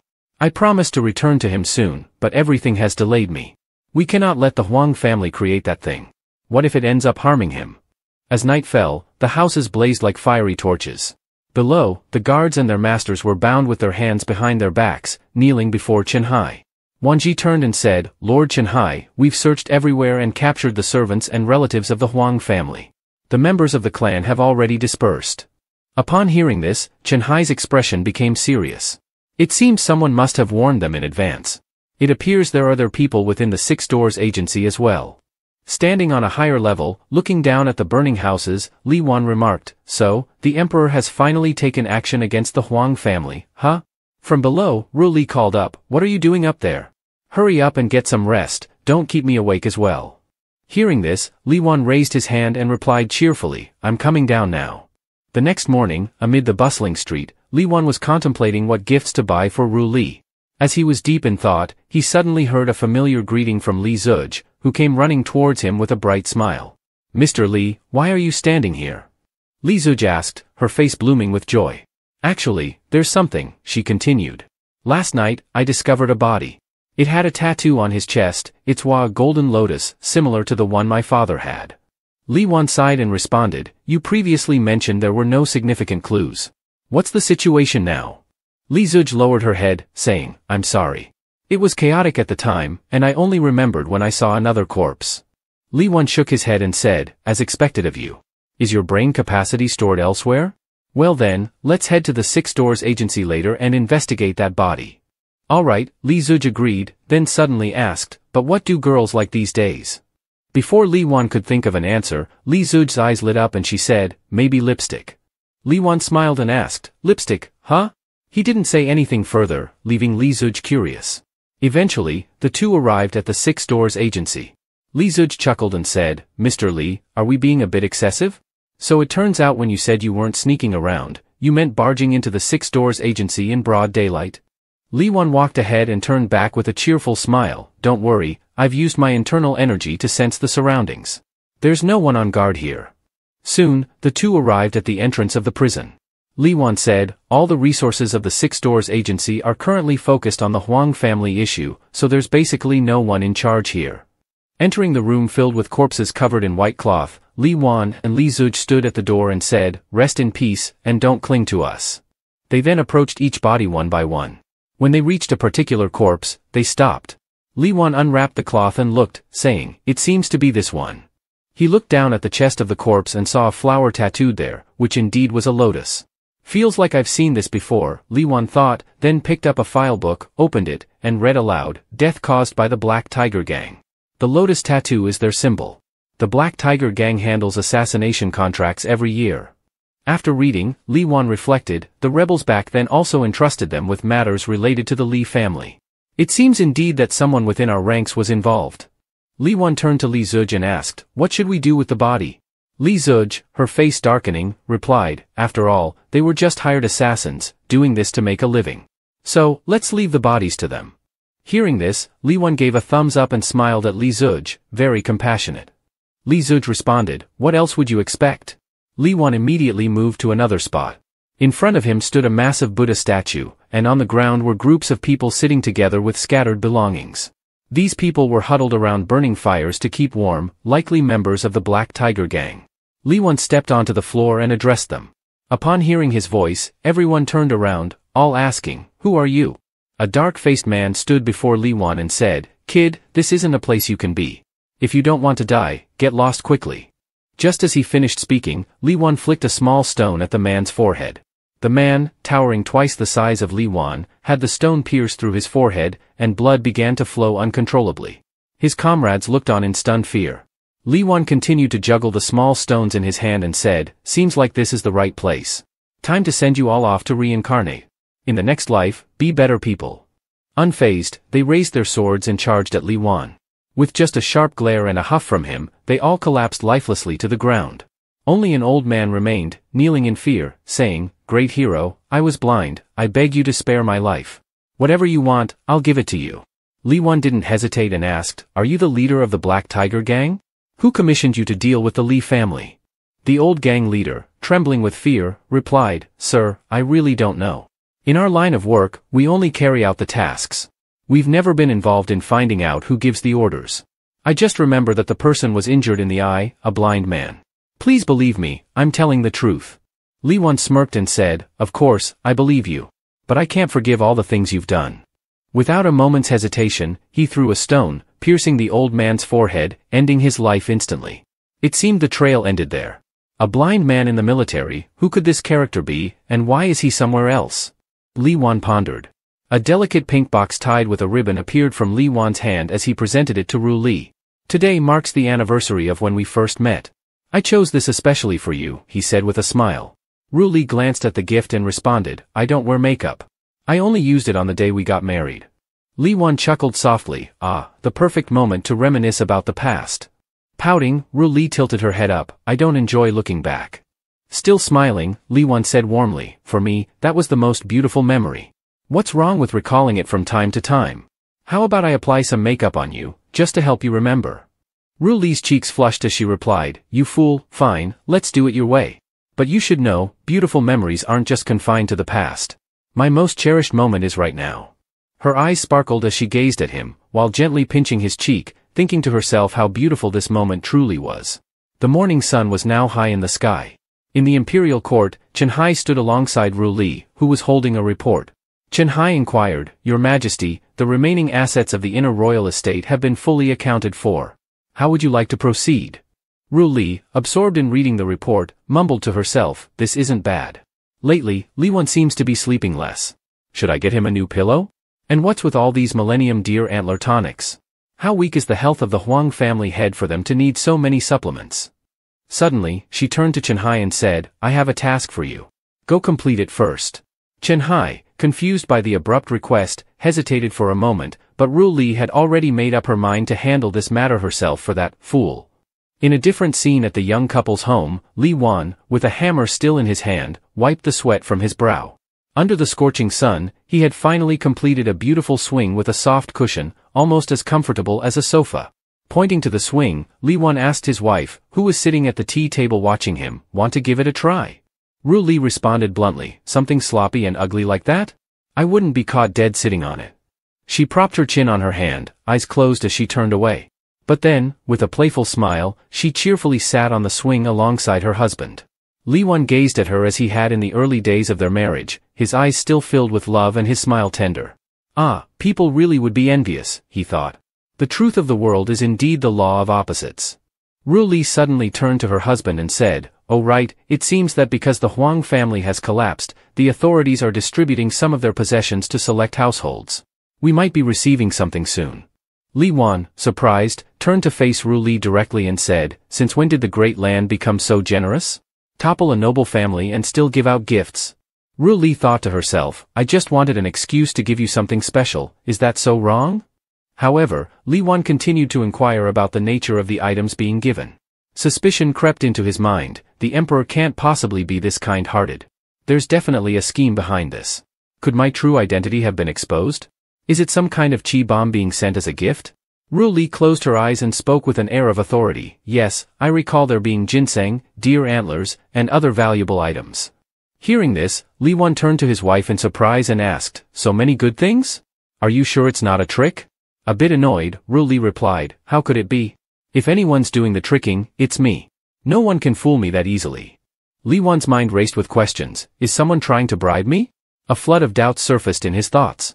But before he could dwell on them, Ru Li continued, I tricked you into marrying me, didn't I? So who else would be capable of fooling me? Clearly, you're the one who got a great deal here. As she smiled gently, Li Wan turned to her and chuckled, replying, I think I'm the one who came out ahead after all. Their playful banter flowed naturally, bouncing back and forth. And just as they were talking, Li Wan glanced toward the front gate and remarked, looks like it's already arrived. It'd be a shame not to check it out. The bright, shining boxes had been brought into a corner of the house. Li Wan counted them and figured there were nearly a dozen. As he opened them, he was incredibly surprised to find that almost all of them contained body-strengthening supplements. The servants of the Imperial Army stood at the gate, hands clasped together, respectfully saying, the delivery is complete. We now take our leave. In front of them, Li Wan forced a smile, but inside he thought, I killed soldiers of Great Land before, and now you're showing such kindness? This makes me feel a bit awkward. At that moment, Chen Hai stood on a high rooftop, gazing into the distance, and muttered, the task assigned by His Majesty is complete. That man was with His Majesty last time. Could he be a relative? Why else would they give him so many good things? It's not normal. He raised his binoculars, focusing on Li Wan and Ru Li as they laughed together, their interaction seeming a bit too intimate. Chen Hai commented to himself, if they're a married couple, it's not an issue. But why is His Majesty so closely involved with another man? This could negatively affect His Majesty's reputation. Suddenly, Li Wan's dangerous gaze shifted upward, glaring directly at the binoculars. Chen Hai was startled and thought, I've completely hidden my presence. There's no way he could have detected me. Is it just a coincidence? Meanwhile, Li Wan pondered, why is Chen Hai watching me? So, giving me gifts was part of another plot after all. Has my identity been exposed? Or maybe they figured it out but are trying to win me over with gifts. In a secluded camp amid a vast, snow-covered forest, a lone train stood idle. Inside the camp, two figures sat around a fire. One of them spoke, the Huang family has fallen. I always knew they were useless. One swing of an axe could have killed them all. Na Ran Shara replied, don't be so quick to dismiss the Huang family. At the very least, without them, we wouldn't have this opportunity. She glanced at a piece of paper in her hand and continued, only a portion of their forces were captured. Their main troops had already withdrawn. If not, we wouldn't have received this information. This is crucial for us. As light filtered through the top of the tent, the camp leader suddenly appeared shocked and asked, are you saying that the little girl named Hua was the informant?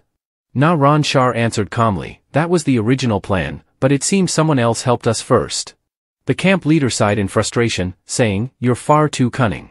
Na Ran Shar smiled slightly and said, I prefer to call it strategy. He's too powerful. We can't help him with brute force, so we support him through careful planning. Helping him succeed will ultimately benefit us. The camp leader's face relaxed, his eyes gleaming with determination. I don't think the gap between us is that wide. If I kill him, will you be upset? Na Ran Shar, with a somber expression, replied, if you can kill him, you needn't worry about how I feel. The camp leader stood, his eyes wild with a savage grin. I don't believe it. When I meet him, I'll give him a swing of my axe and see if he dies. How much longer until we begin? Na Ran Shar adjusted her hat, responding, in 20 days. She exited the tent, lifting the flap as she pondered, in less than 20 days, we'll meet. Stepping into the cold, she reflected, with his nature, is he still alone? Does he look to the heavens, feeling as cold as I do? Perhaps not, for he may have someone to talk to now. Strong yet solitary, this is who he is. It seemed Na Ran Shar had developed feelings for Li Wan without fully realizing how he was faring at that moment. Li Wan sat at the table, sipping water, his mind wandering. Why was Chen Hai lurking around here yesterday? Thankfully, he'll be gone soon, he thought. Then a question crossed his mind, is there something strange in the vicinity? He glanced at Li Zuj, who was busy munching on a chicken leg, and asked, is there any suspicious or strange place around here? Li Zuj hesitated for a moment before responding, I don't think so. Both of you, one's always cautious and dangerous, the other's house full of weird things, yet you're always so skeptical of others. She added, everyone nearby is pretty honest, and there's no peculiar place around here. But I've heard rumors lately that someone important seems to be nearby, and people often bring valuable items. Hearing this, Li Wan speculated, could this important figure be the emperor? Li Zuj immediately dismissed the idea. The emperor? No way he'd be nearby. Li Wan pressed on, this morning I saw someone, Chen Hai. He's been working for Huang Lu for a long time. The emperor could very well be here. With a cheeky grin, Li Wan joked, maybe the emperor's hiding nearby, secretly taking care of some little pretty boy, and has Chen Hai hanging around to keep watch. Li Zuj laughed, ha, what a perfect scandal, a pair of secret lovers. Why don't you take this chance to deal with the emperor? Li Wan, his face now full of exasperation, responded, are you trying to get me into a situation I can never escape? Anyway, even if the emperor's close by, it's none of our business. At that moment, Cho Ru Li brought over a clay pot and asked, what are you two talking about? Li Wan looked at his wife with a bright smile and replied, nothing much, just chatting about some old love stories. Cho Ru Li ladled out some soup and said, what's so good about talking about that? Li Wan chuckled and said, it's really interesting. For example, a love story between an alien and an earthling, or how a mechanical weasel keeps flirting with a house cat. Cho Ru Li was puzzled, what are those things? But she didn't really care about the answer and gently blew on a spoonful of soup before bringing it to Li Wan's mouth.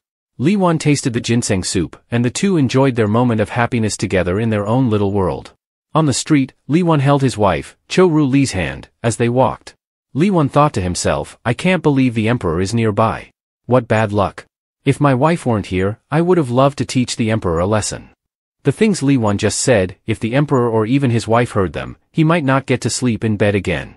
At that moment, Cho Ru Li said, there are still quite a few people who believe in the rebel forces.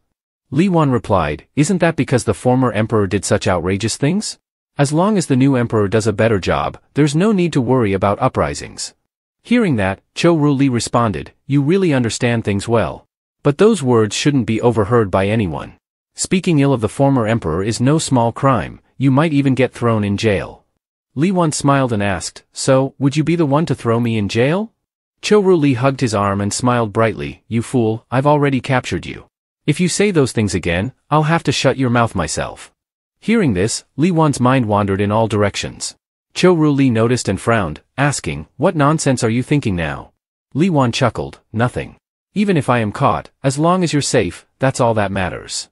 Cho Ru Li replied, that's something I can't guarantee. If anything happens to you, I would be even more heartbroken. At that moment, a hand grabbed Li Wan's shirt from behind, pulling him back. Huang Yao, injured, held a small knife to Li Wan's neck, shouting, don't come any closer, or I'll kill him, he's a hostage. Li Wan, unfazed, asked him, huh? Huang Yao shouted, everyone not involved, get away. Just then, several imperial guards appeared, shouting, that man is a member of the Huang family's branch, Huang Yao. He's wanted by the court. Meanwhile, Li Wan casually placed a finger on the knife at his throat, muttering, is this a real knife? Huang Yao, without malicious intent, said, sorry, brother, I'm just pretending. Once they leave, I'll let you go. Li Wan thought to himself, this is a quick way to get hurt. What kind of amateur hostage taker is this? As he spoke, he used his finger to push the blade slightly away from his neck. Huang Yao, confused, thought, wait, am I not the one kidnapping him? With that, Huang Yao lifted Li Wan into the air, shouting to the people below, if you want this kid alive, don't follow me. The captain of the Imperial Guards leading the charge shouted, everyone, chase him down. He's injured, he won't get far. The guard stepped forward and said to Cho Ru Li, Miss, please don't worry, we will surely bring your husband back safely. But he was met with Cho Ru Li's furious expression. She thought, this is supposed to be the capital, the heart of the great land. I thought he would be safe here. Yet again, right in front of me, he's in danger, and now he's been kidnapped. Unforgivable. Meanwhile, in an alley, Huang Yao, injured, sat down and said to Li Wan, you're free to go now. I'm sorry, brother. Li Wan looked at Huang Yao and said, "Aren't you about to drop dead soon?" Huang Yao looked at him and asked, "Are you a doctor or something? You're not trying to keep me alive, are you?" Li Wan squinted and smiled, "Exactly. Just drink plenty of warm water, and you'll be fine." Huang Yao grimaced and said, "Are you messing with me?" Li Wan sighed, "Why would you say that? I was the one you kidnapped, and now you're blaming me." Huang Yao looked at Li Wan and said, "I'm sorry, I just don't want to die in prison. Anywhere else is fine by me." Li Wan replied with a teasing tone, "Well, this place isn't too bad. There are 3 latrines nearby." Huang Yao declined, "Maybe you can help me find another place." Li Wan helped the bleeding Huang Yao walk away, leaving a trail of blood on the street. In the forest, Huang Yao leaned against a tree, breathing heavily. "This is it. I can't go any further." He looked up at the sky. "The air here is quite refreshing." Huang Yao sighed, "Our head wants to rebel, but I think they're all fools." Hearing this, Li Wan asked, "Why do you think they're just out for their own gain?" Looking at Li Wan, Huang Yao replied, "You know? I once saw the rebel army firsthand. Well, not up close. My boss sent me to scout them." Li Wan scoffed. Huang Yao continued, "From a distance, I saw a figure. With just one strike of his sword, I could feel the pressure from miles away, making it hard to even stand. His figure wasn't too different from yours. Too bad you lack his aura." Li Wan replied, "There are plenty of people who look like me nowadays." Then, Huang Yao revealed a secret to Li Wan. The Huang family has made a deal with the remnants of the rebels. In a few days, the capital will face a great disaster. I like you, so I'm advising you to take your family and leave while you can. Li Wan asked, "So, where has your family head escaped to?" Huang Yao shook his head, "I don't know, why do you ask?" Li Wan calmly replied, "Obviously, to take them down." Huang Yao coughed up blood and smiled bitterly, "You're really something, but what can I say, you're really interesting." Despite his condition, he encouraged, "Keep it up. Who knows, you might even marry the new emperor someday."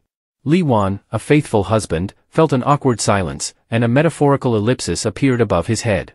At that moment, the imperial guards arrived, spotting the two ahead. They quickly surrounded the area, and Li Wan sensed something was off. Why so many martial experts for someone who's on the brink of death? Could it be that my identity has been exposed? Have they come to arrest me?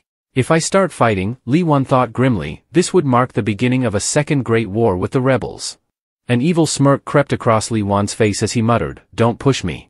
For Ru Li's sake, I might just go ahead and take down that dog emperor."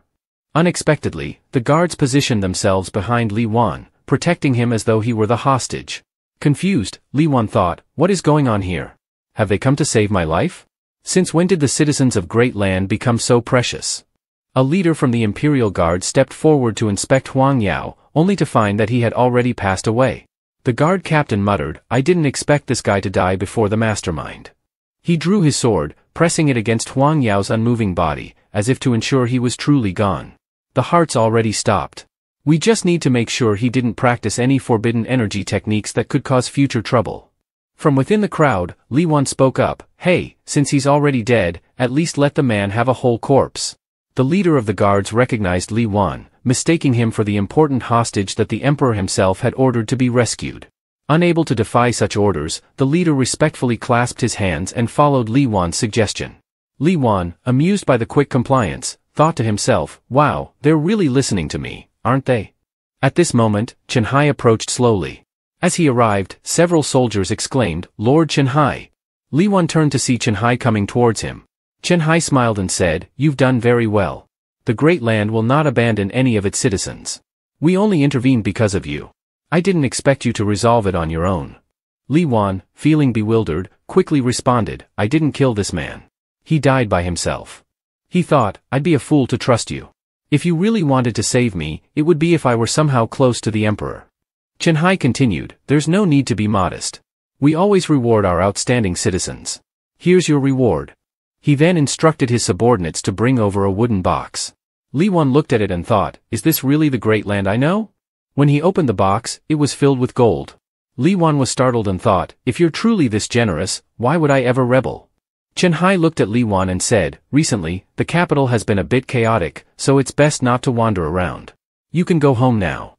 Li Wan carried the box of gold and walked down the street still feeling perplexed. He thought to himself, what's up with Chen Hai? Why is he so concerned about me? Could it be that he has taken a liking to me? At that moment, Ru Li ran up to him and asked with concern, are you all right? Li Wan smiled at her and reassured, don't worry, ordinary people can't get close to me.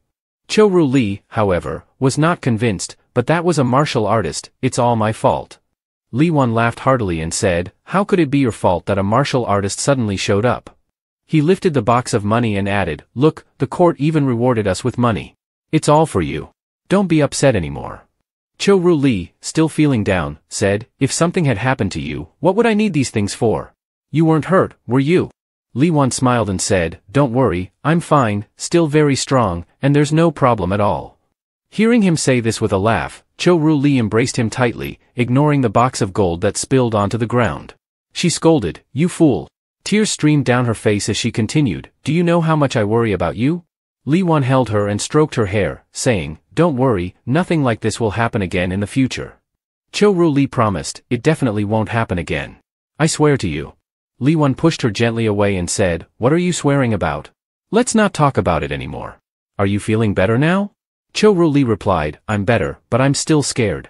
It seems like a lot has happened over the past year, yet it feels like nothing has changed. It's like a very long dream. I keep having a bad premonition in my heart. Li Wan reassured her, don't overthink it. Of course, a lot has happened. Otherwise, why would you often wake up in the middle of the night? Cho Ru Li huffed, isn't it because you're taking advantage of being with me? You must be enjoying it, right? Li Wan laughed heartily, of course. If you're with me, you must be happy too, right? Cho Ru Li pretended to hesitate, it's okay, I suppose. The young man's confidence wavered. Hearing this, Li Wan sweat a little and asked, okay, what does that mean? Cho Ru Li smiled brightly, it's at the level where even if you gave me a great land, I wouldn't trade it. Elsewhere, Chen Hai thought to himself, Huang Yao truly died from his injuries. So, is Li Wan really just an ordinary person? This person is quite embarrassing next to the emperor. But if the emperor is considering this deeply, he must have his own reasons. In the private room, at the conference table, Cho Ru Li, dressed in fine attire, sat in a commanding position and instructed Chen Hai. Chen Hai, I entrust you with handling the matters of the Huang family. Are there any issues? Chen Hai clasped his hands and replied. Of course, it's no problem. But, regarding the safety of His Majesty, Cho Ru Li interrupted him. What could possibly happen in the capital? Great land is on the brink of destruction. I must ensure Li Wan is not put in danger. The Huang family must be eradicated thoroughly this time. Chen Hai responded. Understood. As Chen Hai turned away, he thought to himself, this is what a true emperor is like, disregarding her own safety. Such arrogant majesty is the true essence of imperial nature. The demeanor of a young lady never quite matches that of a true sovereign. On the other side, Li Zuj, in a panic, exclaimed. What? The master has been kidnapped? Someone else responded. I had a feeling something like this would happen. My concerns have come true, Li Wan said. It was I who was kidnapped by someone else. Li Zuj was even more alarmed. Oh my goodness. What kind of bald monster is this? Is the world about to be destroyed? Li Wan replied. What bald monster? I don't know about that, but your brain really is beyond saving. Li Wan explained. The person who took me was a kidnapper. Ru Li couldn't take action while she was with me, so she allowed him to take me. Although he is from the Huang family, he seems to have decent character. He told me that after a while, the capital would face a great disaster. It seems the Huang family has mastered the use of the celestial jade. Li Zuj added. I've heard rumors that the Huang family is on the run. They are hiding outside the city. The noble families in the capital are actively looking for people to avoid being implicated by the Huang family. Li Wan said in a serious tone. The Huang family, I don't care about you all, or your own grand plans for the future. For Ru Li's safety, I will personally wipe out you all this time. Cho Ru Li pushed open the kitchen door. Seeing her, Li Wan, who was busy, turned around and said. You're back? Let me show you what I've cooked for you. Cho Ru Li asked. What strange dish are you making this time? Li Wan replied with a bright smile. Just wait and see. I'm a genius chef in the Dark Tales. The ingredients below. When he brought the meticulously decorated dessert to the table, Cho Ru Li looked at it and said. Isn't this just ice cream? It's nothing new, you can find it all over Great Land. Li Wan scooped a spoonful of ice cream and fed it to her. Just try it and see, this isn't ordinary ice cream. Cho Ru Li took a bite and was surprised to comment. It's a bit tangy, which is a flavor I like. Li Wan watched her enjoy it. That's because I made it with yogurt and added some special preserved fruits for you. Aren't you always complaining that store-bought ice cream is too sweet? Cho Ru Li smiled and praised. You did pretty well this time. Li Wan then asked. Did you come back early today just to see me? Zhou Ruli countered. Do you think that's possible? Li Wan replied awkwardly. It's not entirely out of the question. He scratched his head. If you did come back, you could smile and say, I'm glad you're back, and then rest your head on my knee or something. Zhou Ruli shattered his illusion. You have quite an imagination. Wake up, stop dreaming. Li Wan said unhappily. What's so difficult about that? Isn't it normal for a couple to do that? Zhou Ruli asked again. A normal couple, you say? So that's what it's like? Humph, well, it seems you have your expectations set. Try it next time. Later, Li Wan stood under the city wall, talking to himself. If the Huang family is hiding outside the city, I'll visit their gate today. The lives of ordinary people are simple, natural, and dry, but I'm not sure exactly where. Even from this distance, I can feel his aura. It's a good opportunity to ask for directions. At that moment, Chen Hai appeared where Li Wan was standing. He said, Good, no one has detected my actions this time. It seems the information hasn't been leaked. Unexpectedly, Li Wan greeted him. Hey, official, we meet again. Are you sneaking out of the city? Chen Hai was startled by Li Wan's voice. What in the world? How is he here? Chen Hai looked at Li Wan and said. Just out for some errands, sir. If you don't have anything urgent, it's better to stay inside the city. Li Wan replied with a smile. Isn't it just the right time for me to have business too? Which way are you heading, official? Chen Hai turned and walked in a direction. I'm going this way. As for the direction that's inconvenient to see, that's another matter. Li Wan thought to himself. That direction, huh? Seems like a chance encounter is about to happen. Chen Hai ran swiftly along a forest path. He thought, since His Majesty is often around that person, he must be treated like a pet. I must ensure he's not in danger, this mission is crucial. Fortunately, I've left him behind. When Chen Hai arrived at a certain spot, he stopped and said, This is the place. If the intelligence is correct, this is where the Huang family is hiding. He noticed a bush rustling and became alert. What's this? He grimaced inwardly. I made no noise, and someone's following me. Could it be an ambush set up by the Huang family? Before he could think further, Li Wan burst out from the bushes, shouting, Piggy, charge forward. Li Wan, riding a pig, landed next to Chen Hai and cheerfully asked, Official, what a coincidence. Are you here for a pig race too? Chen Hai was about to lose his mind, thinking, a pig race, seriously? What on earth is this? If you weren't His Majesty's favored, I'd have knocked you out by now. You're weak and useless, why are you running around like this? He grumbled internally. I'm obliged to protect him, I cannot let His Majesty down. On the other side, Li Wan cheerfully bade farewell to his pig friend.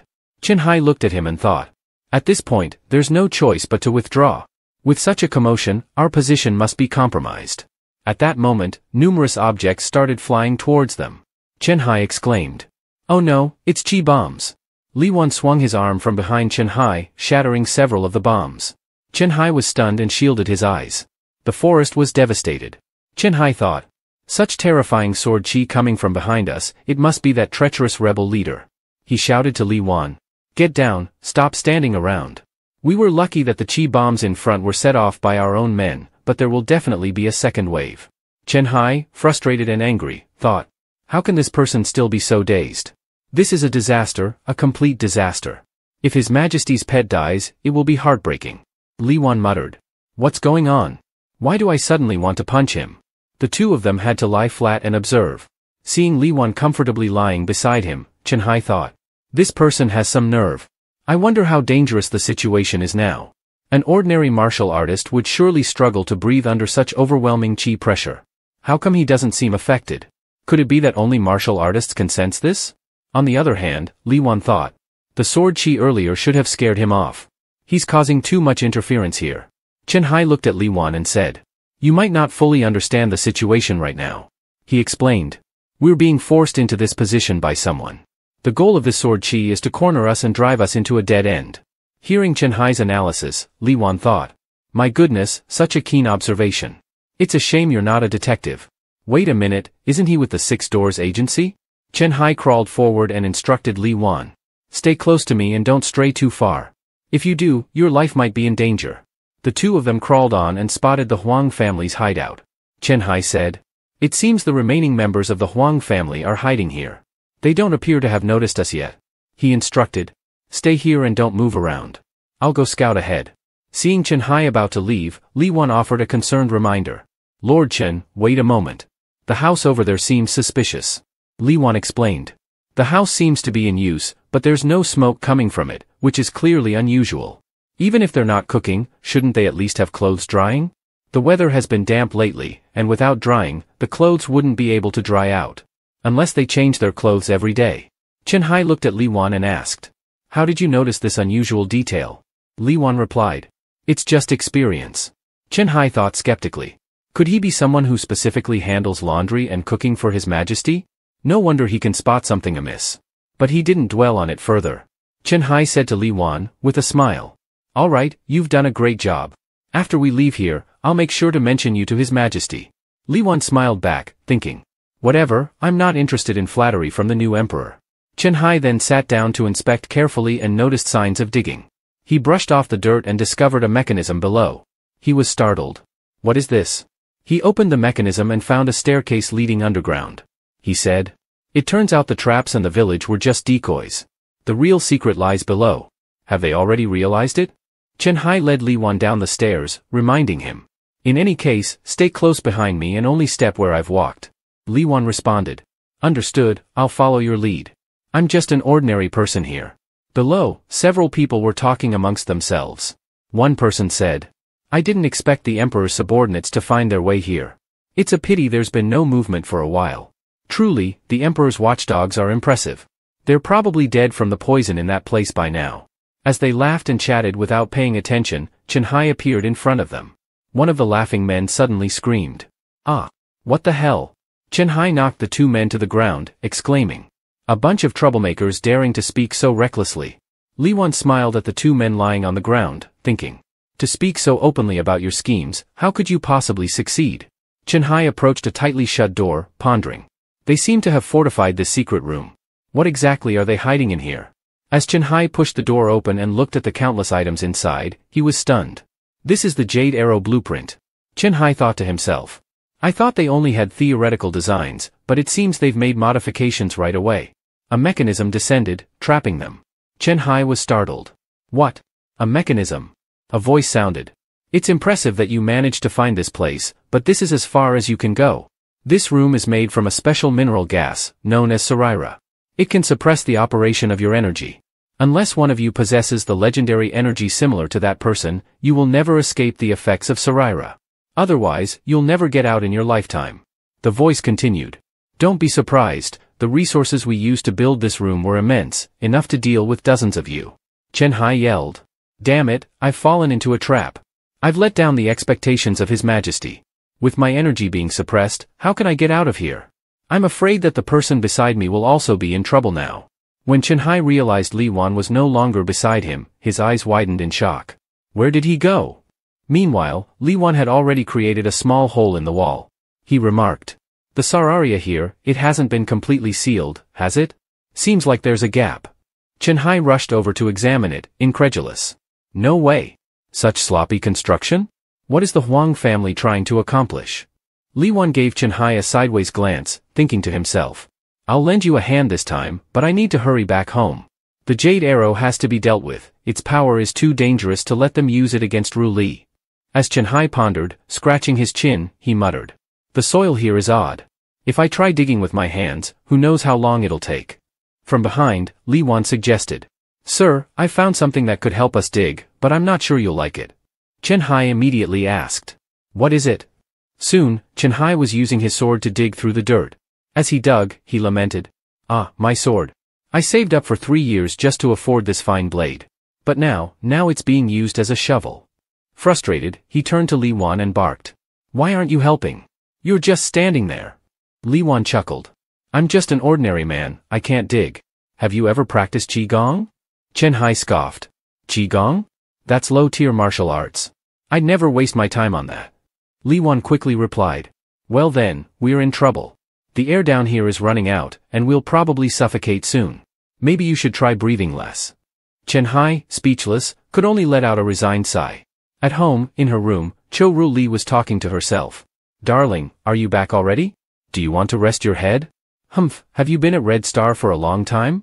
Why are you so late? Cho Ru Li sat on the bed, deep in thought, and then lay back down, sighing as she continued talking to the empty room. Are you mad? You still haven't come back. Even if I wanted to scold you, I can't find you.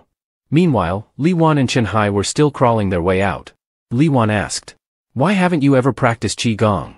Aren't all the soldiers of the Great Land Empire trained in it? How did you manage to fake your death on the battlefield?" He kept the last part to himself, wary of confronting Chen Hai. Chen Hai immediately retorted, "Ridiculous. My duty is to protect the Emperor, even if it means sacrificing my life. I've never considered running away or saving my own skin." Then he turned the question back. "And you? You seem to know a lot about the battlefield, don't you?" Li Wan chuckled and replied, "I had to learn a few things, considering the battlefield's necessities." Hearing this, Chen Hai thought once again, "It seems my expectations of this man were too high. Given his courage and street smarts, it's no wonder he ended up close to the Emperor. It's just a shame his cultivation is so weak." In another part of the underground chamber, a leader stood addressing a group. "You are some of the top martial masters in the Great Land. From here on out, we'll rely on your strength to support Huang family. Once everything is settled, the king's title and high ministerial posts will be yours for the taking." The leader, who was Dai Huang, the grand steward of the Huang family, continued, "Now that Chen Hai is dead, our greatest obstacle has been removed. There's no one left to stand in our way." He was thinking to himself, "Once the family ascends to the throne, maybe I can even become the prime minister." At that moment, a noise came from behind the wall. Dai Huang looked around and asked, "What was that noise behind the wall?" Suddenly, a brick from the wall fell out, and someone shouted, "The wall is cracking." A loud explosion echoed, and Chen Hai emerged from the debris, unscathed, sitting there and saying, "Finally, we made it out. We've been digging for ages." Chen Hai asked Li Wan, "But where are we now? Are we still in the Huang family's secret base?" Chen Hai looked at Dai Huang and suddenly remembered. I recognize you. Aren't you with the Huang family?" Dai Huang, startled, barked orders at his men. "What are you standing around for? It's just Chen Hai, not the rebel army. Kill them. Anyone who takes Chen Hai's head will be rewarded with 10,000 gold taels." The group rushed at them with swords and blades. Chen Hai shouted at Li Wan, "You go hide somewhere safe. Leave this to me." Chen Hai charged forward, slashing through his enemies one by one. During the fight, as Chen Hai faced one man head-on, another soldier approached from behind, ready to strike. From afar, Li Wan casually flicked a small stone, knocking the would-be attacker off balance. The man fell, accidentally stabbing his own comrade who was fighting Chen Hai. Watching the scene unfold, Chen Hai wondered, was that just dumb luck? How did that guy suddenly die? Li Wan stood behind, deep in thought. "I can't afford to reveal my identity, so I'll help you quietly from the shadows." Dai Huang, seeing his men fall one by one, was stunned. How is this possible? Even if Chen Hai is strong, the masters here aren't weaklings. How did they all get taken down? Terrified, Dai Huang turned to flee, thinking, "You're formidable, but I won't forget this grudge." As he tried to escape, Li Wan casually unleashed a silent strike, sending Dai Huang straight to the afterlife.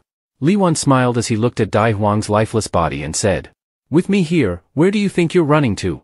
After defeating the group, Chen Hai stood among the bodies with his sword, confused about his own strength. Since when did I become this powerful? These people weren't weak. Could it be that in a life or death situation, I broke through to a new level? At that moment, the ground beneath them began to tremble violently. Chen Hai shouted, "Now what's happening?" Dai Huang, who seemed to be dead, stirred and, still alive, knelt on the ground, laughing maniacally. "Chen Hai, don't think you've won. We've long since sabotaged the foundation of this place. It'll collapse soon, the time is almost here." Dai Huang cackled. "Chen Hai, if I can't live, you won't either. We'll die together," he shouted. "Long live the Huang family." The ground began to crumble, debris falling around them. Chen Hai shielded his face, expecting the worst, but nothing happened to him. He opened his eyes, puzzled. Huh? Why am I completely unharmed? As it turned out, a shield had formed, protecting both Chen Hai and Li Wan. Chen Hai, bewildered, asked, "What's going on?" "A protective barrier made from condensed qi." Chen Hai looked at Li Wan, suspicious, thinking, "Did this guy do it? How does he possess such powerful qi? Could it be?" Li Wan, sensing Chen Hai's suspicions, thought, "Great, now I've been forced to reveal myself. There's no way I can kill him, so I'll have to use the memory wiping technique. I've used this on the second best under heaven countless times, leaving him with that famous sleeping warrior legend." But before Li Wan could make a move, Chen Hai had already come to his own conclusion. "So that's it, I get it now." Li Wan was speechless and asked, "Huh? What exactly do you understand?" Chen Hai, now convinced of his own theory, thought, No wonder he's stationed by His Majesty's side. His martial arts surpass mine. He must be the secret weapon His Majesty has prepared to deal with the rebel forces. He must have known major secrets from the beginning. Everything strange from before now makes sense. His Majesty is truly brilliant. Who would have thought that someone this strong was serving in such secrecy? Chen Hai patted Li Wan on the shoulder, laughing heartily. Li Wan, my brother, from now on, we're brothers. Li Wan, speechless, thought to himself. Though I'm not sure what's going on with him, it seems like I won't need that memory wiping technique after all. Chen Hai clasped his hands together and said, I need to quickly return to the palace to report. I hope you can protect His Majesty well in the future. Farewell for now, I'll treat you to a meal another time.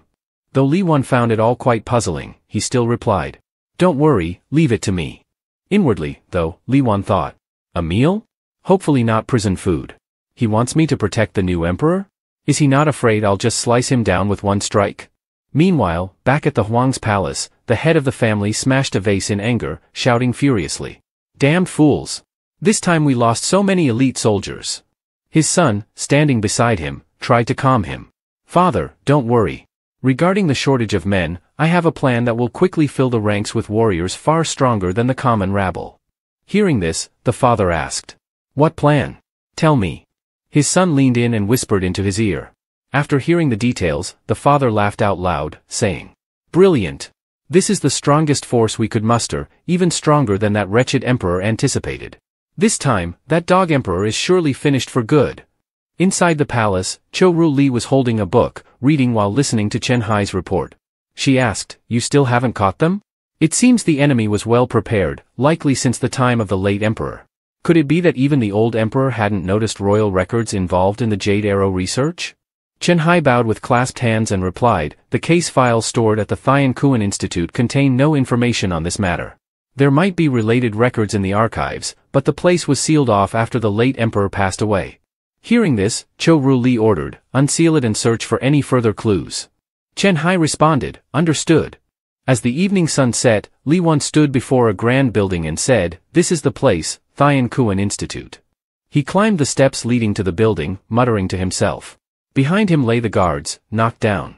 This is where the Jade Arrow was researched. It's only been a year, yet the place is already in such a state. Li Wan pushed open the grand door. The setting sun's light streamed in, revealing the statue of the late emperor. Seeing it, Li Wan remarked, So, the old emperor was this narcissistic, building a stone statue of himself. The more I look, the more I dislike it. Get out of my sight. He cast a spell, shattering the stone statue. As the statue crumbled, it revealed a hidden space with stairs leading deep underground. Li Wan observed and remarked, So there's a secret passage beneath the stone statue. The old emperor truly was scheming. He descended the staircase, thinking to himself, If I hadn't destroyed the statue, who would have ever guessed there was a hidden space beneath it? But he never imagined that the first thing I'd do after seeing his statue was to smash it. After stepping down the stairs, he reached a sealed and locked door. He evaluated the situation. There's clearly something hidden here, this isn't just a coincidence. He wondered, could it be a member of the Huang family hiding inside? Li Wan broke down the door, but there was no one inside the room. What lay before him was only a model. Surprised, he muttered, Is this a model of the Jade Arrow? As he examined it more closely, something caught his eye. Wait, why are there 3 additional swords here? Back then, I was only injured by 1 sword. Could it be that there are actually 4 swords in total? Li Wan approached the nearby ledgers and began flipping through one of the books, deep in thought. These numbers, they seem familiar. Isn't this data about my combat abilities? The records are incredibly detailed. Just then, a chubby man in a red robe walked in. What's wrong with this door? Quickly, get what we need and bring it outside, the man ordered. He didn't seem to recognize Li Wan and casually approached him. Hey, why aren't you wearing your night walker uniform? He asked, sounding annoyed. Li Wan smirked and replied smoothly, Sorry about that. I left in a hurry and forgot to bring it along. Li Wan thought to himself, a thief? Could he be from the Huang family?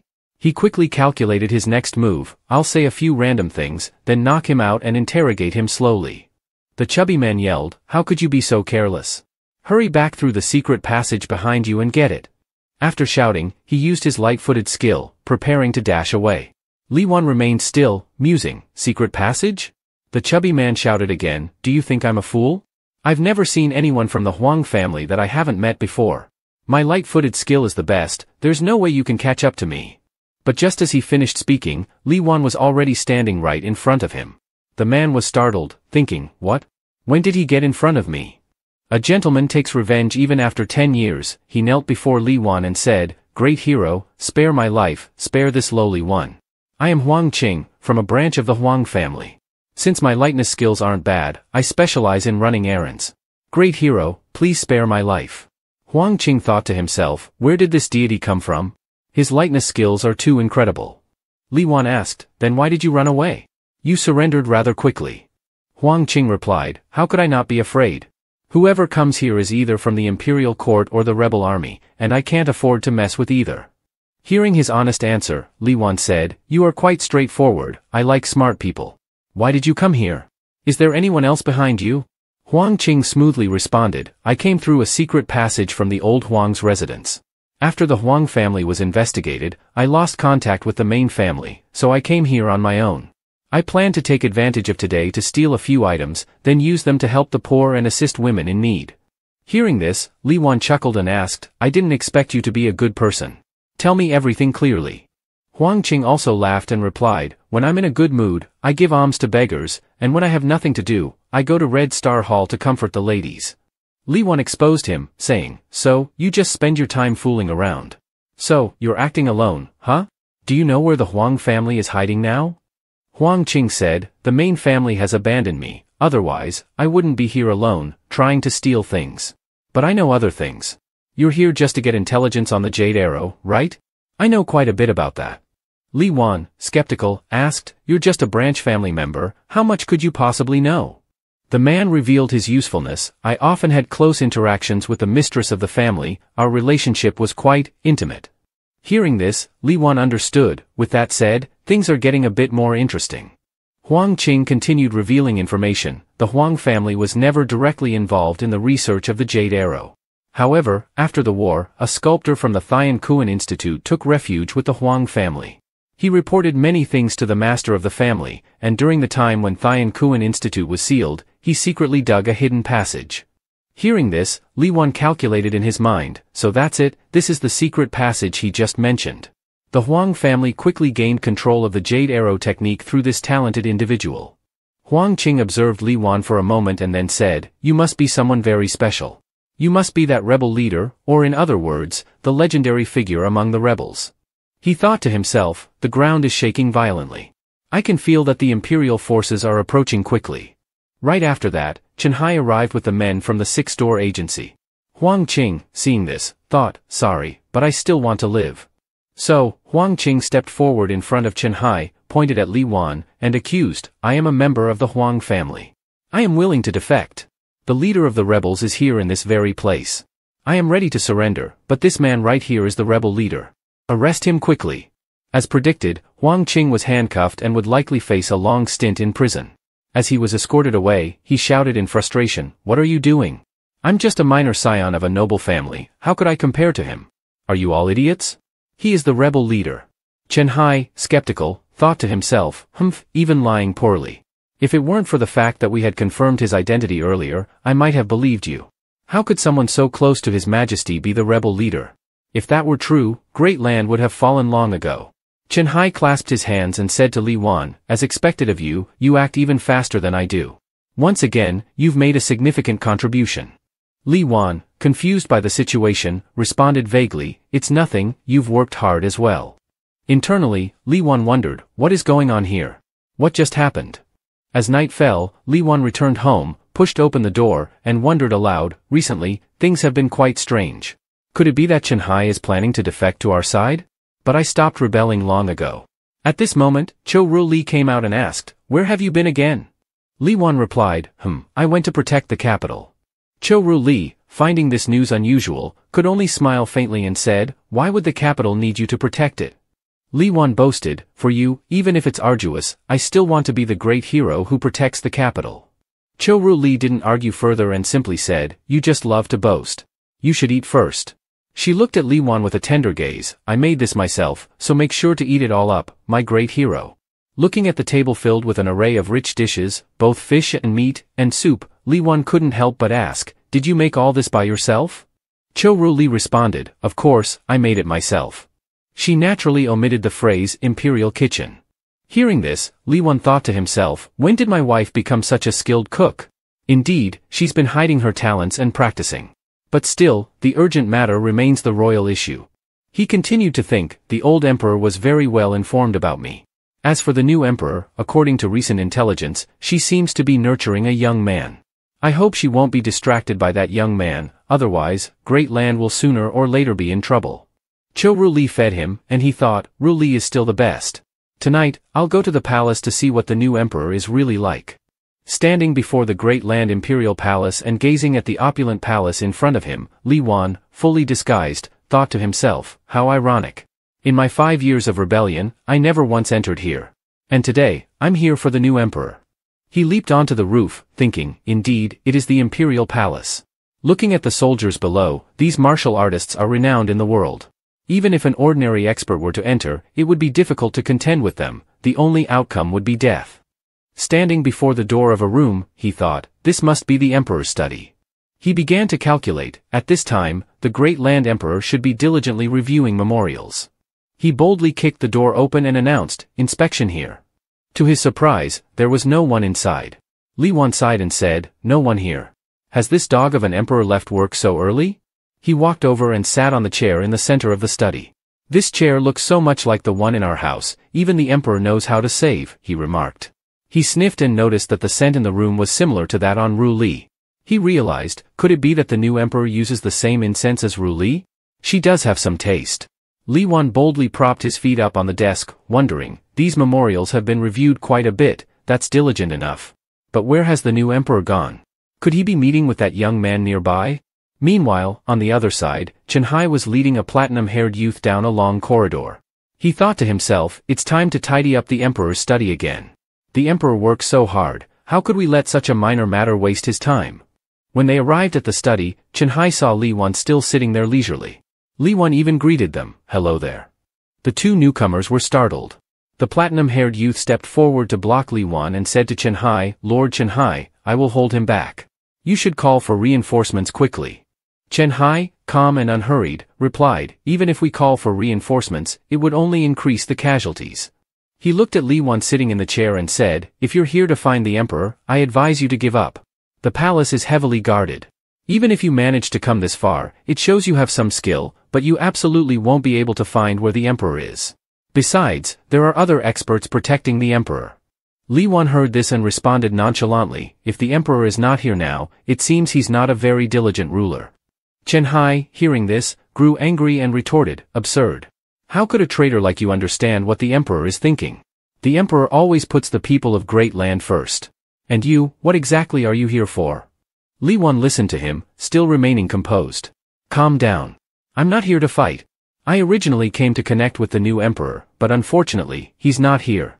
But as you said, the capital is quite chaotic lately, affecting the everyday life of an ordinary person like me. In his mind, Li Wan thought, you can say whatever you want. Only my wife truly cares about me. The new emperor couldn't possibly care. Chen Hai, upon hearing this, advised, if you quickly make your way to the afterlife, you'll no longer have these troubles. He thought to himself, you claim to be an ordinary person? Even a ghost wouldn't believe that. If you were truly an ordinary person content with your lot, then that Huang would be a great minister. Li Wan replied seriously, I'm not here to joke around. You'd better be cautious, you know the power of the jade arrow better than I do. Chen Hai, still with his arms crossed, replied proudly, we've investigated. Although they, the Huang family, have studied the jade arrow thoroughly, they haven't actually created it. Li Wan pointed to the sky and asked, so what's that in the sky? Don't forget, there's still one up there that hasn't been used. He thought to himself, I haven't even figured out that there are 3 swords up there. Chen Hai was taken aback, is the jade arrow in the sky something the Huang family wanted to create? Is it not the jade arrow but something else entirely? Li Wan turned to leave and said before departing, although I'm not very fond of you, the most important person to me is in the capital. I don't want her to be caught up in this mess. The two looked back in surprise. Li Wan continued, as an ordinary person with no special privileges, I've done all I can. Don't blame me, but remember, as officials, you need to be careful. He waved his hand in farewell, the message has been delivered. Until we meet again, I bid you all farewell. The commoner takes his leave. Chen Hai watched Li Wan's retreating figure and thought, this person is truly arrogant. Fortunately, this monster is restrained. It seems relatively safe for now. If we learn how the restraining device works, it might be useful for the Emperor. But if it affects him, it could lead to unpredictable disasters. To be blunt, can someone as terrifying as him really live peacefully with others? In the morning, upon receiving the news, Cho Ru Li held the paper and thought, I didn't expect the leader of the rebel army to be so arrogant, daring to storm the imperial palace and disrespect the majesty of great land. Li Wan sat on the table across from Cho Ru Li, watching her ponder. He asked, what's written there that makes you so angry? Who upset you? He thought to himself, someone dared to anger Ru Li? It seems I'll need to teach them a lesson. Cho Ru Li smiled and replied, it's nothing, don't pay too much attention to it. She thought, I can't let Li Wan get caught up in this conflict. She placed the blame, it's all the fault of that rebel leader. Li Wan didn't press her further and said, it's fine if you don't want to talk, but if you have any difficulties, you must tell me. I'm quite foolish, you know. Cho Ru Li also smiled and said, foolish? If you get hungry, I'll make sure to explain everything to you in detail. Li Wan then changed the subject, by the way, tomorrow marks the 1-year anniversary of our marriage. He asked with curiosity, does my dear wife have any plans? Cho Ru Li, not very concerned, replied lightly, whatever works, just like any other day. I won't specifically remember those dates. Hearing this, Li Wan was puzzled, huh? Isn't it said that women like to remember anniversaries? Cho Ru Li smiled gently and replied, that's because every day with you is a celebration in itself. Li Wan, sitting at the table, began to ponder, nothing significant happened over the past year, but in just 1 month, so many hidden troubles have emerged. I'm not the savior, why am I attracting so many problems? He placed the blame, these issues started only after the new emperor ascended the throne, it must all be caused by her. He looked up at the sky and thought, at the moment, the court has no way to deal with the Huang family, especially since they have allied with the remnants of the rebel army. Maybe we should move? After all, I have no attachment to the capital, I'm here only because my wife is here. If we can avoid trouble, relocating wouldn't be too bad. Although running away is quite shameful, it could be effective. Cho Ru Li came up behind him and asked, what are you mumbling about? Li Wan turned around with a smile and said, nothing, are you back already? Cho Ru Li nodded, yes, and remember, we had planned to go out shopping together today, right? Hearing her question, Li Wan thought, if I bring up moving now, I wonder if she would agree.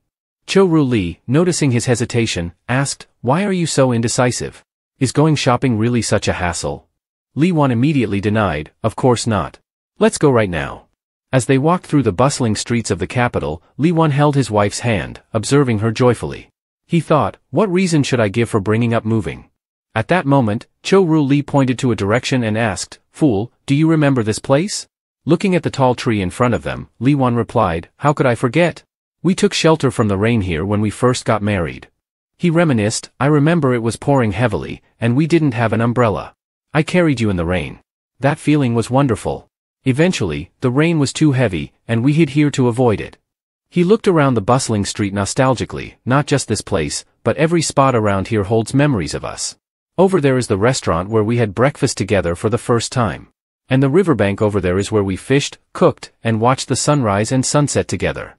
This is where we spent our daily lives, it's our home. Cho Ru Li looked at him and asked, are you troubled about something? Li Wan answered, I was earlier, but not anymore. At that moment, a voice called out, hey, you two. Are you giving out dog food everywhere again? It was Li Zuj, who was selling flowers. Li Wan approached and asked, have you changed jobs again? Li Zuj replied, it's just a side job. The economy's been tough lately. She offered a bouquet to the couple, saying, here, these are for you. Cho Ru Li accepted the flowers, and Li Wan smiled at her, saying, be careful, giving away flowers like this might get you in trouble with your boss. Li Zuj casually responded, it's fine, he won't scold me. She continued, there have been a lot of changes in the capital lately, and many people have left. Li Wan looked at her and asked, so why haven't you left? She smiled and said, well, I didn't have much attachment to the capital at first. But after meeting you two, if I could, I'd prefer not to leave because I really like you both. So, I want to stay where there are memories of us. Hearing this, Li Wan thought, a place full of memories, why didn't I think about protecting the capital? I've always been opposed to great land, and that antagonism has persisted.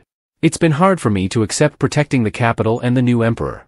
But now I realize, it's not about protecting the new emperor, but about protecting Ru Li and the place that holds our memories. Li Wan resolved, running away may be useful, but it always means losing something. If I don't want to lose anything, then I have to face it. Cho-Ru Li, noticing his smile, asked, "What are you smiling about?" Li Wan replied, "Oh, nothing. Just suddenly feeling that the capital isn't so bad after all." Cho-Ru Li added, "Of course." Li Wan was puzzled and asked, "Huh? Why is that?" She replied, half seriously, "Because this is the city I prepared for you." In the prison, a burly man led a group, knocking down several guards with his sword. He scoffed, "The prison in Great Land has so few guards." A green-haired figure trailing behind commented, "That's because the court has dispatched all their elite troops to the outskirts to search for the Huang faction. Who would have expected us to strike directly here?" The mysterious young man in green replied, "Next, we begin our plan." Inside the prison, two older men were arguing. The man with green hair and a beard taunted, "Take a look in the mirror and compare yourself with 100 pictures of beasts. You might just find your long-lost old lady." The man with black hair retorted, "Stop it. If you find your father, wouldn't you be the long-lost son of mine too?" The man with green hair mocked, "With that appearance of yours, are you sure there's a next life for you? You're the biggest daydreamer I've ever met." Just then, a loud explosion echoed through the prison. The green-haired man cursed, "Damn it, your boss has come crashing in." The man with black hair replied, "No way. If he really wanted to fight, he should have gone to the palace first, right?" The young man with green hair, Huang Duanqi, and his burly companions walked into the prison and looked at the prisoners. He introduced himself, "Greetings, I am Huang Duanqi, the eldest son of the Huang family." He then asked, "Would you like to be free?" Taking out a vial, he continued, "This vial contains a rare poison known as Smiling in the 9 Springs. If you consume it, I will release you. I will provide you with the antidote regularly, but from now on, you will serve me loyally as my dogs." A blonde-haired man sitting in the cell laughed heartily, "Ridiculous. Do you think we would betray our souls for a bit of freedom?" Huang Duanqi smiled, "I didn't expect you to have such principles. Actually, each of you could earn an additional silver coin each month." Upon hearing the mention of money, the blonde man quickly responded, "Woof woof. From now on, I will obey my master's commands." Huang Duanqi thought to himself, "Is it really that easy to buy people? What were you pretending for earlier? It seems money can make people do anything." The two bickering old men joined in the commotion. The black-haired one said, "Since we're already in a desperate situation, we might as well enjoy the show. You can't miss out on such fun." The man with the green hair continued, "I wonder what other tricks Huang might have up his sleeve.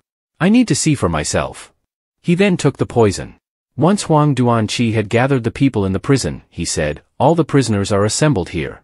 We will now arrange the next tasks." One of them asked, "You want us to be your dogs? What exactly is your goal?" Huang Duanqi replied, "Although you are merely tools, it's fine to tell you. I am the chosen one in this world. I will complete the great work that others have failed to achieve. I will become a presence that surpasses even him."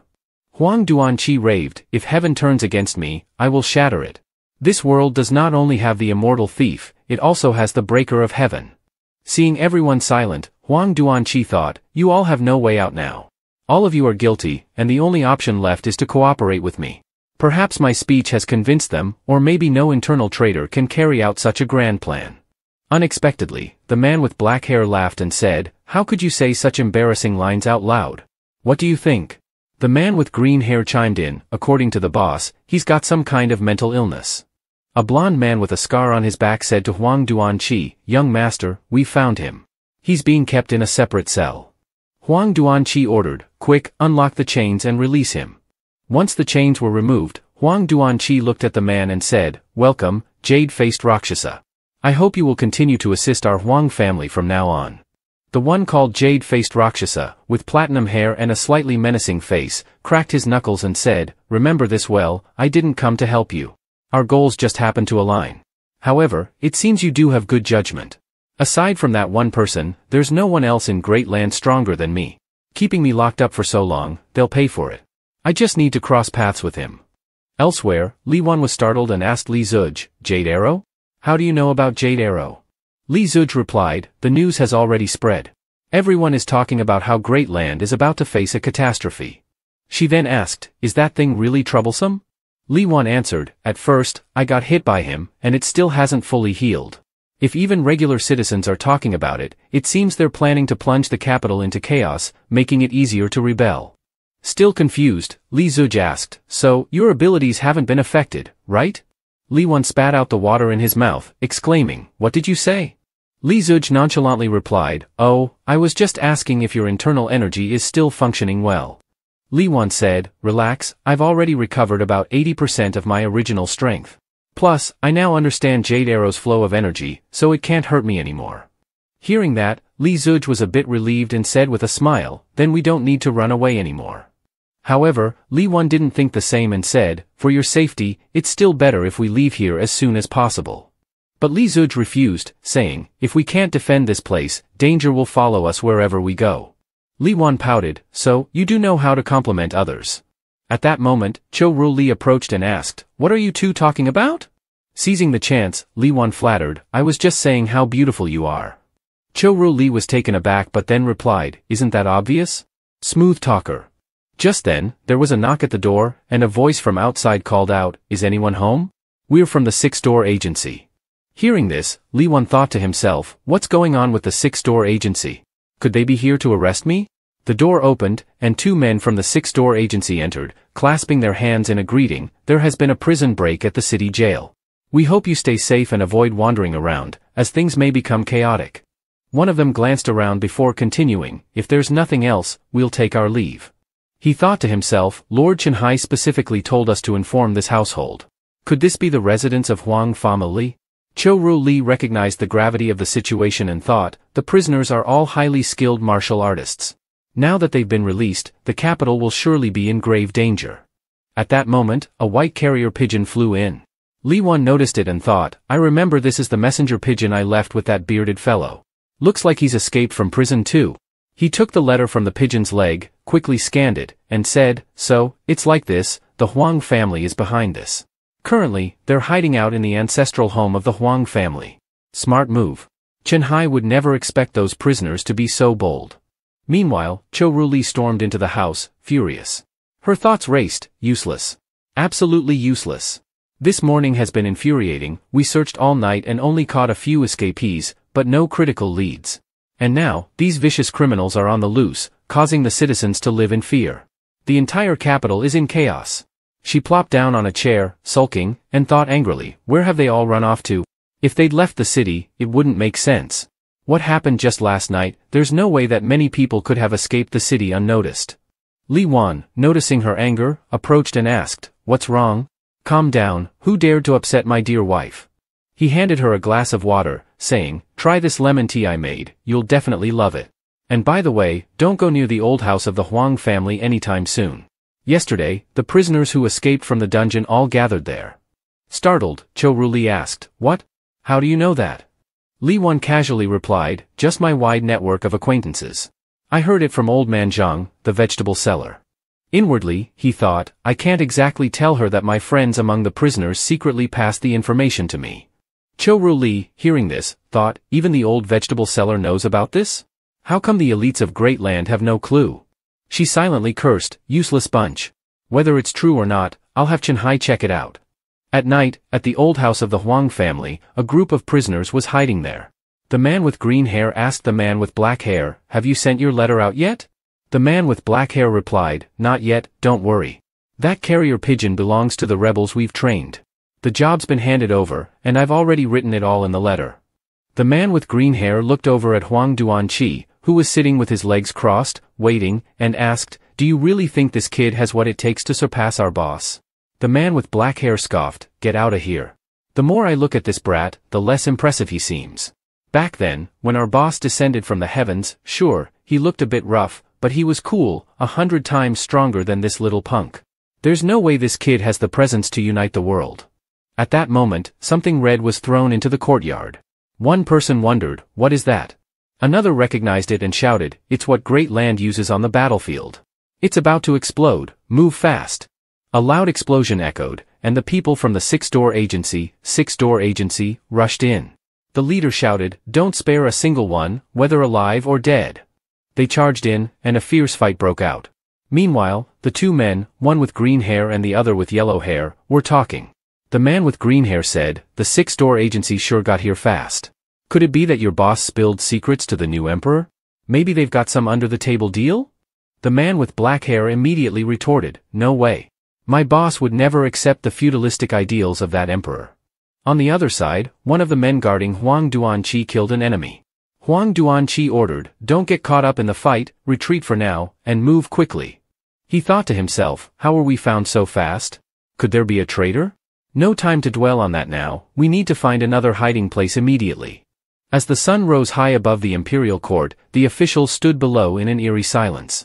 One of them observed the ominous scene, thinking, this new emperor is truly terrifying. In less than a night, he discovered the Huang clan's hiding place and moved swiftly to take down the escaped criminals. His ability to control the situation is equally frightening. Chen Hai reported, "Your Majesty, I must admit my failure, I couldn't capture all of them. The mastermind managed to escape with some of the fugitives, but we have succeeded in crushing their morale." Zhou Ruli, now sitting on the throne wearing her phoenix crown, responded, "It's all right. Continue to strengthen the patrols and give them no opportunities to regroup." She thought to herself, I can't believe they really were hiding there. It seems even a great land official can't compare to my husband. On the other side, Li Wan had tracked down the hideout. Seeing the bodies scattered everywhere, he remarked, "Wow, this emperor really has some skill, even faster than me." He looked at the symbols on the wall and said, "These are the symbols I taught during the rebellion. Looks like that bearded guy left them behind." Reading the words above, he continued to deduce, they've fled back to that dilapidated temple in the west. Could it be that someone has close ties with the new emperor? He cursed, they suspect that I revealed their location to the new emperor? This is unbelievable. How could I possibly collude with the emperor? I refuse to accept such a humiliating accusation. But he didn't care much and simply left. Before departing, he remembered that he had promised Ru Li they'd go for a walk in the outskirts tomorrow morning. Let the court and the Huang family deal with each other, he thought. The next day, in the forest, Zhou Ruli was sitting on a mat, laying out the food. Li Wan arrived late and said with a smile, "Sorry for being late." Zhou Ruli pouted, "Why are you so late? Were you out fooling around?" Li Wan replied with a grin, "You guessed it right." He handed her a bouquet of flowers and said, "Pick some flowers for you. Do you like them?" Zhou Ruli's mood brightened immediately. "All right, I forgive you. By the way, about that place you mentioned last night, it seems there really were some prisoners there." Li Wan shrugged it off, "Even if there were, it's the emperor's problem, not ours." Zhou Ruli continued, "You're right. Although I heard they haven't caught all the criminals yet, with some still on the run, it might be somewhat reassuring." Li Wan responded, "The emperor is really negligent. If it were me, none of them would have escaped."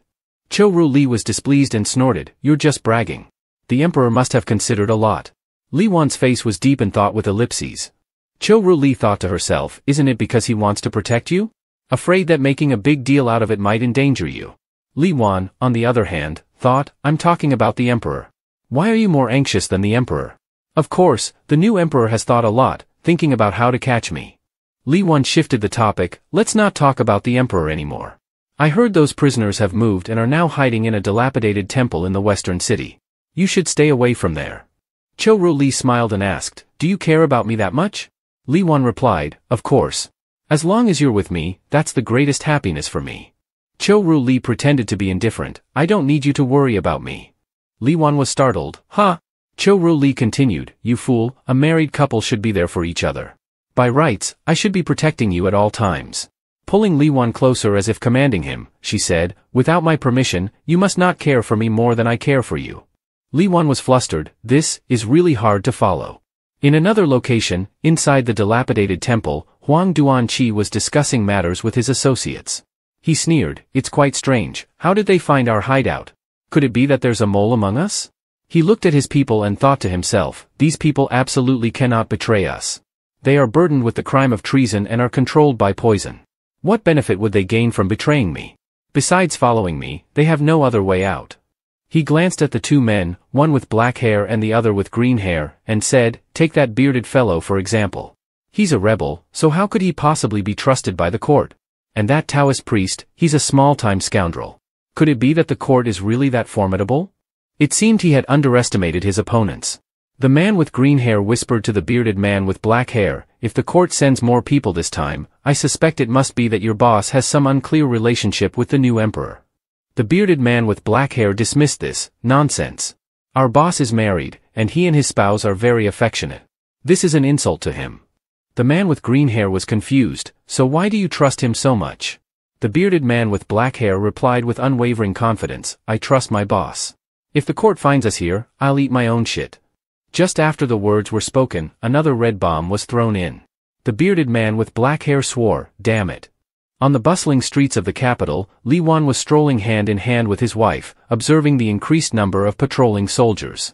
Li Wan remarked, "Recently, there seems to be a significant increase in the number of patrols in the capital." Zhou Ru Li explained, "That's because there have been incidents of escaped prisoners causing trouble in the capital. Naturally, the security has to be heightened." Li Wan responded, "Don't worry, I'll take care of them."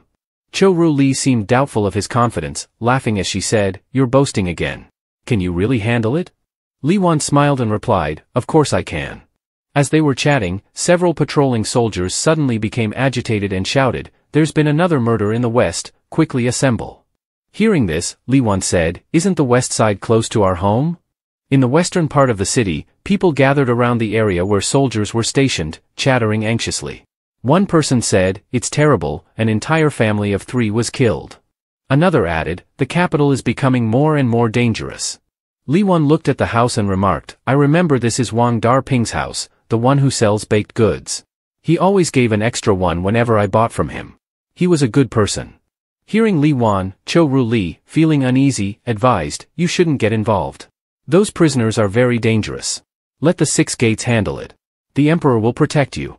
Li Wan patted her on the shoulder and said, "Don't worry." At that moment, a stone was thrown at Li Wan's head, making him clutch his head and curse, "Who dares to disrupt the romantic time between me and my wife?" 2 people disguised as girls, the man with the black hair and the man with the blue hair, appeared. The man with the blue hair signaled with his eyes, indicating to move quickly, while the man with the black hair thought, "Have they finally spotted us?" Li Wan looked at them with a hint of fear, thinking, "What kind of evil beings are these? Are they cosplaying or something?" The 3 stood in a narrow alley, talking. The man with the blue hair looked at Li Wan and said, "We've been searching for you all day, we finally found you." Li Wan asked, "Why did you 2 sneak out on your own?" The man with the black hair explained, "After the hideout at the dilapidated temple was exposed, the Huang side scattered us. The main goal was to create chaos everywhere, and we decided to come find you as an opportunity." The man with the blue hair inquired, "You and the new emperor really don't have any special connection, do you? They came straight to your door as if they knew we were here." Li Wan, still sticking to his story, laughed, "Do you think I'm colluding with the new emperor? Besides, how can the new emperor compare to my wife? Even if you beat me to death, I would never have any connection with the new emperor." The man with the black hair spoke up, "These escapees have been scattered everywhere causing trouble. It seems the court can't handle this chaos for the moment." Li Wan suggested a solution, "I'm planning to deal with them too. I have a way to trap all of them at once, but I need your help." The 2 men asked in unison, "What's the plan?" As night fell, the escapees had killed all the guards of the 6 gates. The bodies lay scattered everywhere. A blonde-haired man said, "6 gates is useless. As long as Qianhai doesn't show up, there's nothing to fear. If you're capable, just send the Great Land troops to handle this once and for all." At that moment, he noticed shadowy figures appearing behind him and asked in alarm, "Who is it?" One of his men hesitated, "This formation. Could it be Qianhai? Appearing just as we mentioned him." The blonde-haired man cursed, "Shut your black mouth trap." Seeing the 2 men with the black and blue hair, he breathed a sigh of relief, "So it's the rebel with the beard. You scared me for a moment." The blonde-haired man asked the men with the black and blue hair, "Why have you gathered together?" The man with the black hair replied mysteriously, "The boss told me to gather everyone for a big task." Hearing this, the blonde-haired man was delighted, "A big task? Excellent. With so many highly skilled prisoners, even facing the army should be manageable." The man known as the Jade-Faced Demon, sitting on the rooftop, said, "Count me in. I want to see what kind of big event this is. Are you planning to wipe out the emperor's entire den?" The man with the black hair led everyone to the old house of the Huang family. The blonde-haired man, recognizing the familiar surroundings, asked, "Isn't this the Huang family's house? Why are we coming back here? Is there something special here?" The man with the black hair replied with a mysterious smile, "Of course, a once-in-a-lifetime trip to hell." At that moment, Li Wan appeared, "You 2 have worked hard." Hearing that voice, the jade-faced demon immediately recognized it and thought, "That voice is too familiar." Li Wan looked at everyone and said, "The time for your senseless killing and evil deeds has ended. I'm here specially to see you all off." The man with the black hair and the man with the blue hair prepared to leave. The man with the black hair said, "We'll leave it to you. We're taking off now." The blonde-haired man, undaunted, retorted, "Who's this little punk? Do you want to die? Do you even know who we are?" Do you think you can intimidate us with one random person? He pointed at the jade-faced demon and said, like the jade-faced demon, the chief of the 6 gates, who once single-handedly wiped out the 4 great masters of the 6 gates.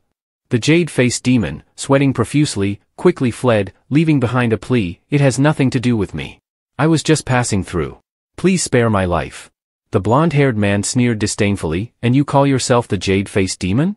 You're already scared of a little punk." He instructed his subordinates, "Someone go handle him." A burly, bearded man stepped forward, "Let me deal with him. Looks like tender, juicy meat. I particularly enjoy fresh, young flesh."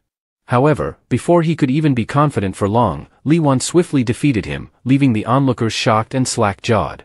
Li Wan turned to the remaining foes and asked, "Do you understand now? Whether you live or die has nothing to do with me." He then growled, "How dare you threaten my wife?" When the imperial troops arrived, they found the felons dead, their bodies scattered everywhere. They wondered aloud, what happened here? Chen Hai, surveying the carnage, thought, the skill of these criminals was cut down with a single blow, like mowing grass. Such efficiency suggests it was the leader of the rebel forces. Did these criminals provoke him? But wait, weren't these criminals already rebels? One subordinate reported, "We've checked thoroughly, and 3 people are missing, Luo Shanglei, a bearded man, and a Taoist priest." Chen Hai ordered, "It seems the subordinates came to rescue them. I've let the most troublesome one escape.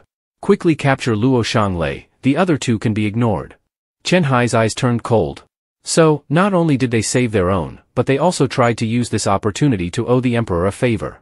It's a nice thought. 6-door agency won't concern itself with the 2 of you. If that's the case, then no one owes anyone anything. Rebel, don't expect to get anything from the imperial court, not even a grain of rice. The emperor will surely think the same. At home, Li Wan was munching on a pastry and said to the person across from him, "This isn't bad, it's both sweet and sour." Cho Ru Li replied, "Of course, this is something I specially asked for." She almost said it was made by the imperial kitchen, but managed to pivot and said, "It's a new recipe I came up with. If it's good, eat more of it." Li Wan looked at her and asked, "You seem to be in a good mood today?" Cho Ru Li smiled brightly, "Of course, I've heard that the escaped prisoners have been dealt with, so the capital should be safe for now." Even though she said that, she thought to herself, but it's a pity, who is the one who eliminated them? Can't people from Great Land do anything about it? She clenched her fist and thought angrily, "Humph, one day I'll catch you myself and make you wish you were dead." Li Wan, while sitting and eating, noticed the change in his wife's mood and thought, "It's strange, why does it feel like there's a hint of murderous intent?" Even though the prisoners have been eliminated, the Huang family will definitely not stop because of this. What will their next plan be? At that moment, Li Zuj ran in, "Master, sir, Cho's sister, I've come to eat here." Li Wan looked at her and asked, "Always here to eat? Isn't there breakfast available outside?" Li Zuj sat down and said as if it was obvious, "Isn't it because Cho's sister's skills are too amazing? What they sell outside can't compare at all, it's probably as good as what the imperial kitchen makes." Li Wan was at a loss for words, "You're really quite the glutton." At that moment, a loud explosion caught the attention of all 3. Li Wan perked up and asked, "What was that sound? Is it a train from Great Land?" Li Zuj, pausing from eating her pastry, replied, "It indeed sounds like a train from Great Land." She continued, "But it's a bit strange. Trains only make such noise when they're speeding. It's almost at Great Land, it shouldn't be able to accelerate. So, I guess it's just a test run. The noise should stop soon, and it can't possibly crash into the capital, right? Ha ha." Outside, the train tracks were rattling along the road. On the train, a man carrying an axe and a young woman were standing. The man with the axe said, "After traveling thousands of miles from the snowy region to here, we finally arrived." He asked his companion, "Na Ran Shara, why haven't you said anything since the beginning? Are you scared? If you're frightened, I wouldn't mind offering my heart to you." Na Ran Shara drew her sword and pointed it at him. Seeing this, the man chuckled nervously, "Just kidding, don't take it seriously." Na Ran Shara turned away, gazing into the distance, and thought, "I'm here to help you reclaim what's rightfully yours. Having been oppressed by the emperor for so long, you must be feeling quite uncomfortable, right? It's time to rise up." The train barreled through, crashing into the city wall and causing it to collapse. The guards immediately shouted, "Seal off the area, don't let them escape." A soldier yelled, "Increase the vigilance, the intruders are enemies." But the man with the axe was already behind the soldier who had shouted, and a terrified scream echoed. The troops from 6-door agency arrived to clean up the scene, and the townspeople gathered to watch, including Li Wan and his wife. Li Wan observed the chaos and thought, to use such a method to get in, this isn't the work of ordinary people. Could it be that the rebel forces are coming to assist the Huang family? Li Wan looked at Zhou Ruli beside him and thought, it seems like it's all over now, this mess is enough to keep the new emperor busy. Zhou Ruli responded with a simple, Li Wan noticed Zhou Ruli's unenthusiastic demeanor and thought, is she scared? Why does her mood seem so complicated? Meanwhile, a few soldiers questioned the gate guards, who attacked the capital. Does anyone know? The gate guard replied, although most of the soldiers who arrived in time were dealt with by those two, some did see what they looked like. The soldier described, a beautiful girl with green hair, carrying a sword on her back, dressed in warm clothes typical for snowy regions, like a snow spirit. And a tall man. Li Wan, overhearing their conversation, pondered, could the woman be Na Ran Shara? What is she doing here? Could she be collaborating with Huang family? He looked at Zhou Ruli and thought, no matter who it is, if they harm Ruli, I will deal with them. On a rooftop in the distance, the man with the axe asked the woman, are you looking for your leader? How can you see clearly from here? It's a waste of time. Na Ran Shara replied firmly, if he's here, we'll see him. But you're right, this isn't the time to waste on such matters. The man with the axe added, of course, we're here to kill. He then received a murderous glance from Na Ran Shara. He said, don't look at me like that. I won't be killing anyone, all right? Na Ran Shara turned away, no, you're absolutely right. With someone as powerful as you causing trouble in the capital, it creates space for me to act. The man with the axe watched her leave and asked, where are you going? What are you going to do? Na Ran Shara replied, the imperial palace. I'm going to meet the new emperor. He then scolded her, are you out of your mind? This isn't some rivalry for a man. The palace security is strict, even for you it'll be hard to get out unscathed. Na Ran Shara didn't seem too concerned, under normal circumstances, it would indeed be impossible to enter. But right now, with those trains still causing such a commotion in the capital, they'll be exhausted trying to deal with it. Plus, the Huang family is lurking as well. Going in now isn't as dangerous as it was before. The man with the axe shrugged, do as you like. But if I were to kill someone, it would be that rebel leader. Who knows where he's hiding? If it were me, I'd kill him with a single swing. Would you feel bad about it, Na Ran Shara? By then, Na Ran Shara was already gone. The man laughed wildly to himself, wait a minute, if I kill him, doesn't that mean my chance has arrived? He laughed louder, rebel leader, you'd better be ready, because here I come. The moon hung high in the sky. In the study of the royal palace, Zhou Ruli sat on her chair, listening as Chen Hai, standing below, reported, Your Majesty, the mastermind behind this incident is the rebel Nar Ran Shara. We have searched the entire city for her and will certainly catch her soon. However, at present, some members of the Huang family have yet to be apprehended. I suspect she is a key figure of the rebel forces, forming an alliance with the Huang family.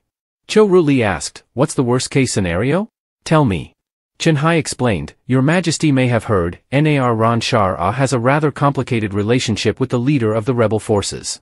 If she manages to win over the rebel leader, the capital will be doomed. Hearing this, Zhou Ruli couldn't help but worry and thought to herself, there truly is a wild card in play. According to the intelligence, although the rebel leader is married, he's an absolute philanderer. I've long heard about his scandals. If only he could be as loyal as my Li Wan, then there would be no need to worry about such things. At that moment, with a thunderous crash, the doors shattered. Chen Hai was startled and shouted, Assassin! Your Majesty, be careful! Na Ran Shara, dressed in a cloak and holding a sword, stood at the entrance, gazing at the two inside. Her attention was more focused on the woman. She spoke, so, you're the new emperor? You're actually quite beautiful. Chen Hai drew his sword and yelled, You audacious rebel! How dare you break into the palace? Today, you'll leave here with no way back. He thought, I was careless, letting someone break in directly like this. Could that train incident have been their doing? I must protect the emperor, I can't strike recklessly. Zhou Ruli looked at Na Ran Shara, smirking as she asked, Are you the swordmaster of the northern desert? Do the savages of the northern wastelands have no understanding of etiquette? Na Ran Shara dismissed the remark, There's no need to uphold etiquette with the emperor of Great Land. Today, I've come to see the difference between you and my leader. And from what I see now, you're far beneath him. This position doesn't suit you. Zhou Ruli covered her mouth with a mocking laugh, Even if he's strong, the fact that he abandoned people like you doesn't bode well for any of you. The truth of the comment stung Na Ran Shara, and she briefly flared with anger, but she quickly composed herself. Soon enough, I will bring him back, and you'll kneel before him. Zhou Ruli, as if hearing the greatest joke in the world, retorted, Ha! And it's not even a position of your own. Truly, you're deeply attached to him. Na-Ran Shara blushed, denying it fervently. I don't have romantic feelings for him, he's just someone I revere, that's all. Hearing this, Cho Ru-Li thought, it seems like there's something fishy between Na-Ran Shara and the leader of the rebel army. Couldn't that man's wife have more backbone? If it were me, I would have killed him already. At that moment, the soldiers arrived after hearing the news. They stood behind, trying to corner Na-Ran Shara and bring her to her death. Spread out and protect the emperor, we absolutely cannot let this rebel escape. Na-Ran Shara glanced at the soldiers and said, well, that was fast. I'll take my leave now. With that, she disappeared. Chen Hai stood there with his sword drawn, but in the blink of an eye, she was gone. Furious, he thought, damn it. If I didn't have to protect the emperor, I would have dealt with that rebel myself. Cho Ru-Li ordered, Chen Hai, listen to my command. Starting now, close off all the gates of the capital. Within 2 days, I want the Huang family and the rebels dealt with. Chen Hai bowed and complied. Cho Ru-Li continued, including the rebel leader, he must be cut into 100 pieces. Meanwhile, the rebel leader, Li Wan, was strolling around when he suddenly sneezed loudly. He wondered, why did I suddenly sneeze? And why am I repeating myself? He was planning to gather information about the hiding places of the Huang family, but there had been no news lately. He thought, well, at this crucial moment, they've probably all gone into hiding, there's no way they'd be foolish enough to show up now. Just then, a loud explosion echoed in the distance, grabbing everyone's attention.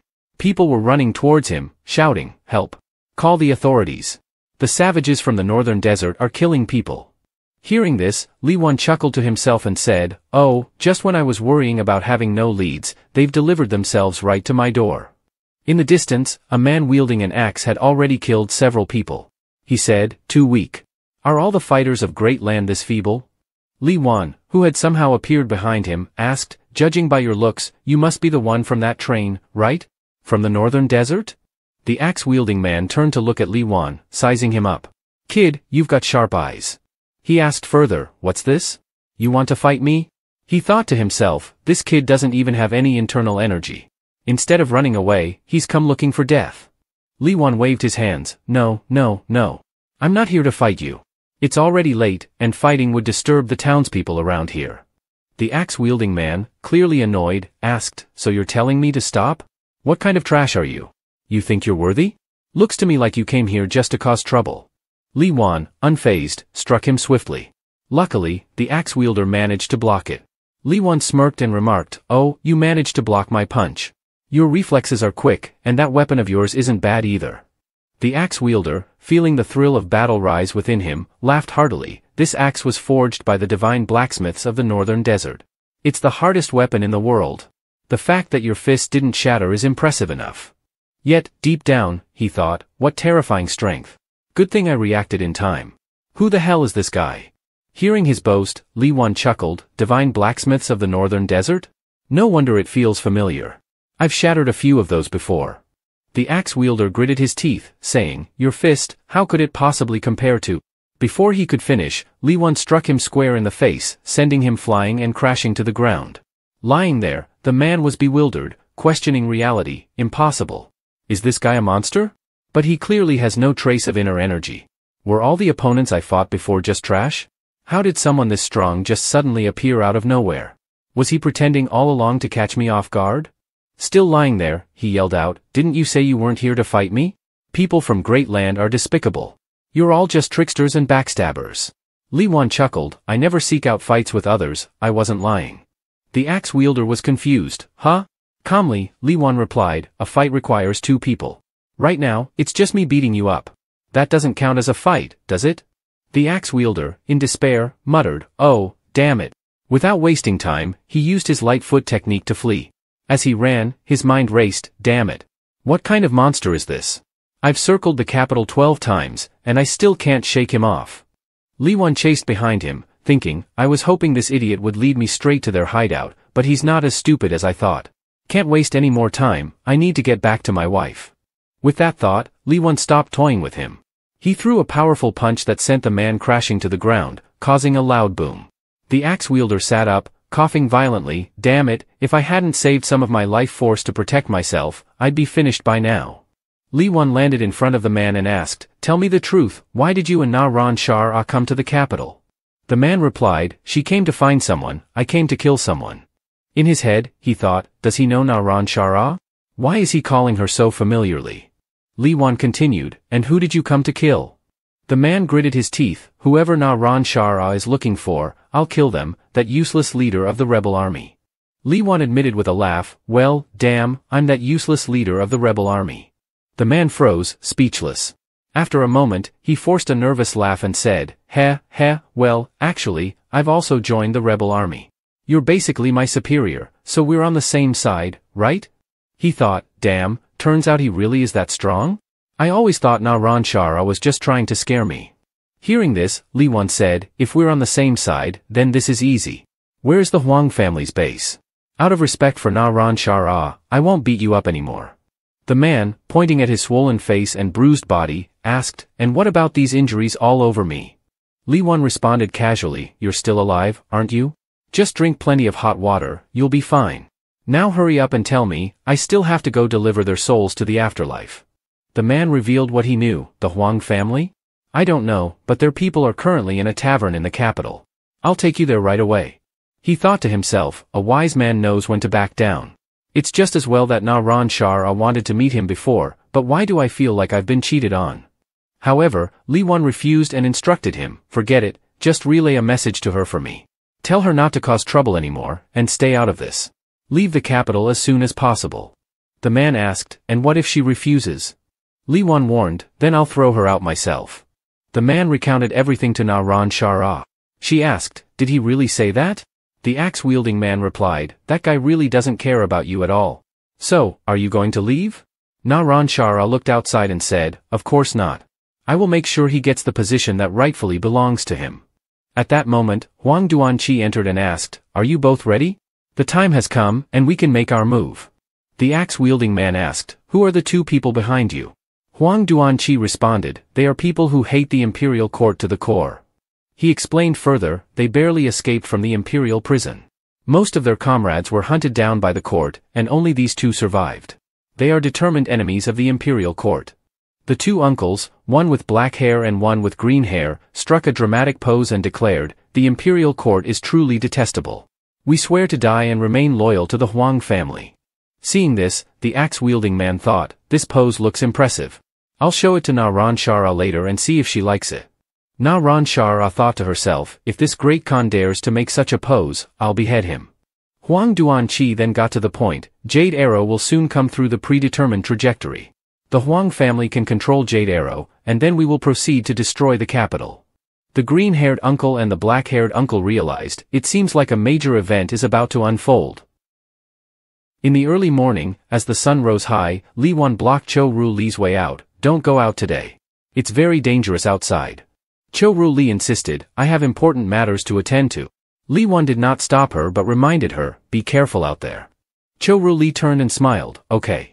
She thought, I'm not just your wife, I'm also the emperor of Great Land. At such a critical time, I must be at court, to protect Great Land and to protect you. Watching Zhou Ruli's distant figure, Li Wan thought to himself, it seems Ruli has her own concerns. At that moment, Li Wan was hit on the head with a stone. He cursed, I know you're over there. Can you stop throwing stones at my head? The green-haired and black-haired uncles appeared. The green-haired uncle laughed heartily, isn't it a habit? Besides, your head is pretty tough, so what's the harm? Li Wan, puzzled, asked, how can you have such a strange habit? Did you come to see me for some new intelligence? The green-haired uncle and the black-haired uncle explained in turn. The green-haired uncle said, it's a long story. We happened to encounter the young master of the Huang family and learned that the Huang family has taken control of Jade Arrow. The black-haired uncle continued, in the next couple of days, when the trajectory gets closer, they will launch an attack with the aim of destroying the capital. Li Wan's heart sank upon hearing this. Are these people really insane? They want to level the capital? Would killing Huang Duanqi have any effect? The black-haired uncle replied, it would be useless. The device controlling Jade Arrow is likely with the head of the Huang family. Huang Duanqi has been with us recently, but we haven't seen the control device.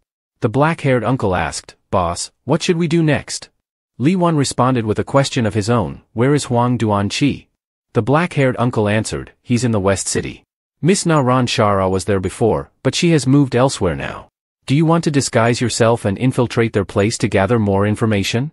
Li Wan shook his head, there isn't enough time for that. They've made Ru Li worry every day during this period. His eyes glinted with malice, we gave them a chance before, now it's time to settle the score. Inside the room, Huang Duanqi was sitting and polishing his sword, thinking with a smirk, soon, great land will belong to the Huang family. No one can stop me from unifying the world. At that moment, the green-haired and black-haired uncles burst in through the door. Young Master Huang, there's big trouble. Huang Duanqi was startled and stood up, what happened? The black-haired uncle replied, it's the leader of our clan, he's come knocking. Huang Duanqi asked in surprise, what? How could this be? I clearly haven't provoked him. The black-haired uncle recounted, just now, we happened to encounter him on the road. I accidentally praised the young master a few times, and he turned hostile, wanting us to work together with him. But we have sworn our loyalty to you, so how could we do that? Therefore, he became angry and attacked us, even saying he wanted to kill you. At that moment, a sharp, slicing sound cut through the door, and the ceiling was sliced off. Li Wan stood proudly on the roof and asked, who is Huang Duanqi? Huang Duanqi clasped his hands and laughed, ha ha ha, I have heard of you for a long time, and now I finally get to meet you. Indeed, your presence is extraordinary. Li Wan frowned, stop with the flattery. Do we know each other? Huang Duanqi continued to smile, you may not know that I am the eldest son of the Huang family, and also the second most important figure in the Huang clan. I played a significant role in pressuring the new emperor. Li Wan smirked, the Huang family, you say? Well, you might not know something important. Huang Duanqi bowed slightly and asked, what is it that you want to say?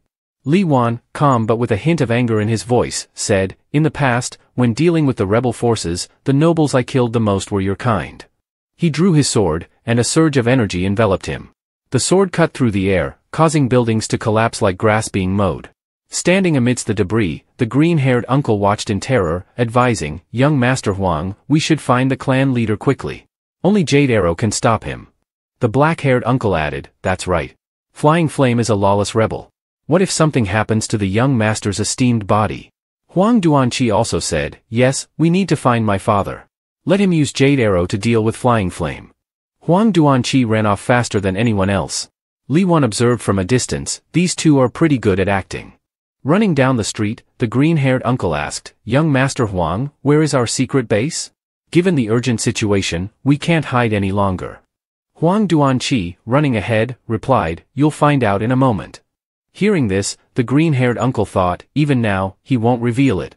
Flying Flame must be quite deep and scheming.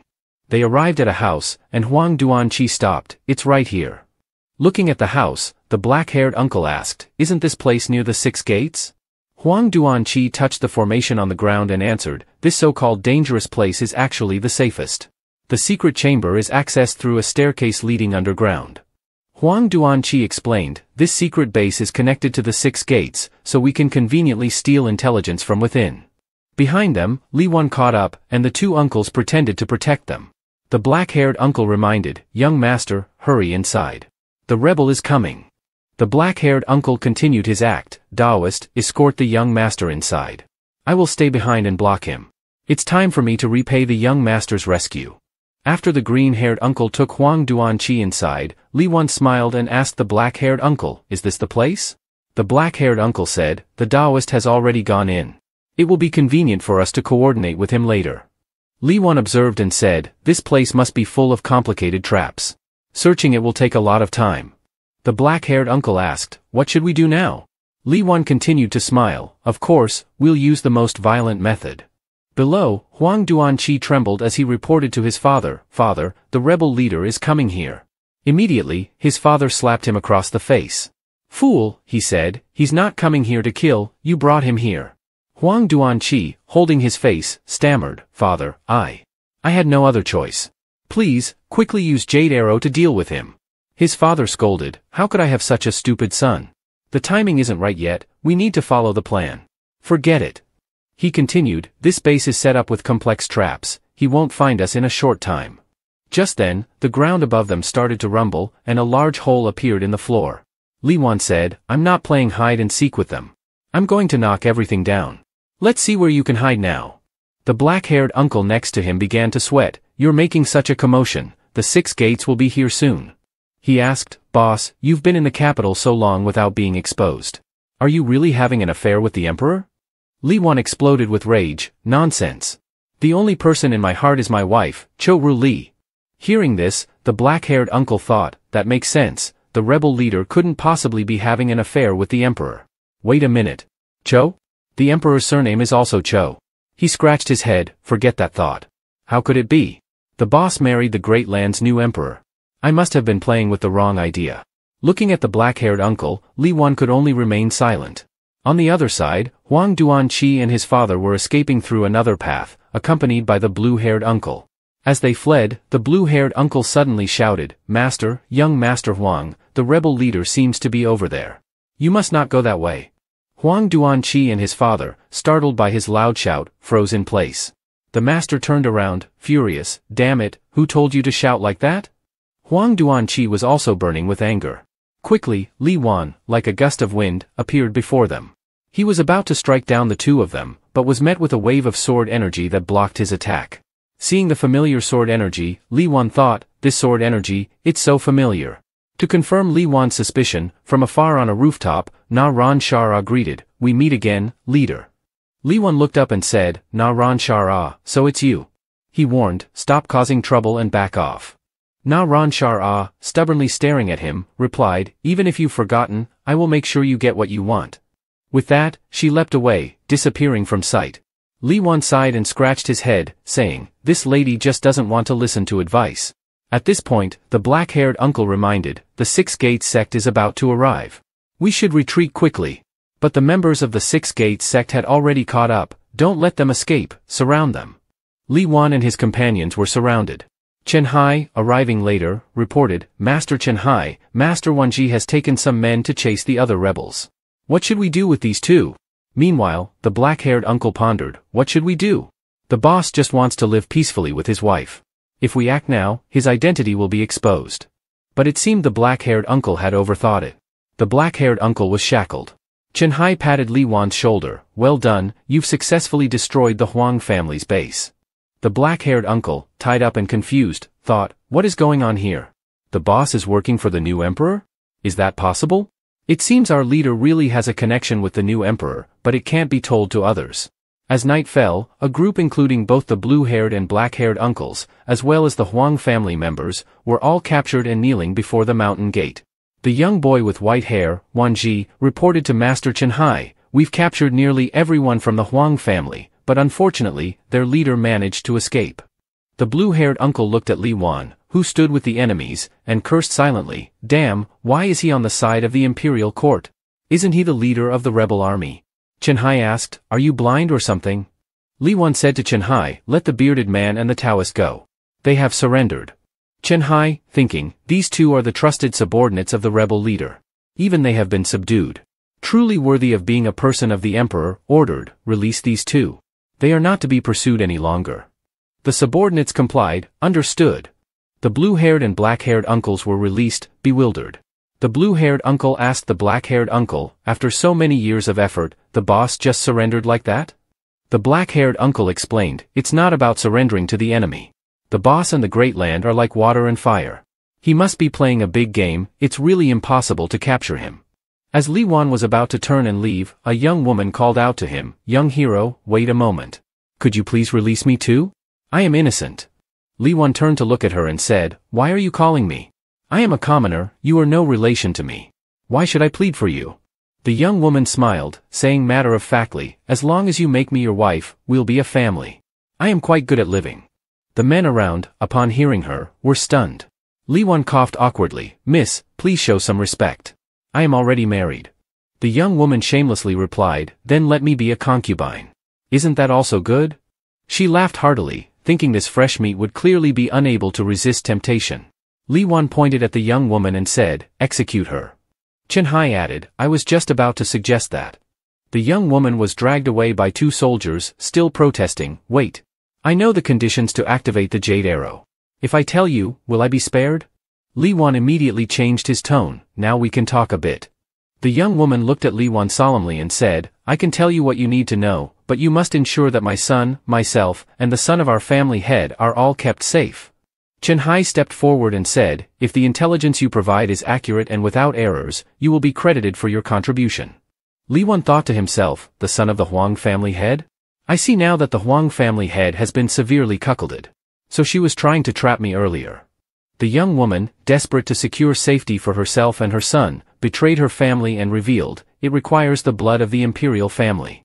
To activate the Jade Arrow, the blood of the imperial family is necessary, otherwise, it cannot be triggered. Li Wan mulled over this complicates matters. I didn't expect that the crucial element would be the emperor.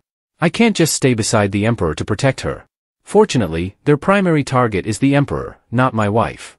Chen Hai, observing Li Wan with a deep look, thought, having such a trusted subordinate by the emperor's side makes it nearly impossible for ordinary people to harm him. But this man just said he is already married, and he spends all his time protecting the emperor. Could it be? Chen Hai came to a conclusion and gave Li Wan a knowing glance. Indeed, a loyal minister, who, instead of being with his wife, is protecting the emperor. Li Wan looked at Chen Hai and thought, they say it's the blood of the emperor. This guy is confident to the point of arrogance. It seems Chen Hai has some real strength.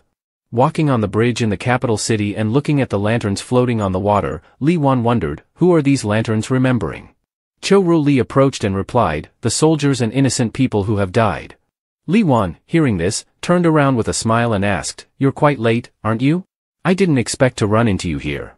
He added, why the commemoration today? Is it a special day? Zhou Ruli explained, today is the anniversary of the Great Rebellion. That war took countless lives. Some lost their fathers, others lost their children. The living can only use this way to honor them and to bless the future. Hearing this, Li Wan responded, indeed, that battle was just a power struggle and personal gain. In the end, it's the common people who suffer. He thought, it's precisely because I saw through the nature of that battle that I chose to leave. Li Wan put his arm around Zhou Ruli and assured her, don't worry, with me here, I'll make sure no disaster befalls us. Zhou Ruli laughed and scolded, you fool. You don't understand, I should be protecting you. Li Wan played along, isn't that right? My wife is the best. He added, for instance, today, a beautiful woman wanted to become my concubine, and I immediately declined. Zhou Ruli laughed heartily, then her taste must be poor, how could she choose you? Li Wan responded, if you say her taste is poor, then isn't your taste the same? Zhou Ruli joined in, my taste is not poor. I choose accurately. For example, someone like you might not seem very smart, but you don't even realize when you're being deceived by me. Li Wan was surprised, huh? Isn't it because your vision is poor that you ended up with me? Zhou Ruli looked at him with a bright smile, you fool, I'm smiling because she made a mistake. You were already mine long ago. Then, in the castle, Chen Hai came to report to the emperor, Your Majesty, under your wise leadership, except for the head of the Huang family, everyone else has been captured. I am truly in awe of your strategic prowess. He admired you greatly, as it's no surprise that your Majesty swiftly discovered the hiding place of the Huang family and sent the Jia sibling confidants to eliminate them directly. Zhou Ruli asked, did you uncover any leads?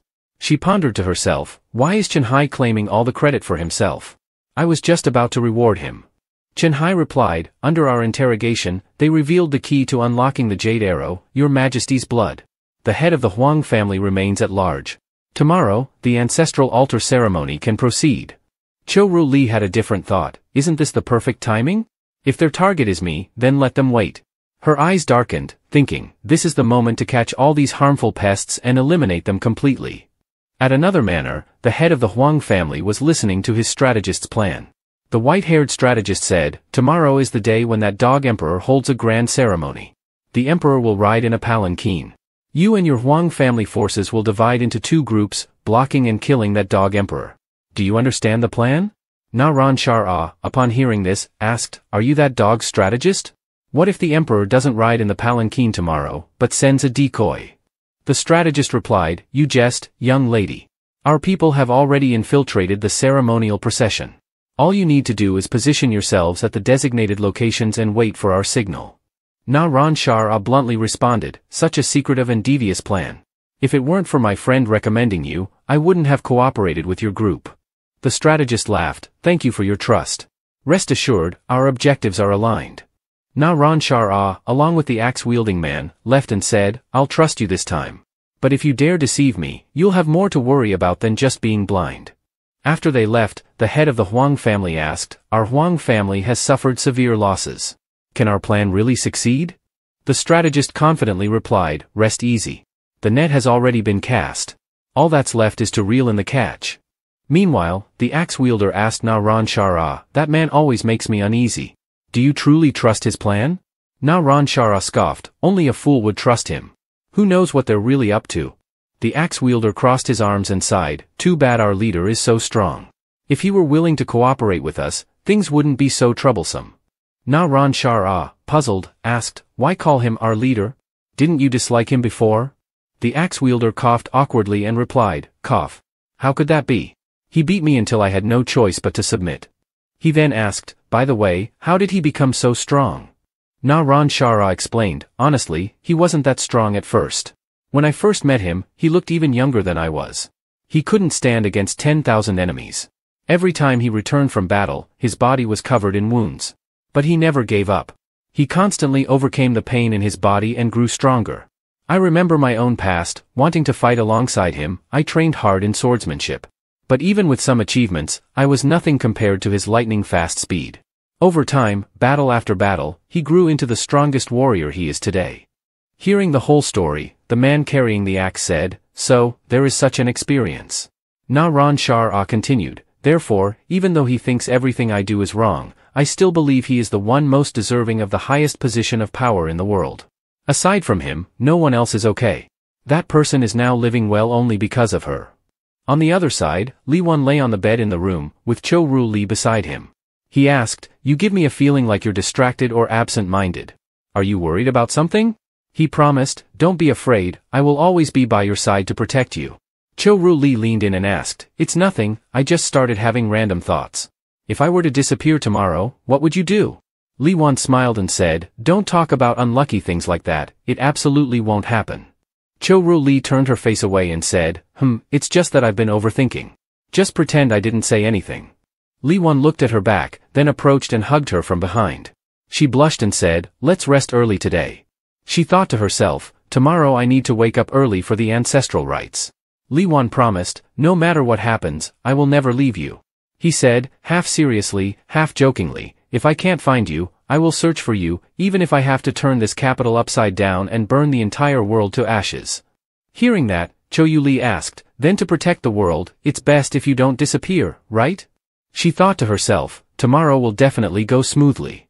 A night passed in the blink of an eye, and the lavish golden sedan chair was protected by the soldiers of the 6 gates.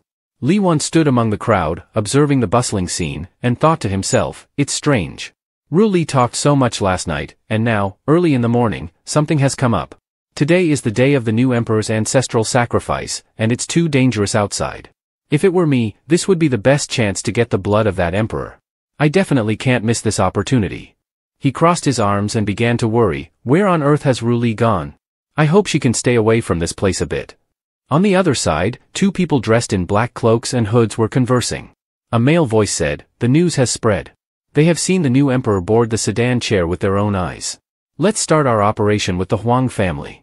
Just give the order, and we can act at any time. The person behind pulled their hat down low and said, it's time. The same person took off their hat and cloak and said, I am Na Ran Shara. It's time to act. Countless assassins drew their swords and charged from among the civilians, tearing the so-called emperor to pieces. All the sword energy was directed at the sedan chair. In an instant, the guards around the chair had all fallen, and the frightened citizens fled in panic. Li Wan looked at the scene in the distance and thought to himself, why do I have this uneasy feeling? Is something bad about to happen? The assassins, led by Na Ran Shara, had reached the sedan chair. She ordered one of the nearest men, go and get the blood of the so-called emperor. The man responded, leave it to me. Na Ran Shara saw Li Wan approaching and said, so you've come too. Weren't you planning to stop me? Why haven't you made a move yet? At that moment, Cho Ru Li stepped down from the sedan chair and shouted, bookworm. This woman is very dangerous. Get out of the way quickly. Li Wan heard the familiar voice, turned around, and saw his wife. He was surprised and asked, oh, you're here? I've been looking for you. Cho Ru Li thought, I was supposed to be hiding, and now this bookworm suddenly shows up, forcing me to reveal myself and pull him back.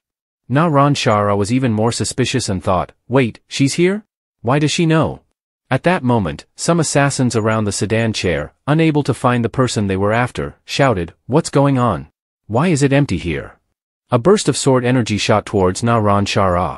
She quickly deflected it. Chen Hai appeared, cursing, fools. You've been deceived. He shouted, surround them. Under Chen Hai's command, the members of the Six-Door Agency charged forward to attack. Na Ran Shara, enraged, shouted, "Damn it! They dared to scheme against me. That blind fool is even more clueless than he is. How could they not realize the sedan chair was empty?" She ordered, "Everyone, get in there. Kill all these damn officials." Two sides clashed fiercely. Li Wan watched the scene and said, "Wife, look over there.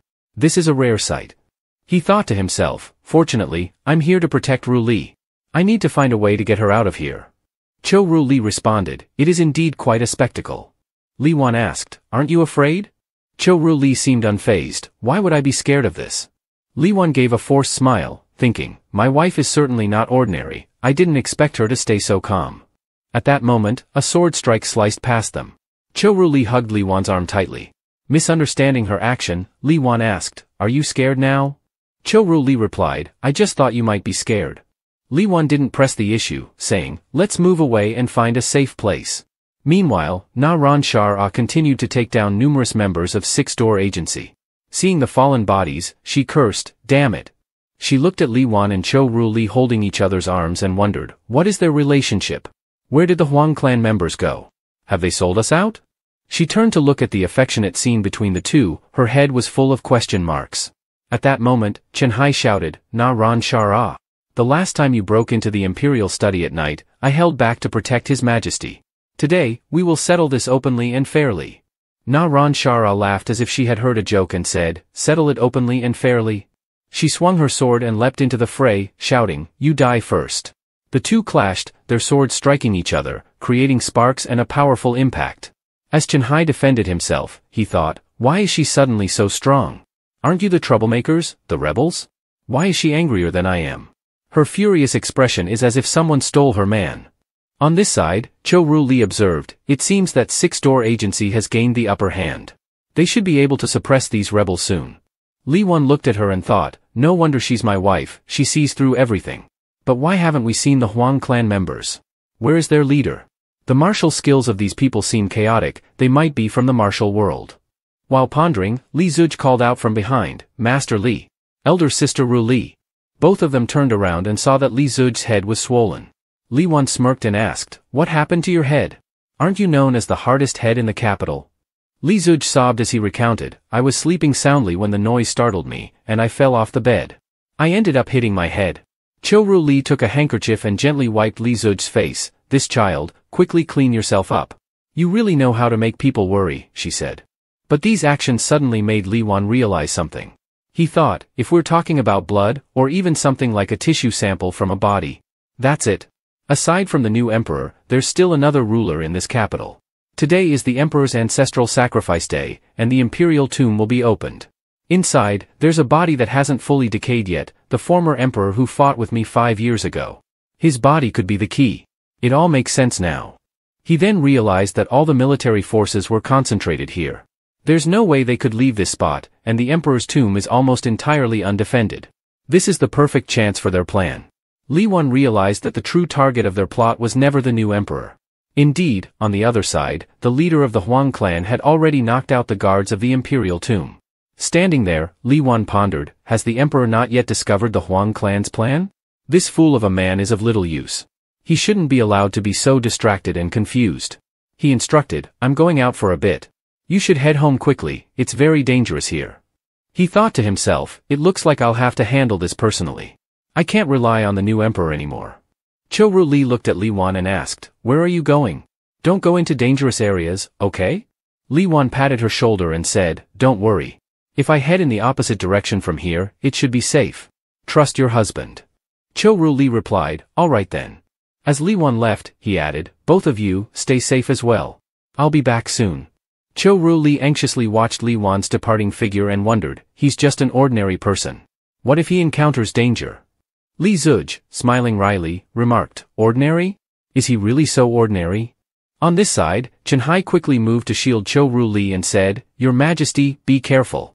He claimed that this madwoman came here for you. I have arranged for people to escort you away from here."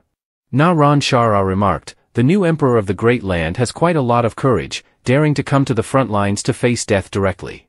She reassured herself inwardly, "I understand now. The new emperor must have used his looks to seduce our leader. If I eliminate her, our leader might come to his senses. Cho-Ru Li retorted with sarcasm, isn't it because you're too weak? Even the front lines are not dangerous. Na Ran Shara, enraged, snapped, you.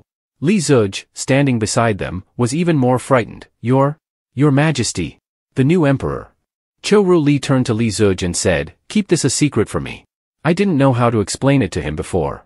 Li Zuj got furious and said, Chen Hai is the emperor's bodyguard. He called Sister Ru Li Your Majesty, so that means Sister Ru Li is the emperor. Mr. Host is the leader of the rebel army. And they're married to each other. So that's it. One of them is the leader of the rebels, and the other is the new emperor of Great Land. I get it now. She panicked and shouted, understand that bullshit. What in the world is going on here? Meanwhile, Li Wan was flying through the sky, thinking, after all this effort, it's finally time to do what a true rebel should, dig up the ancestors' tombs of the Great Land's emperor, then destroy the old emperor's remains, leaving no trace behind. Old emperor, don't blame me. I'm only doing this to help you protect Great Land. Standing before the massive gate, Li Wan couldn't help but remark, this Huang family's tomb is quite impressive. Entering inside and seeing the scattered corpses, Li Wan sighed, looks like the head of the Huang family beat me to it. Damn it. So I'm not the first one to take the old emperor's remains? The deeper Li Wan ventured, the brighter the imperial tomb became. Looking around, he said, as expected of an imperial tomb, they even used such precious materials. But why is no one stopping me? Could it be they've already achieved their goal? Stepping into the center of the imperial tomb, Li Wan looked around and said, this bastard is buried right here. He raised his fist and smashed the door open. Old Emperor, bet you didn't see this coming, did you? I'm here to dig up your grave. No, wait, I'm here for some archaeology. As Li Wan stepped inside, he saw the head of the Huang family sitting on the staircase, with a coffin behind him. Puzzled, Li Wan asked, the head of the Huang family? The head of the Huang family said, that's right. I didn't expect someone of your stature to also be a subordinate of the emperor. Li Wan's voice turned sharp as he said, the emperor has no right to command me. She's nothing to me, so why should I listen to her? Hand over the device to control Jade Arrow. Don't tell me you've already activated it? The head of the Huang family took out an object and asked, you mean this? I took a little out to test it, but it didn't work. Now that my subordinates know we've failed, they've all fled. Li Wan said, it seems your intel was flawed, the body of that dog emperor is useless now. The head of the Huang family flared up with anger, you're not wrong, which is why I'm thinking it might not have truly been royal blood after all. Back then, what the old emperor used to control Jade Arrow was likely Dragon Chi, but who knows for sure? It seems even the heavens are against me, plotting against me. In the end, I got nothing.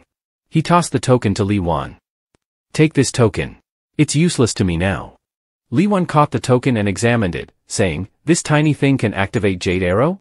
I don't believe it even if you beat me. But as he held the token, it began to glow. He was startled and said, it's glowing? What's going on? The light illuminated the entire imperial tomb. Li Wan grabbed the head of the Huang family by the collar and demanded, what on earth is happening?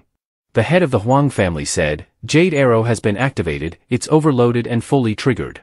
How come you have so much Dragon Chi?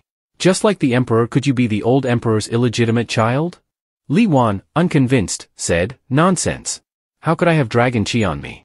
The head of the Huang family continued, the token doesn't lie. You have Dragon Chi, and a lot of it. Now that the token has been overactivated, Jade Arrow will not just strike once but 4 times. When the 4 strikes converge, the capital will be completely destroyed. Li Wan was horrified. The head of the Huang family laughed loudly, haha. I didn't expect so many people to be buried with me. Within 100 miles of the capital, no one but you will survive. As the leader of the rebel army, you protected Great Land until the end, but Great Land will still be destroyed by your hands. How laughable. You are truly a born rebel. Li Wan, enraged, threw the head of the Huang family away and shouted, shut up. He remembered Cho-Ru Li's face and was filled with worry.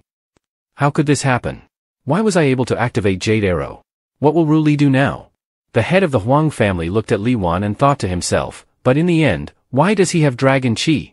Years ago, I also researched this. Besides the emperor's bloodline, there was another way to obtain Dragon Chi, by being with someone who possesses it. Wait a minute. Could it be? I remember assigning that female thief to investigate the matter of the scroll in secret. I saw his documents, and his name was Li, and his wife's surname seems to be Cho.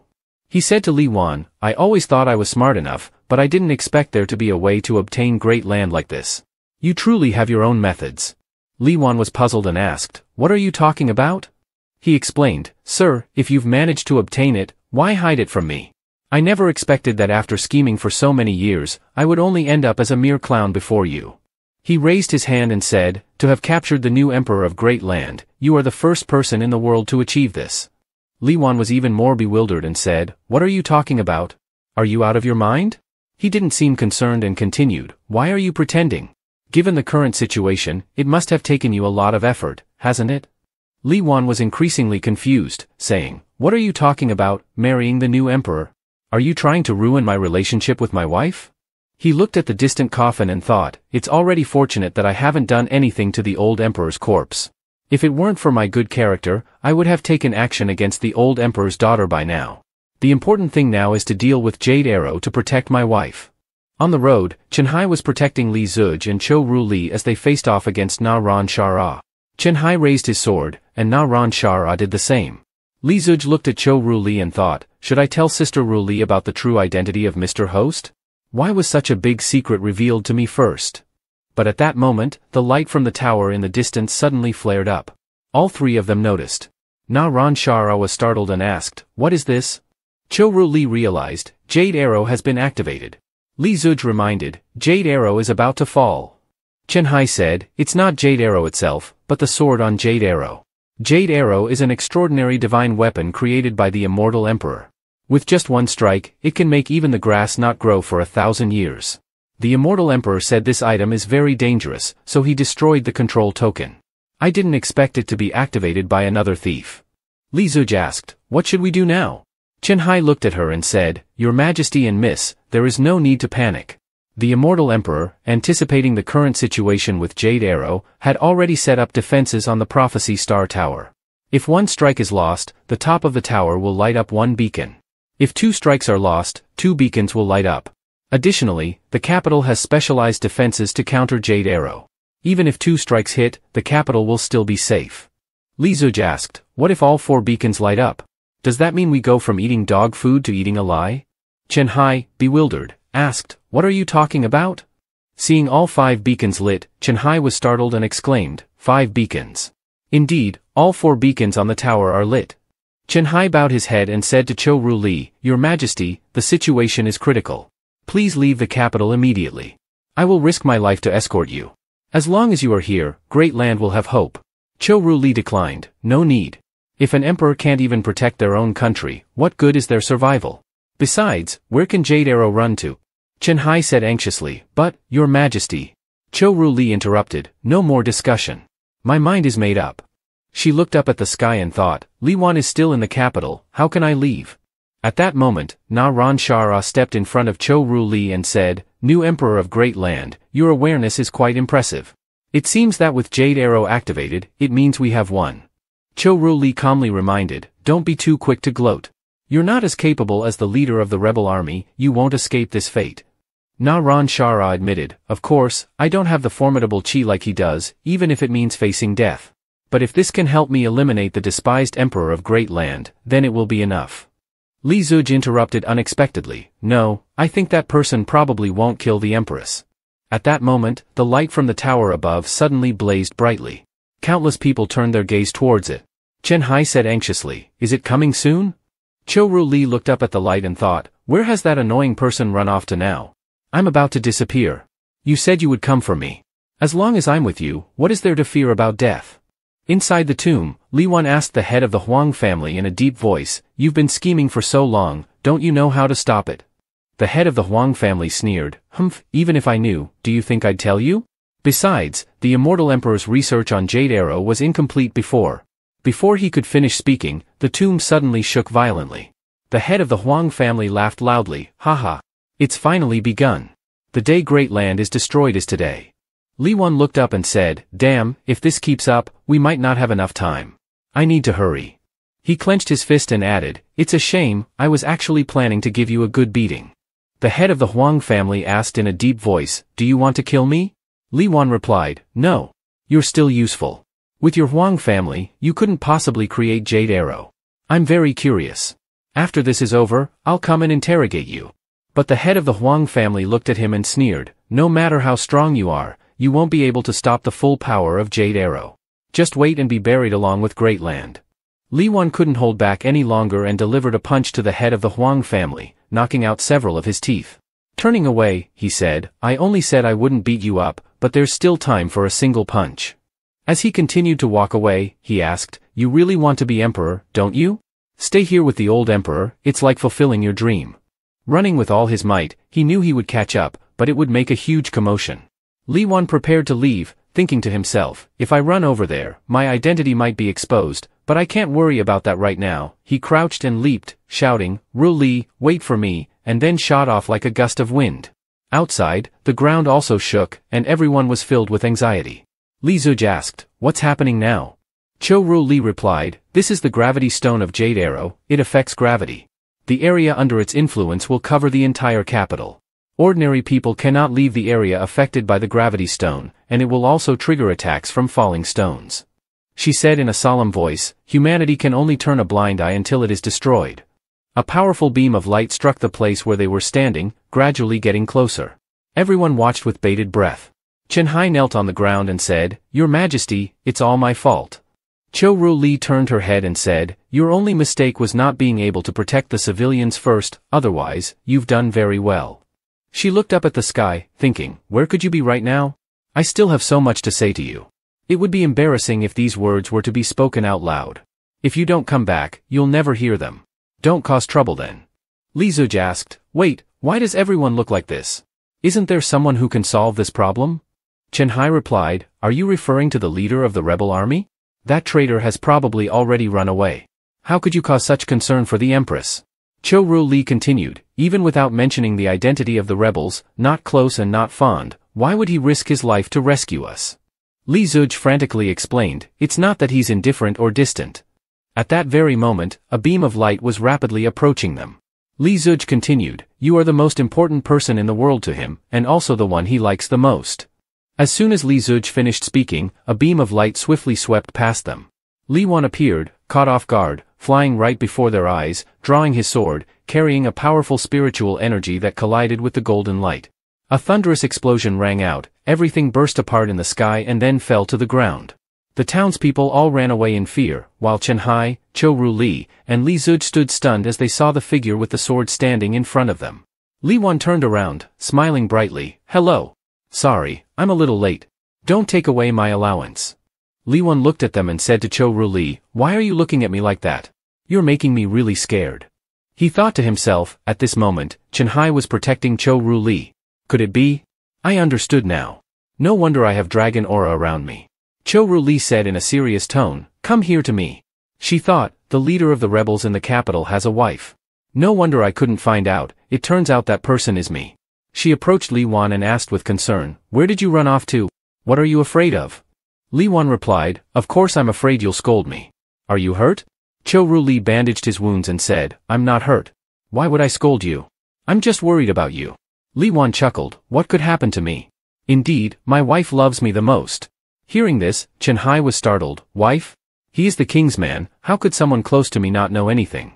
Moreover, he is the leader of the rebels. Is the world doomed? Is this all just my illusion, right?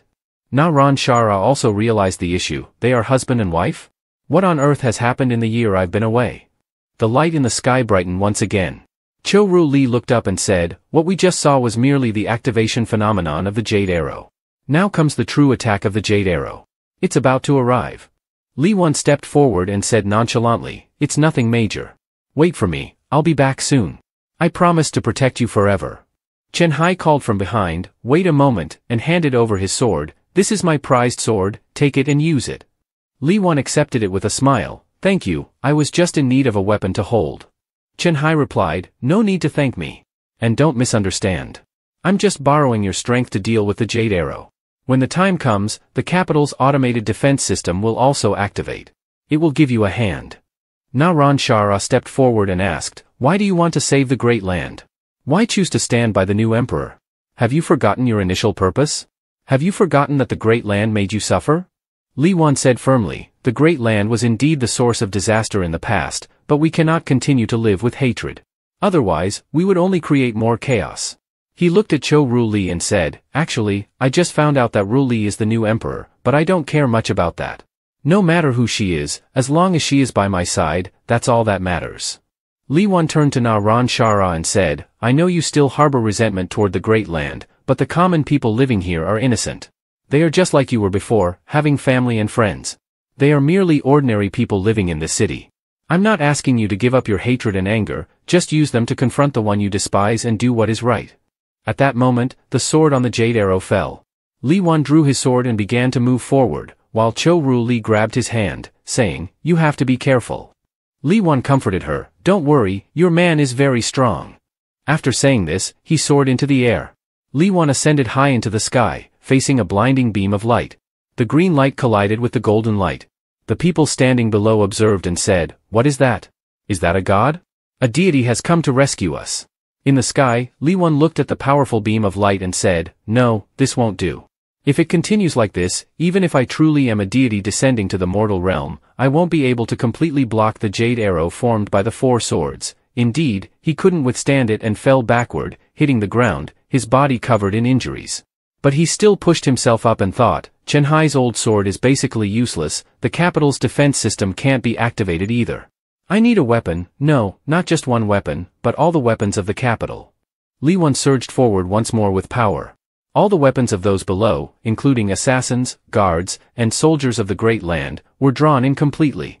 These weapons gathered together under Li Wan's control, soaring into the sky, held in his hands, countering the powerful beam of light. Li Wan shouted, I, Li Wan, will wield the sword to protect the vast mountains and rivers for her.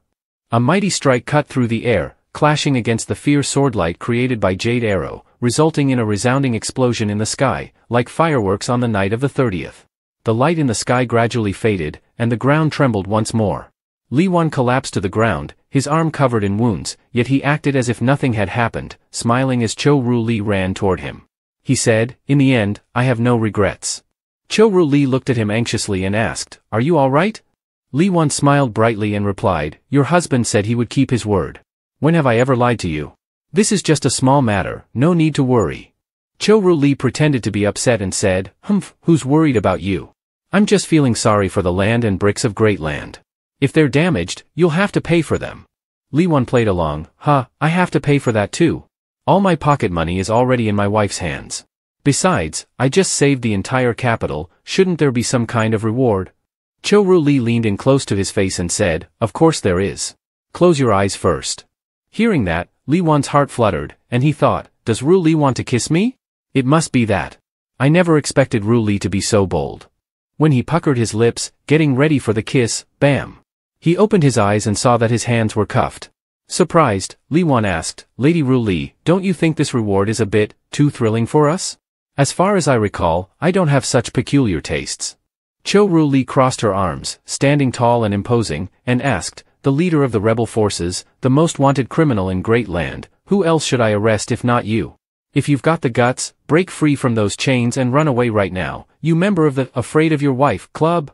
Li Wan confessed, My dear wife, even if I had the courage of a tiger, I wouldn't dare do such a thing. If I had known your true identity earlier, I would have stripped down that very night and run to bed to beg for your forgiveness. Cho Ru Li pouted, Big talk. So now you realize you were wrong? Li Wan, the husband at the bottom of the family hierarchy, quickly replied, Wrong, wrong. So, how do you plan to handle me, my esteemed wife? He thought to himself that he originally believed it was just a playful way to get through the moment, but it seemed much more serious than that. After all, this was a significant matter. Cho Ru Li's expression darkened. You've hidden your identity for so long, who knows how many secrets you've kept? People outside are even spreading rumors that you have many beautiful companions. Who knows, you might have been married before. Li Wan immediately felt like crying without tears and explained, That's so unfair. You're the only one who's ever touched this body of mine. After that, he received a punch. Cho Ru Li said, Who told you to talk nonsense? I know your martial arts skills are high now, but if you bully me in the future, I'll still use the law to punish you. She then grew worried. The attack in the capital will probably spread quickly. Dealing with the aftermath won't be simple. Who knows, outsiders might take the opportunity to sneak in. That's the most dangerous part. Li Wan continued, They won't do that. Soon, the news of the rebel leader aiding the new emperor of Great Land will spread throughout the world. He looked at her lovingly and said, You don't have to face these difficulties alone anymore. Even if it's against 1,000 troops, I'm here for you. Standing on the high building, Na Ran Shara was beside the axe-wielding man and said, "Let's go, there's nothing more for us here." With that, she leaped into the air and disappeared. The axe-wielding man chased after her and asked, "Are you just leaving like that? Why not say goodbye to him?" Na Ran Shara replied, "I thought coming here would help him achieve what was rightfully his, but I never expected to be the one educated by him." The axe-wielding man said cautiously, "The power of Great Land is truly terrifying. They've managed to create something like the Jade Arrow. Plus, now they have that monster, Li Wan." Hearing him, Na Ran Shara let out a huff. Ahead of them, someone blocked their path. It was a young man with platinum hair, carrying 2 swords on his back. The axe-wielding man saw the young man and said, "Yeah, he's one of the Imperial Guards, he feels very dangerous. His strength is definitely far greater than Chen Hai's. He wants to stop us." Na Ran Shara said, "No need to worry, he's San Wu. Li Wan often refers to him that way. He has another name, the 10,000 Swords Master." Hearing that, the axe-wielding man realized, he's the rebel swordsman. It's said that one of his 2 swords is the rebel leader's sword, which has never left its sheath in his hands. Who knows what secrets it holds inside? Countless people want to possess that sword, which is why his fame has already spread far and wide. Na Ran Shara looked at the young man and asked, "What is it that you're stopping me for?" The platinum-haired young man remained silent. The 3 of them faced off against each other. 2 hours later, the sun was high but none of the 3 said a word. They seemed to be testing each other's patience. The axe-wielding man was the first to lose patience. He shouted, "You little brat. What are you trying to do? Are you messing with me?" The platinum-haired young man calmly replied, "Am I stuttering?" Then he uttered something shocking, "I was just thinking about how to greet you." The axe-wielding man felt irritated, thinking that the young man was truly bizarre. Na Ran Shara didn't wait for the platinum-haired young man to continue and asked, "Are you here to find Li Wan? He's currently in the capital." The young man nodded, "I know. But it's not the right time to meet him yet, and besides, I'm not some lovesick admirer." Na Ran Shara ignored the jab and asked, "So, what are you here for?" She thought to herself that Flying Flame was still as provocative as ever. The young man looked at her and replied, "You might find this interesting. Do you remember when the rebels almost reached an agreement with Great Land, but it was ultimately sabotaged, leading to an irreparable rift? Now, I found a clue about the person responsible for that." Na Ran Shara asked in a serious tone, "Who is it?" The young man said, "That dates back 100 years, originating from a clan named Lu, which has ties to the rebels." Meanwhile, Chen Hai was observing the bodies strewn across the ground, lost in thought. He reflected, "No wonder the defense system wasn't activated. I never expected someone would destroy this place. I had arranged for so many guards here. If it weren't for that person, the capital would surely have been in ruins by now." Examining the corpses, Chen Hai remarked, "From the wounds, it's clear that these people all died from a single strike. The techniques are remarkably similar, suggesting it was done by the same person. This person possesses extraordinary strength. Could it be someone from the Huang clan? No, if he were from the Huang clan, he would have revealed himself by now. Who is this guy anyway?" In the distance, the blind strategist of the Huang clan stood laughing loudly. In the capital, the townspeople were discussing among themselves, with one person saying, "I heard that the young man from the Li family is the one who fought against the former emperor." The person across from him retorted, "That's probably just a rumor. He single-handedly defended all of Great Land yesterday. I've heard that the rebel leader is very ruthless. How could he possibly save the people of Great Land?"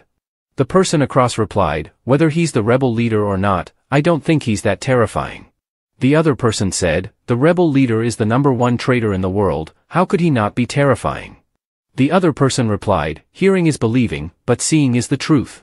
The young man from the Li family is truly not bad." One person recounted, "He occasionally comes to buy flowers from me and always praises my flower-growing skills.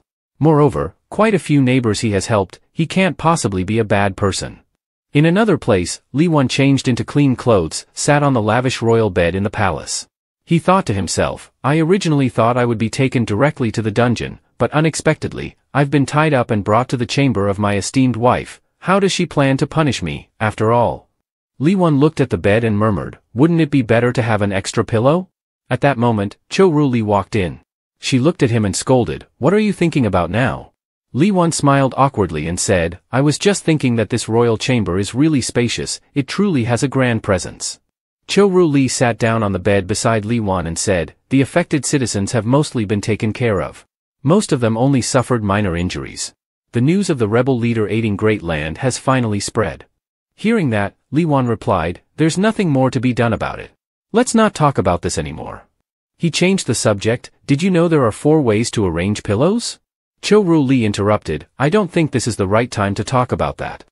Seeing her seriousness, Li Wan also became serious and said, I'm very sorry for hiding this from you. The truth is, I am also. Ru Li leaned her face against his chest and said, not that. What I mean is, I hope you can tell me about your past, how you became a rebel and why you fight so hard for the common people. Li Wan gently replied, if you want to hear it, I will tell you. But we should find a more suitable place, it's not very convenient to talk here. The two went to the imperial garden and sat facing each other in a pavilion. Li Wan smiled and said, it seems like it's been a long time since we talked like this. Usually, we're quite casual, so suddenly being serious feels a bit uncomfortable. I remember the last time we had a conversation like this. Ru Li interjected, it was before our wedding, 298 days ago. Did you forget even that? Li Wan smiled brightly and said, of course I remember.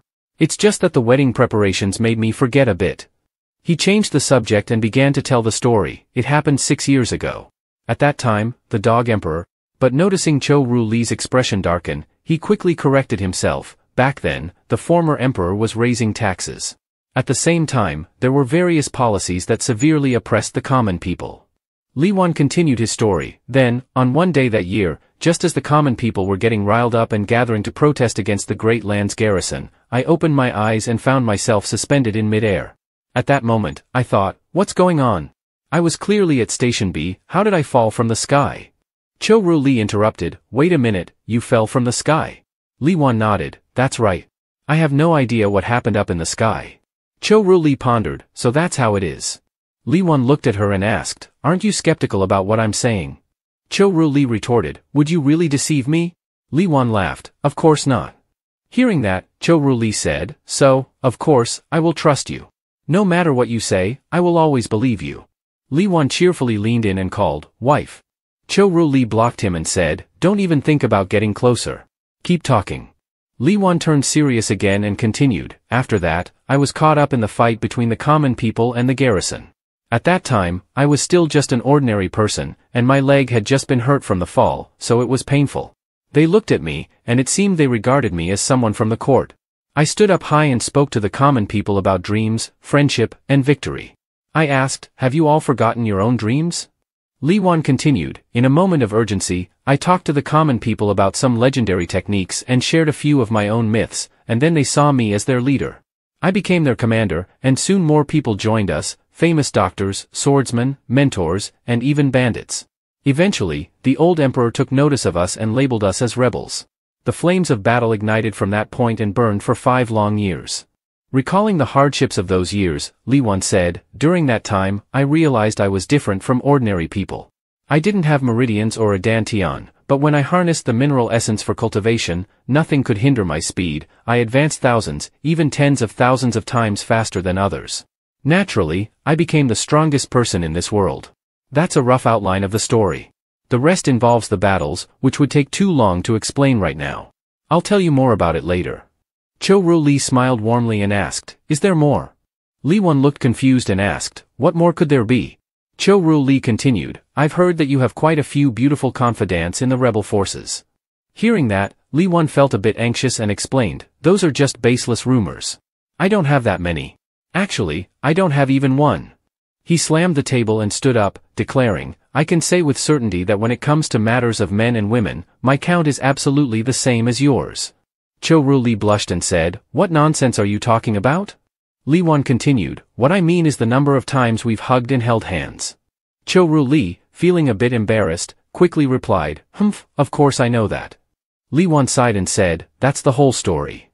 He thought sadly, even though killing and these events occupy a large part of my life, this haunting cannot be erased.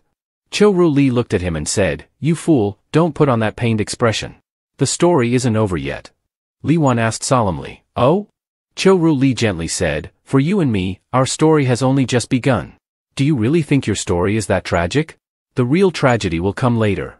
She said in a teasing manner, from now on, you have to live with me, serve me, and love me. Every remaining story of yours will just be 3 words, Ru Li. In another place, an old man sat in the center and said, surely you have all received the news, right? I invited you here to discuss a bit. How shall we respond this evening? He took a sip of tea and continued, now, the new emperor has received the support of that scoundrel. From now on, our days won't be easy. A person sitting on the left said, is there some misunderstanding? That's the rebel forces, and besides, I've heard he's the leader of the rebels, the one who is unmatched in the world. He's now the husband of Her Majesty? Now he's even resolving the chaos of the Jade Arrow and has quickly become a folk hero. The old man in the center said, the truth of this matter still needs to be discussed. Right now, we only have two options. One is to ignore this news and be at ease as the emperor's dog, the other is to mobilize our forces while those two are not yet on the same side. If they truly cooperate, we will be doomed, and there won't be time for reconciliation. He slammed his teacup down and said, we can't remain silent any longer. If we keep quiet, we might end up as commoners within the imperial palace.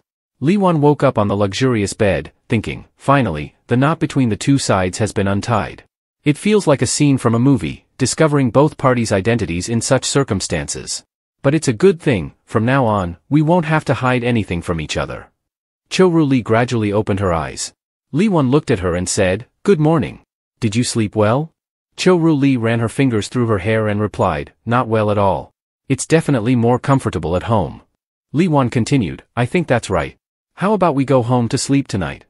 At the tea table, Li Wan said, so it turns out you used to go out early just to gather herbs?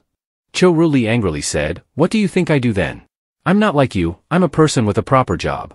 Li Wan laughed and said, collecting rent is also a proper job. You have no idea how exhausting it can be. Cho-Ru Li shot him a glance, I don't care if collecting rent is tiring or not. Facing the powerful families and officials during afternoon meetings is the real challenge. You'll find out soon enough. Hearing this, Li Wan asked, do I have to go to the afternoon assembly as well? They might scrutinize my crimes. Cho-Ru Li took out the memorial and handed it to him. They've written everything down. Take a look at this. Li Wan picked it up, opened it, and read the accusations like rebellion and sabotaging the city, which were common enough. Then he widened his eyes in shock, and why does it say, has a preference for gay sex? They couldn't even make the lies sound good. Seeing the doubtful look in his wife's eyes, Li Wan panicked, don't look at me like that. You should know what kind of person I am. Cho-Ru Li stood up, let's go, it's time for the afternoon assembly. Standing guard outside, Chen Hai cursed silently, this damn traitor made me believe he was the emperor's bodyguard. I mentioned this at the 6 panels gate, and while those bastards were cursing passionately, they saw Li Wan and another person walking out. Chen Hai remained silent as Li Wan greeted him, hello, brother Chen Hai. Chen Hai was furious, almost driven mad with anger, and replied curtly, yeah. Chen Hai said to Cho-Ru Li, Your Majesty, this man hasn't done anything disrespectful to you, has he? If he has, just say the word, and I'll cut him down immediately. Cho-Ru Li didn't seem too concerned and asked, let's not talk about that. How was the morning assembly today? Li Wan, on the other hand, thought to himself, there are plenty of ways to be disrespectful. Chen Hai reported, the situation is even more complicated than before. At sea, there are quite a few elders from noble families or influential figures in Great Land, or those who were once close to the late emperor. They are all thinking the same thing. Upon hearing that, Cho-Ru Li remarked, such a grand display. Li Wan held her hand to comfort her, no need to be tense. Don't forget, I'm here. No matter who they are, even if they're monsters with the heads of oxen and the faces of horses, if anyone dares to touch you, I'll beat them to a pulp. Chen Hai stood nearby, listening, his face turning pale with anger. In the court, the officials were buzzing with discussions. Following behind Chen Hai was the platinum-haired youth from the other day. He looked at the crowd and thought, the people from these noble families have come with ill intentions. I wonder if Her Majesty can stand against them. At that moment, an old man with white hair and beard spoke up, has everyone arrived? Another official saw the old man and clasped his hands, saying, Mr. Hua, you have finally arrived. The old man said, right now, Her Majesty is being enchanted by the seductive forces. I must step in to handle this on Her Majesty's behalf. Someone else added, that's absolutely right. Today, we must gather here to eliminate the seductive forces surrounding Her Majesty. That person then asked, but Her Majesty and that seductive force are in a spousal relationship. How can we eliminate it? The old man laughed heartily, it's merely an illusion. The other person asked, I have limited knowledge, how does Mr. Hua know this? Mr. Hua explained, if one wants others to believe that the rebel forces have been completely subdued, there must naturally be a relationship to create an illusion. A spousal relationship is the closest. It is precisely because they chose a spousal relationship that it reveals they are not actually intimate. In fact, they may even doubt each other. He analyzed, let me ask you, the Empress and the leader of the rebel forces have vastly different statuses. Moreover, we have never detected the movements of those two. How could they have become husband and wife so quickly? Were they just a coincidence? Upon hearing the old man's analysis, the others all cheered. As expected of Mr. Hua, your words are very reasonable, you see through everything. Mr. Hua modestly replied, you are all still quite young, you should study a bit more. His eyes were sharp and cold. With just a few words, I can turn the two of them from allies into enemies. This is what you call as easy as flipping a hand. Mr. Hua stood seriously among the officials, his face full of determination. He reassured them, rest assured, everyone, if it truly doesn't work, we still have one more big move. A person then asked, what big move is that? Mr. Hua replied, that would be crying. Whether the Empress believes it or not, as long as we cry, once the news spreads, the Empress will hardly be able to avoid losing his reputation. The new Empress has not been on the throne for long, and just recently went through a period of chaos. To avoid any negative impact, she might consider listening to our pleas. He stroked the steps and analyzed, if it's light, the court will be disgusted, if it's heavy, he will be buried for treason. No matter how the Empress reacts, it's all in my calculations. The others were a bit hesitant when they heard that, but they still chimed in, great. At this moment, an announcement was made, His Majesty has arrived. They all bowed respectfully, welcome, Your Majesty. Chou Li wore a phoenix crown, followed by Chenhai. She said, my dear ministers, please rise. Thank you, Your Majesty, they replied in unison. Chou Li stood watching Li Wan hiding in the hall. Li Wan thought, should I deal with all of them? But when he saw Li Wan grinning foolishly, Chenhai became furious. He thought, this annoying fool is sneaking around here in the court. What kind of situation is this? Meanwhile, Chou Li smiled subtly, causing the officials to feel apprehensive. The Empress suddenly smiles, has she grasped our weakness? They worried. According to legend, the leader of the rebel army possesses extraordinary abilities, including the power to hear others' hearts. If they really can hear, could it be that the two of them have allied?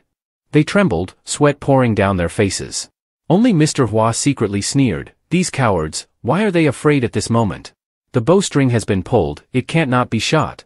So he stepped out of the line. Your Majesty, he began to cry bitterly. My heart aches like it's being cut. I can't believe you could disregard me. Chou Li did not respond in the usual manner and said, my dear official, I have not yet passed away. Are your cries cursing me?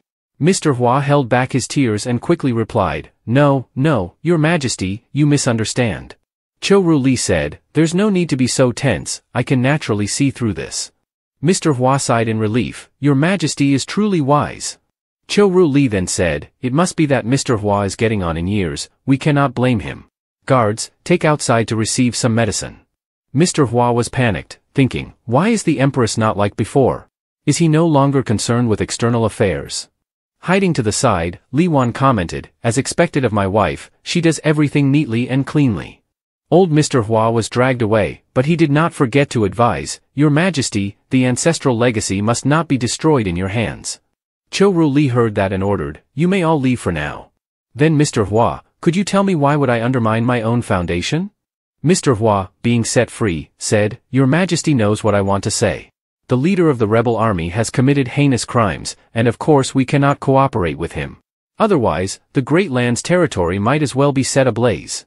The officials all nodded in agreement, bowing their heads and saying, Mr. Hua is absolutely right, Your Majesty should think it over carefully. Chenhai thought, these loyal officials are jumping in now. But do they really believe that the Emperor and Li Wan only have a cooperative relationship? Chou Li then asked, if that's the case, are you all worried that the territory of the Chu family will be taken by others? Why does everyone seem so anxious about it? Mr. Hua said, I am wholeheartedly loyal. If Your Majesty cooperates with that bandit, it is essentially inviting a wolf into the house. The places that this bandit spoke of a few years ago are now coming back to mind. This person is of a sinister path, he openly challenges the traditions left by our ancestors. This is disrespectful to the traditions of the Great Land. Chou Li pressed, if what you say is true, are the traditions of our ancestors really that important? Mr. Hua said immediately, of course. Chou Li countered, if we were to follow the rules of our ancestors, you wouldn't dare speak to me like this, you'd have been dead long ago. Mr. Hua retorted, then that's not the same. Zhou Ruli asked again, "Dear, if you have studied the tradition so thoroughly, then please clarify, where exactly is it different?" Zhou Ruli asked again, "Dear, if you have studied the tradition so thoroughly, then please clarify, where exactly is it different?" Mr. Hua fell silent, thinking, damn it, I'm always being led by her. I have to find a way to take the initiative, I'll just have to use my strongest tactics. He began to kneel on the ground, tears streaming down his face. "Your Majesty, please think carefully, this thief will never change. I beseech you to expel him from the capital." Several officials knelt alongside him, calling out, "We ask your Majesty to drive that thief out of the capital." Mr. Hua knelt on the ground, thinking, let's see what you can do. I've lost all my dignity, kneeling before you. If this gets out, you'll have a hard time commanding respect in the future. Zhou Ruli felt a bit troubled. Am I really going to lose at the last moment? Li Wan stood beside her, wide-eyed, unable to believe how shameless these old men were. Each one was crying dramatically, kneeling before the emperor and talking about the traditions of their ancestors. It turned out they weren't afraid of her coming to the capital, but of her intentions, worried she would ruin their legacy and interests. He thought, you dare to bully my wife? You're forcing me to step in. Li Wan stepped forward boldly and asked, "You old geezers, do you want to expel me?" The officials turned to look at him. He continued, "Then just say it directly to me." Mr. Hua widened his eyes, thinking, how did this guy get here? Even if he's the emperor's husband, he shouldn't be disrespectful to authority, right? Li Wan looked at Zhou Ruli, made a heart shape with his hands, and said, "Don't be afraid, I'm here." Zhou Ruli thought to herself, "You fool, what do I have to be afraid of? I'm the empress." Chen Hai stood nearby, puzzled, thinking, this is the court of the great land, what does this guy want to do? Everyone was on guard, staring at Li Wan as he approached. But Li Wan remained calm, asking, why is everyone so silent? Wasn't it lively just a moment ago? This place is all about freedom and democracy, you can say whatever you want. Mr. Hua trembled and called out, Your Majesty. But Zhou Ruli merely smiled to herself. Fuming with anger, Mr. Hua thought, this traitor dares to come here openly, and the Empress shows this expression. Just as the guards were still in confusion, Li Wan drew a sword from one of them and shouted at the officials, "Speak up." The guard, now weaponless, trembled in fear. Li Wan raised the sword and asked in a deep voice, "Why is no one saying anything? If anyone is threatening you, just say it directly. For justice, I assure you I will give you what you deserve." The officials, ever so compliant, lowered their heads and said, "We just wanted to say how wise Your Majesty is." How wise? Only Mr. Hua remained resolute. "Your Majesty, I have something to say." But then he caught Li Wan's murderous gaze from behind the other officials. Fear spread among them as they thought, no wonder Mr. Hua is so formidable, we can't match his courage. Zhou Ruli asked, "Dear, speak up." Mr. Hua replied firmly, "Your Majesty, this action is a threat to the nation." Upon hearing this, Zhou Ruli fell silent. Mr. Hua shouted, "If this thief gets in touch with the great land, it will certainly ruin the achievements of our ancestors built over nearly 1,000 years. The officials directed encouraging glances at Mr. Hua. "Mr. Hua, go for it. We're all counting on you." Mr. Hua then said, "When I heard someone discussing Your Majesty, I was filled with anger. In my heart, I always hold deep respect for Your Majesty, what you do must have its reasoning." Upon hearing this, the officials felt confused. Mr. Hua clasped his hands and bowed his head, saying, "I cannot bear to see anyone ridicule Your Majesty. So, I sneaked into that crowd to find out who their allies were. It's them for sure." Mr. Hua thought to himself, "This is dangerous. Thankfully, I noticed Your Majesty's expression earlier. Based on my experience with my dozen or so concubines, these two are most likely a couple. I initially thought they might have some conflict. After all, it's unlikely a traitor could be in the same room as the Emperor. Reflecting on the smiles of those two just now, the Emperor must be under their threat. Flying flames suddenly jumping in clearly means they want to act on Your Majesty's behalf." He calculated, if this is merely mutual exploitation, there's no need for such theatrics. It's evident they share no distance between them and are completely a couple. I must quickly find a way to protect my old life. Thinking this, he shouted to show his loyalty, "Your Majesty, I also worry that someone has set a trap for you, so I want to spread a rumor about capturing the villains first." An official standing in the crowd thought in confusion, this old fox is turning on us in battle. Could it be that the Emperor really is with the rebels? Li Wan, satisfied, asked, "So you're all loyal ministers, then?" The crowd replied in unison, "Of course. We initially thought Mr. Hua was one of them, but it turns out it was just a misunderstanding. We truly are all here for Your Majesty." Li Wan swung the sword and laughed, if you're loyal ministers, that's great. I thought I could chop up a few sycophants. The officials bowed their heads and said, Your Majesty decides, and we all agree. Cho Ru Li said, Dear, if there's nothing else, let's call it a day for this afternoon and end the court session. As the officials left, they began to blame each other. One person said, It's all your fault for not doing anything and pretending to be the bad guy. Mr. Hua retorted, It's because of all of you that we didn't gather any clear information. Li Wan watched them, thinking, We've already revealed our relationship to them, yet they still don't believe it. This gives us a perfect opportunity to play along. On the main street, Li Wan walked beside Cho Ru Li and asked, So, how was my performance in court? Cho Ru Li replied, It was okay, at least I won't use such tactics to threaten others. It's too low level. Li Wan chuckled, Whether it's low level or not doesn't matter, what counts is that it worked. Didn't you see how none of them dared to say a word? Cho Ru Li remarked, It seems you're quite a talented official yourself. Li Wan replied, Of course. Cho Ru Li then asked, But what if one day I were to advise you? Would you use such coercive methods then? Li Wan thought for a moment and said, I wouldn't go that far. However, if I were to ask you for something, I'm sure you'd give me a little face. Cho Ru Li chuckled, Oh, really? Li Wan asked back. Cho Ru Li said, I am the emperor of the great land, the one who commands with a word, how could I be easily threatened? Li Wan followed up, True, true. Cho Ru Li glanced at Li Wan and said, But if it's you, that's different. After all, you're someone special to me. When they reached their home, Li Wan sighed in relief, Phew. Finally back home, there's no place like it. Upon opening the door, they found Li Zuj sweeping the floor. Seeing this, Li Wan commented, Not bad. You finally learned how to clean the yard. Li Zuj looked at them and thought, Their relationship is such a mess, I haven't even had time to process it. How can they act as if nothing happened after just a day? Li Wan asked, Is the Huang family head still here? Li Zuj replied, He's been in the small room next door, never came out. He said he has something very important to tell you. Li Wan didn't care much and headed toward the room, saying, He's not going to die anytime soon, I'll deal with him later. Li Zuj saw where they were headed and panicked, shouting, Wait a minute, but it was too late. When they opened the door, the room was a mess, papers, wrappers, and food were scattered everywhere. Li Wan was taken aback and turned to look at Li Zuj. She tried to explain, I thought you two wouldn't come back from the palace. Li Wan asked, Where did all this junk food come from? Li Zuj confessed, Yesterday, Chen Hai brought the Huang family head here. I casually tricked him, saying that if he didn't bring snacks, Sister Chu would get angry. She then asked, Aren't I clever? Both Li Wan and Cho Ru Li were speechless. Li Wan flicked her forehead and scolded, If anything, you're lacking in cleverness. Hurry up and clean this mess up. Li Zuj giggled, I'm so happy to see you two back.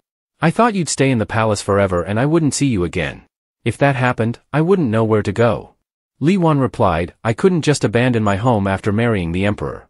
He took Cho Ru Li's hand affectionately and said, In my heart, you'll always be the money-loving girl as usual. Li Zuj felt overwhelmed by the dog food, the affectionate display from Li Wan and Cho Ru Li. She thought to herself, Mr. Host can be so carefree, but what about Sister Chu? The late emperor fell ill from constant worry and ultimately died unexpectedly. Most of that was due to the master's influence. Noticing Li Zuj's anxiety, Cho Ru Li said, Don't look at me. If he's not dead, how could I become the emperor? Both Li Wan and Li Zuj were speechless, wondering, Is this for real? Cho Ru Li continued, He did die from overwork, not because of anything I did. Even though he was my father, he wasn't close to his children. To me, he felt more like a stranger than a father. After his death, I competed for the throne with the other princes. Upon hearing about the competition, Li Wan asked, Where are the other princes now? Cho Ru Li replied nonchalantly, I sent them all to the borders to watch the sands. Li Wan forced a smile, thinking, No wonder she's my wife. If one day I were with another woman, what would she do? Would she try to poison me? Cho Ru Li seemed to read his thoughts and asked, Are you worried about how I would deal with you? Don't worry, even if you were with another woman, I wouldn't kill you. Li Wan reassured her, Don't worry, I absolutely won't do anything like that. Cho Ru Li replied in a serious tone, Killing won't quell my anger, I would just have to lock you up first and then use all sorts of punishments. Hearing this, even though Li Wan hadn't done anything wrong, he felt a chill of fear. He thought to himself, She wasn't like this before. It seems that once her identity is revealed, her true nature comes out as well. I should question the Huang family head first and then return him to the court. He walked to the room where the family head was imprisoned and saw him sitting there. Li Wan asked, How are you doing? The man on the chair replied, Still doing fine. Li Wan continued, there's no one here to watch over you, don't you think about escaping? The man chuckled as if he had heard a joke and said, escape? Where could I possibly run to? My clan has been destroyed, I cannot face my ancestors. I've already prepared myself to face death. Just ask whatever you want. He insisted, but you have to meet one condition, otherwise, I won't say anything. Li Wan remained relaxed, saying, you seem to lack the qualifications to negotiate conditions. The family head replied in a low voice, I believe the secret I reveal is enough for you to meet this requirement. Li Wan said, state your condition first. The family head stated, let my wife and child live safely in the capital. Upon hearing this condition, Li Wan waved his hand dismissively, no need, she sold you off long ago and is living freely now. The family head sighed in relief, is that so? Then I have no more requests. Li Wan observed him and thought, should I tell him his child isn't really his? The Huang family head recounted, about a year ago, when the late emperor passed away, the princes were competing for the throne. As the leading family, we also began to consider replacing the royal family. At that time, someone approached me. Li Wan pressed for details. Who? Who was it? When exactly? The family head replied, if I remember correctly, it was on May 3rd of last year. Hearing that, Li Wan thought, that was right after I left. Could the rebels have timed it like that? The family head continued, the person introduced himself as Su Qing. He claimed to be from the rebel forces and was quite powerful, though he was blind. He provided us with a lot of confidential information, including about the Jade Arrow. Li Wan interjected, I've never heard of this person. Anyone who knows so much about the royal family can't possibly be part of the rebels. He asked further, what happened next? Were you able to figure out who he was? Mr. Huang replied, it took me a long time to finally guess his identity. He stated, he is a remnant of the previous dynasty. Li Wan sat back in his chair, arms crossed, skeptical. The Great Land has a history of over 1,000 years, how can there still be remnants of the previous dynasty? Mr. Huang countered, that generation is indeed long gone, but their descendants have always harbored thoughts of restoring their former glory. For 1,000 years, they have been accumulating power. Although their strength is negligible compared to the Great Land, they have one significant advantage, they can collaborate with the Northern Desert and the Southern tribes. Li Wan asked, how can the Northern Desert value people like this? It must be the Southern tribes. Mr. Huang continued, they have always wanted to occupy the Great Land. Moreover, according to what you said, they have collaborated with certain rebel factions. That's all I know. Li Wan scoffed, so the remnants of the previous dynasty want to overthrow the Great Land by collaborating with the Southern tribes and the rebels. He stood up and said, thank you for your cooperation. I promise to find you an executioner who acts decisively. Watching him leave, Mr. Huang silent. Once outside, Li Wan was still pondering, the rebel who collaborated with those remnants of the previous dynasty must be related to the Li family's downfall. Why would he want to do this? At that moment, Li Zuj rushed over, flustered, Master, it's bad. So many influential families have suddenly sent gifts, claiming their congratulations for the belated wedding. They also said if you need, the entire Great Land can assist you and Cho Ru Li with the wedding rituals at any time. Hearing this, Li Wan thought, a bunch of old foxes, are they openly plotting to put me in a difficult position?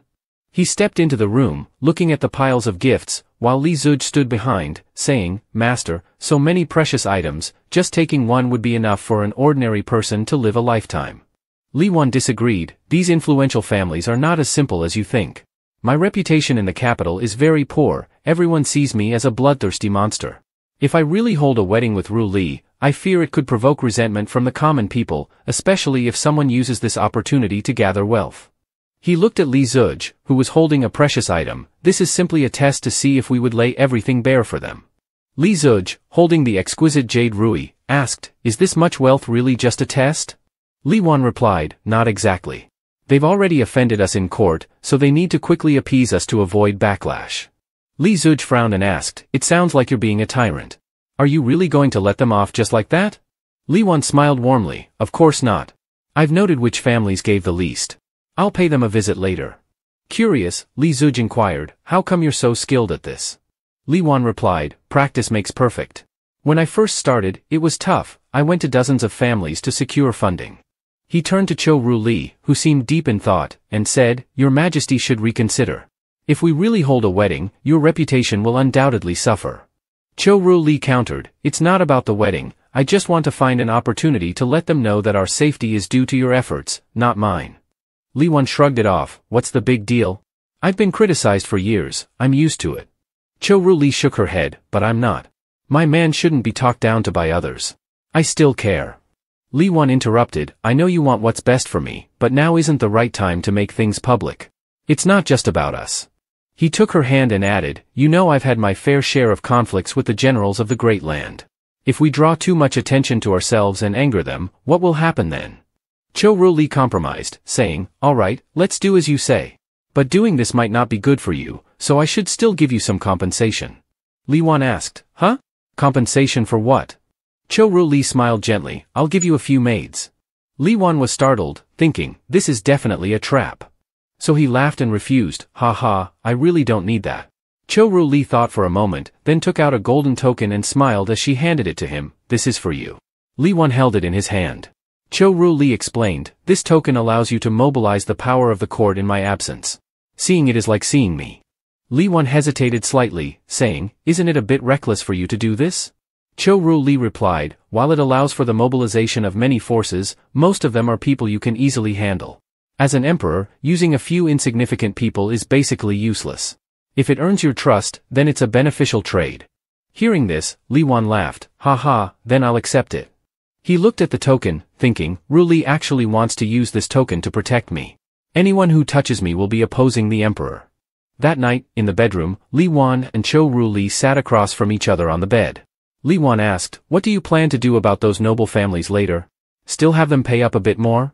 Cho Ru-li frowned, they've bothered us for so long, how can we just talk about what to do with them? Li Wan chuckled, I don't know why, but I'm feeling a bit nervous right now. Cho Ru-li looked confused, nervous even at home. Li Wan said, after all, just a few days ago, I didn't even know your identity. It feels strange now, almost like when we first got married.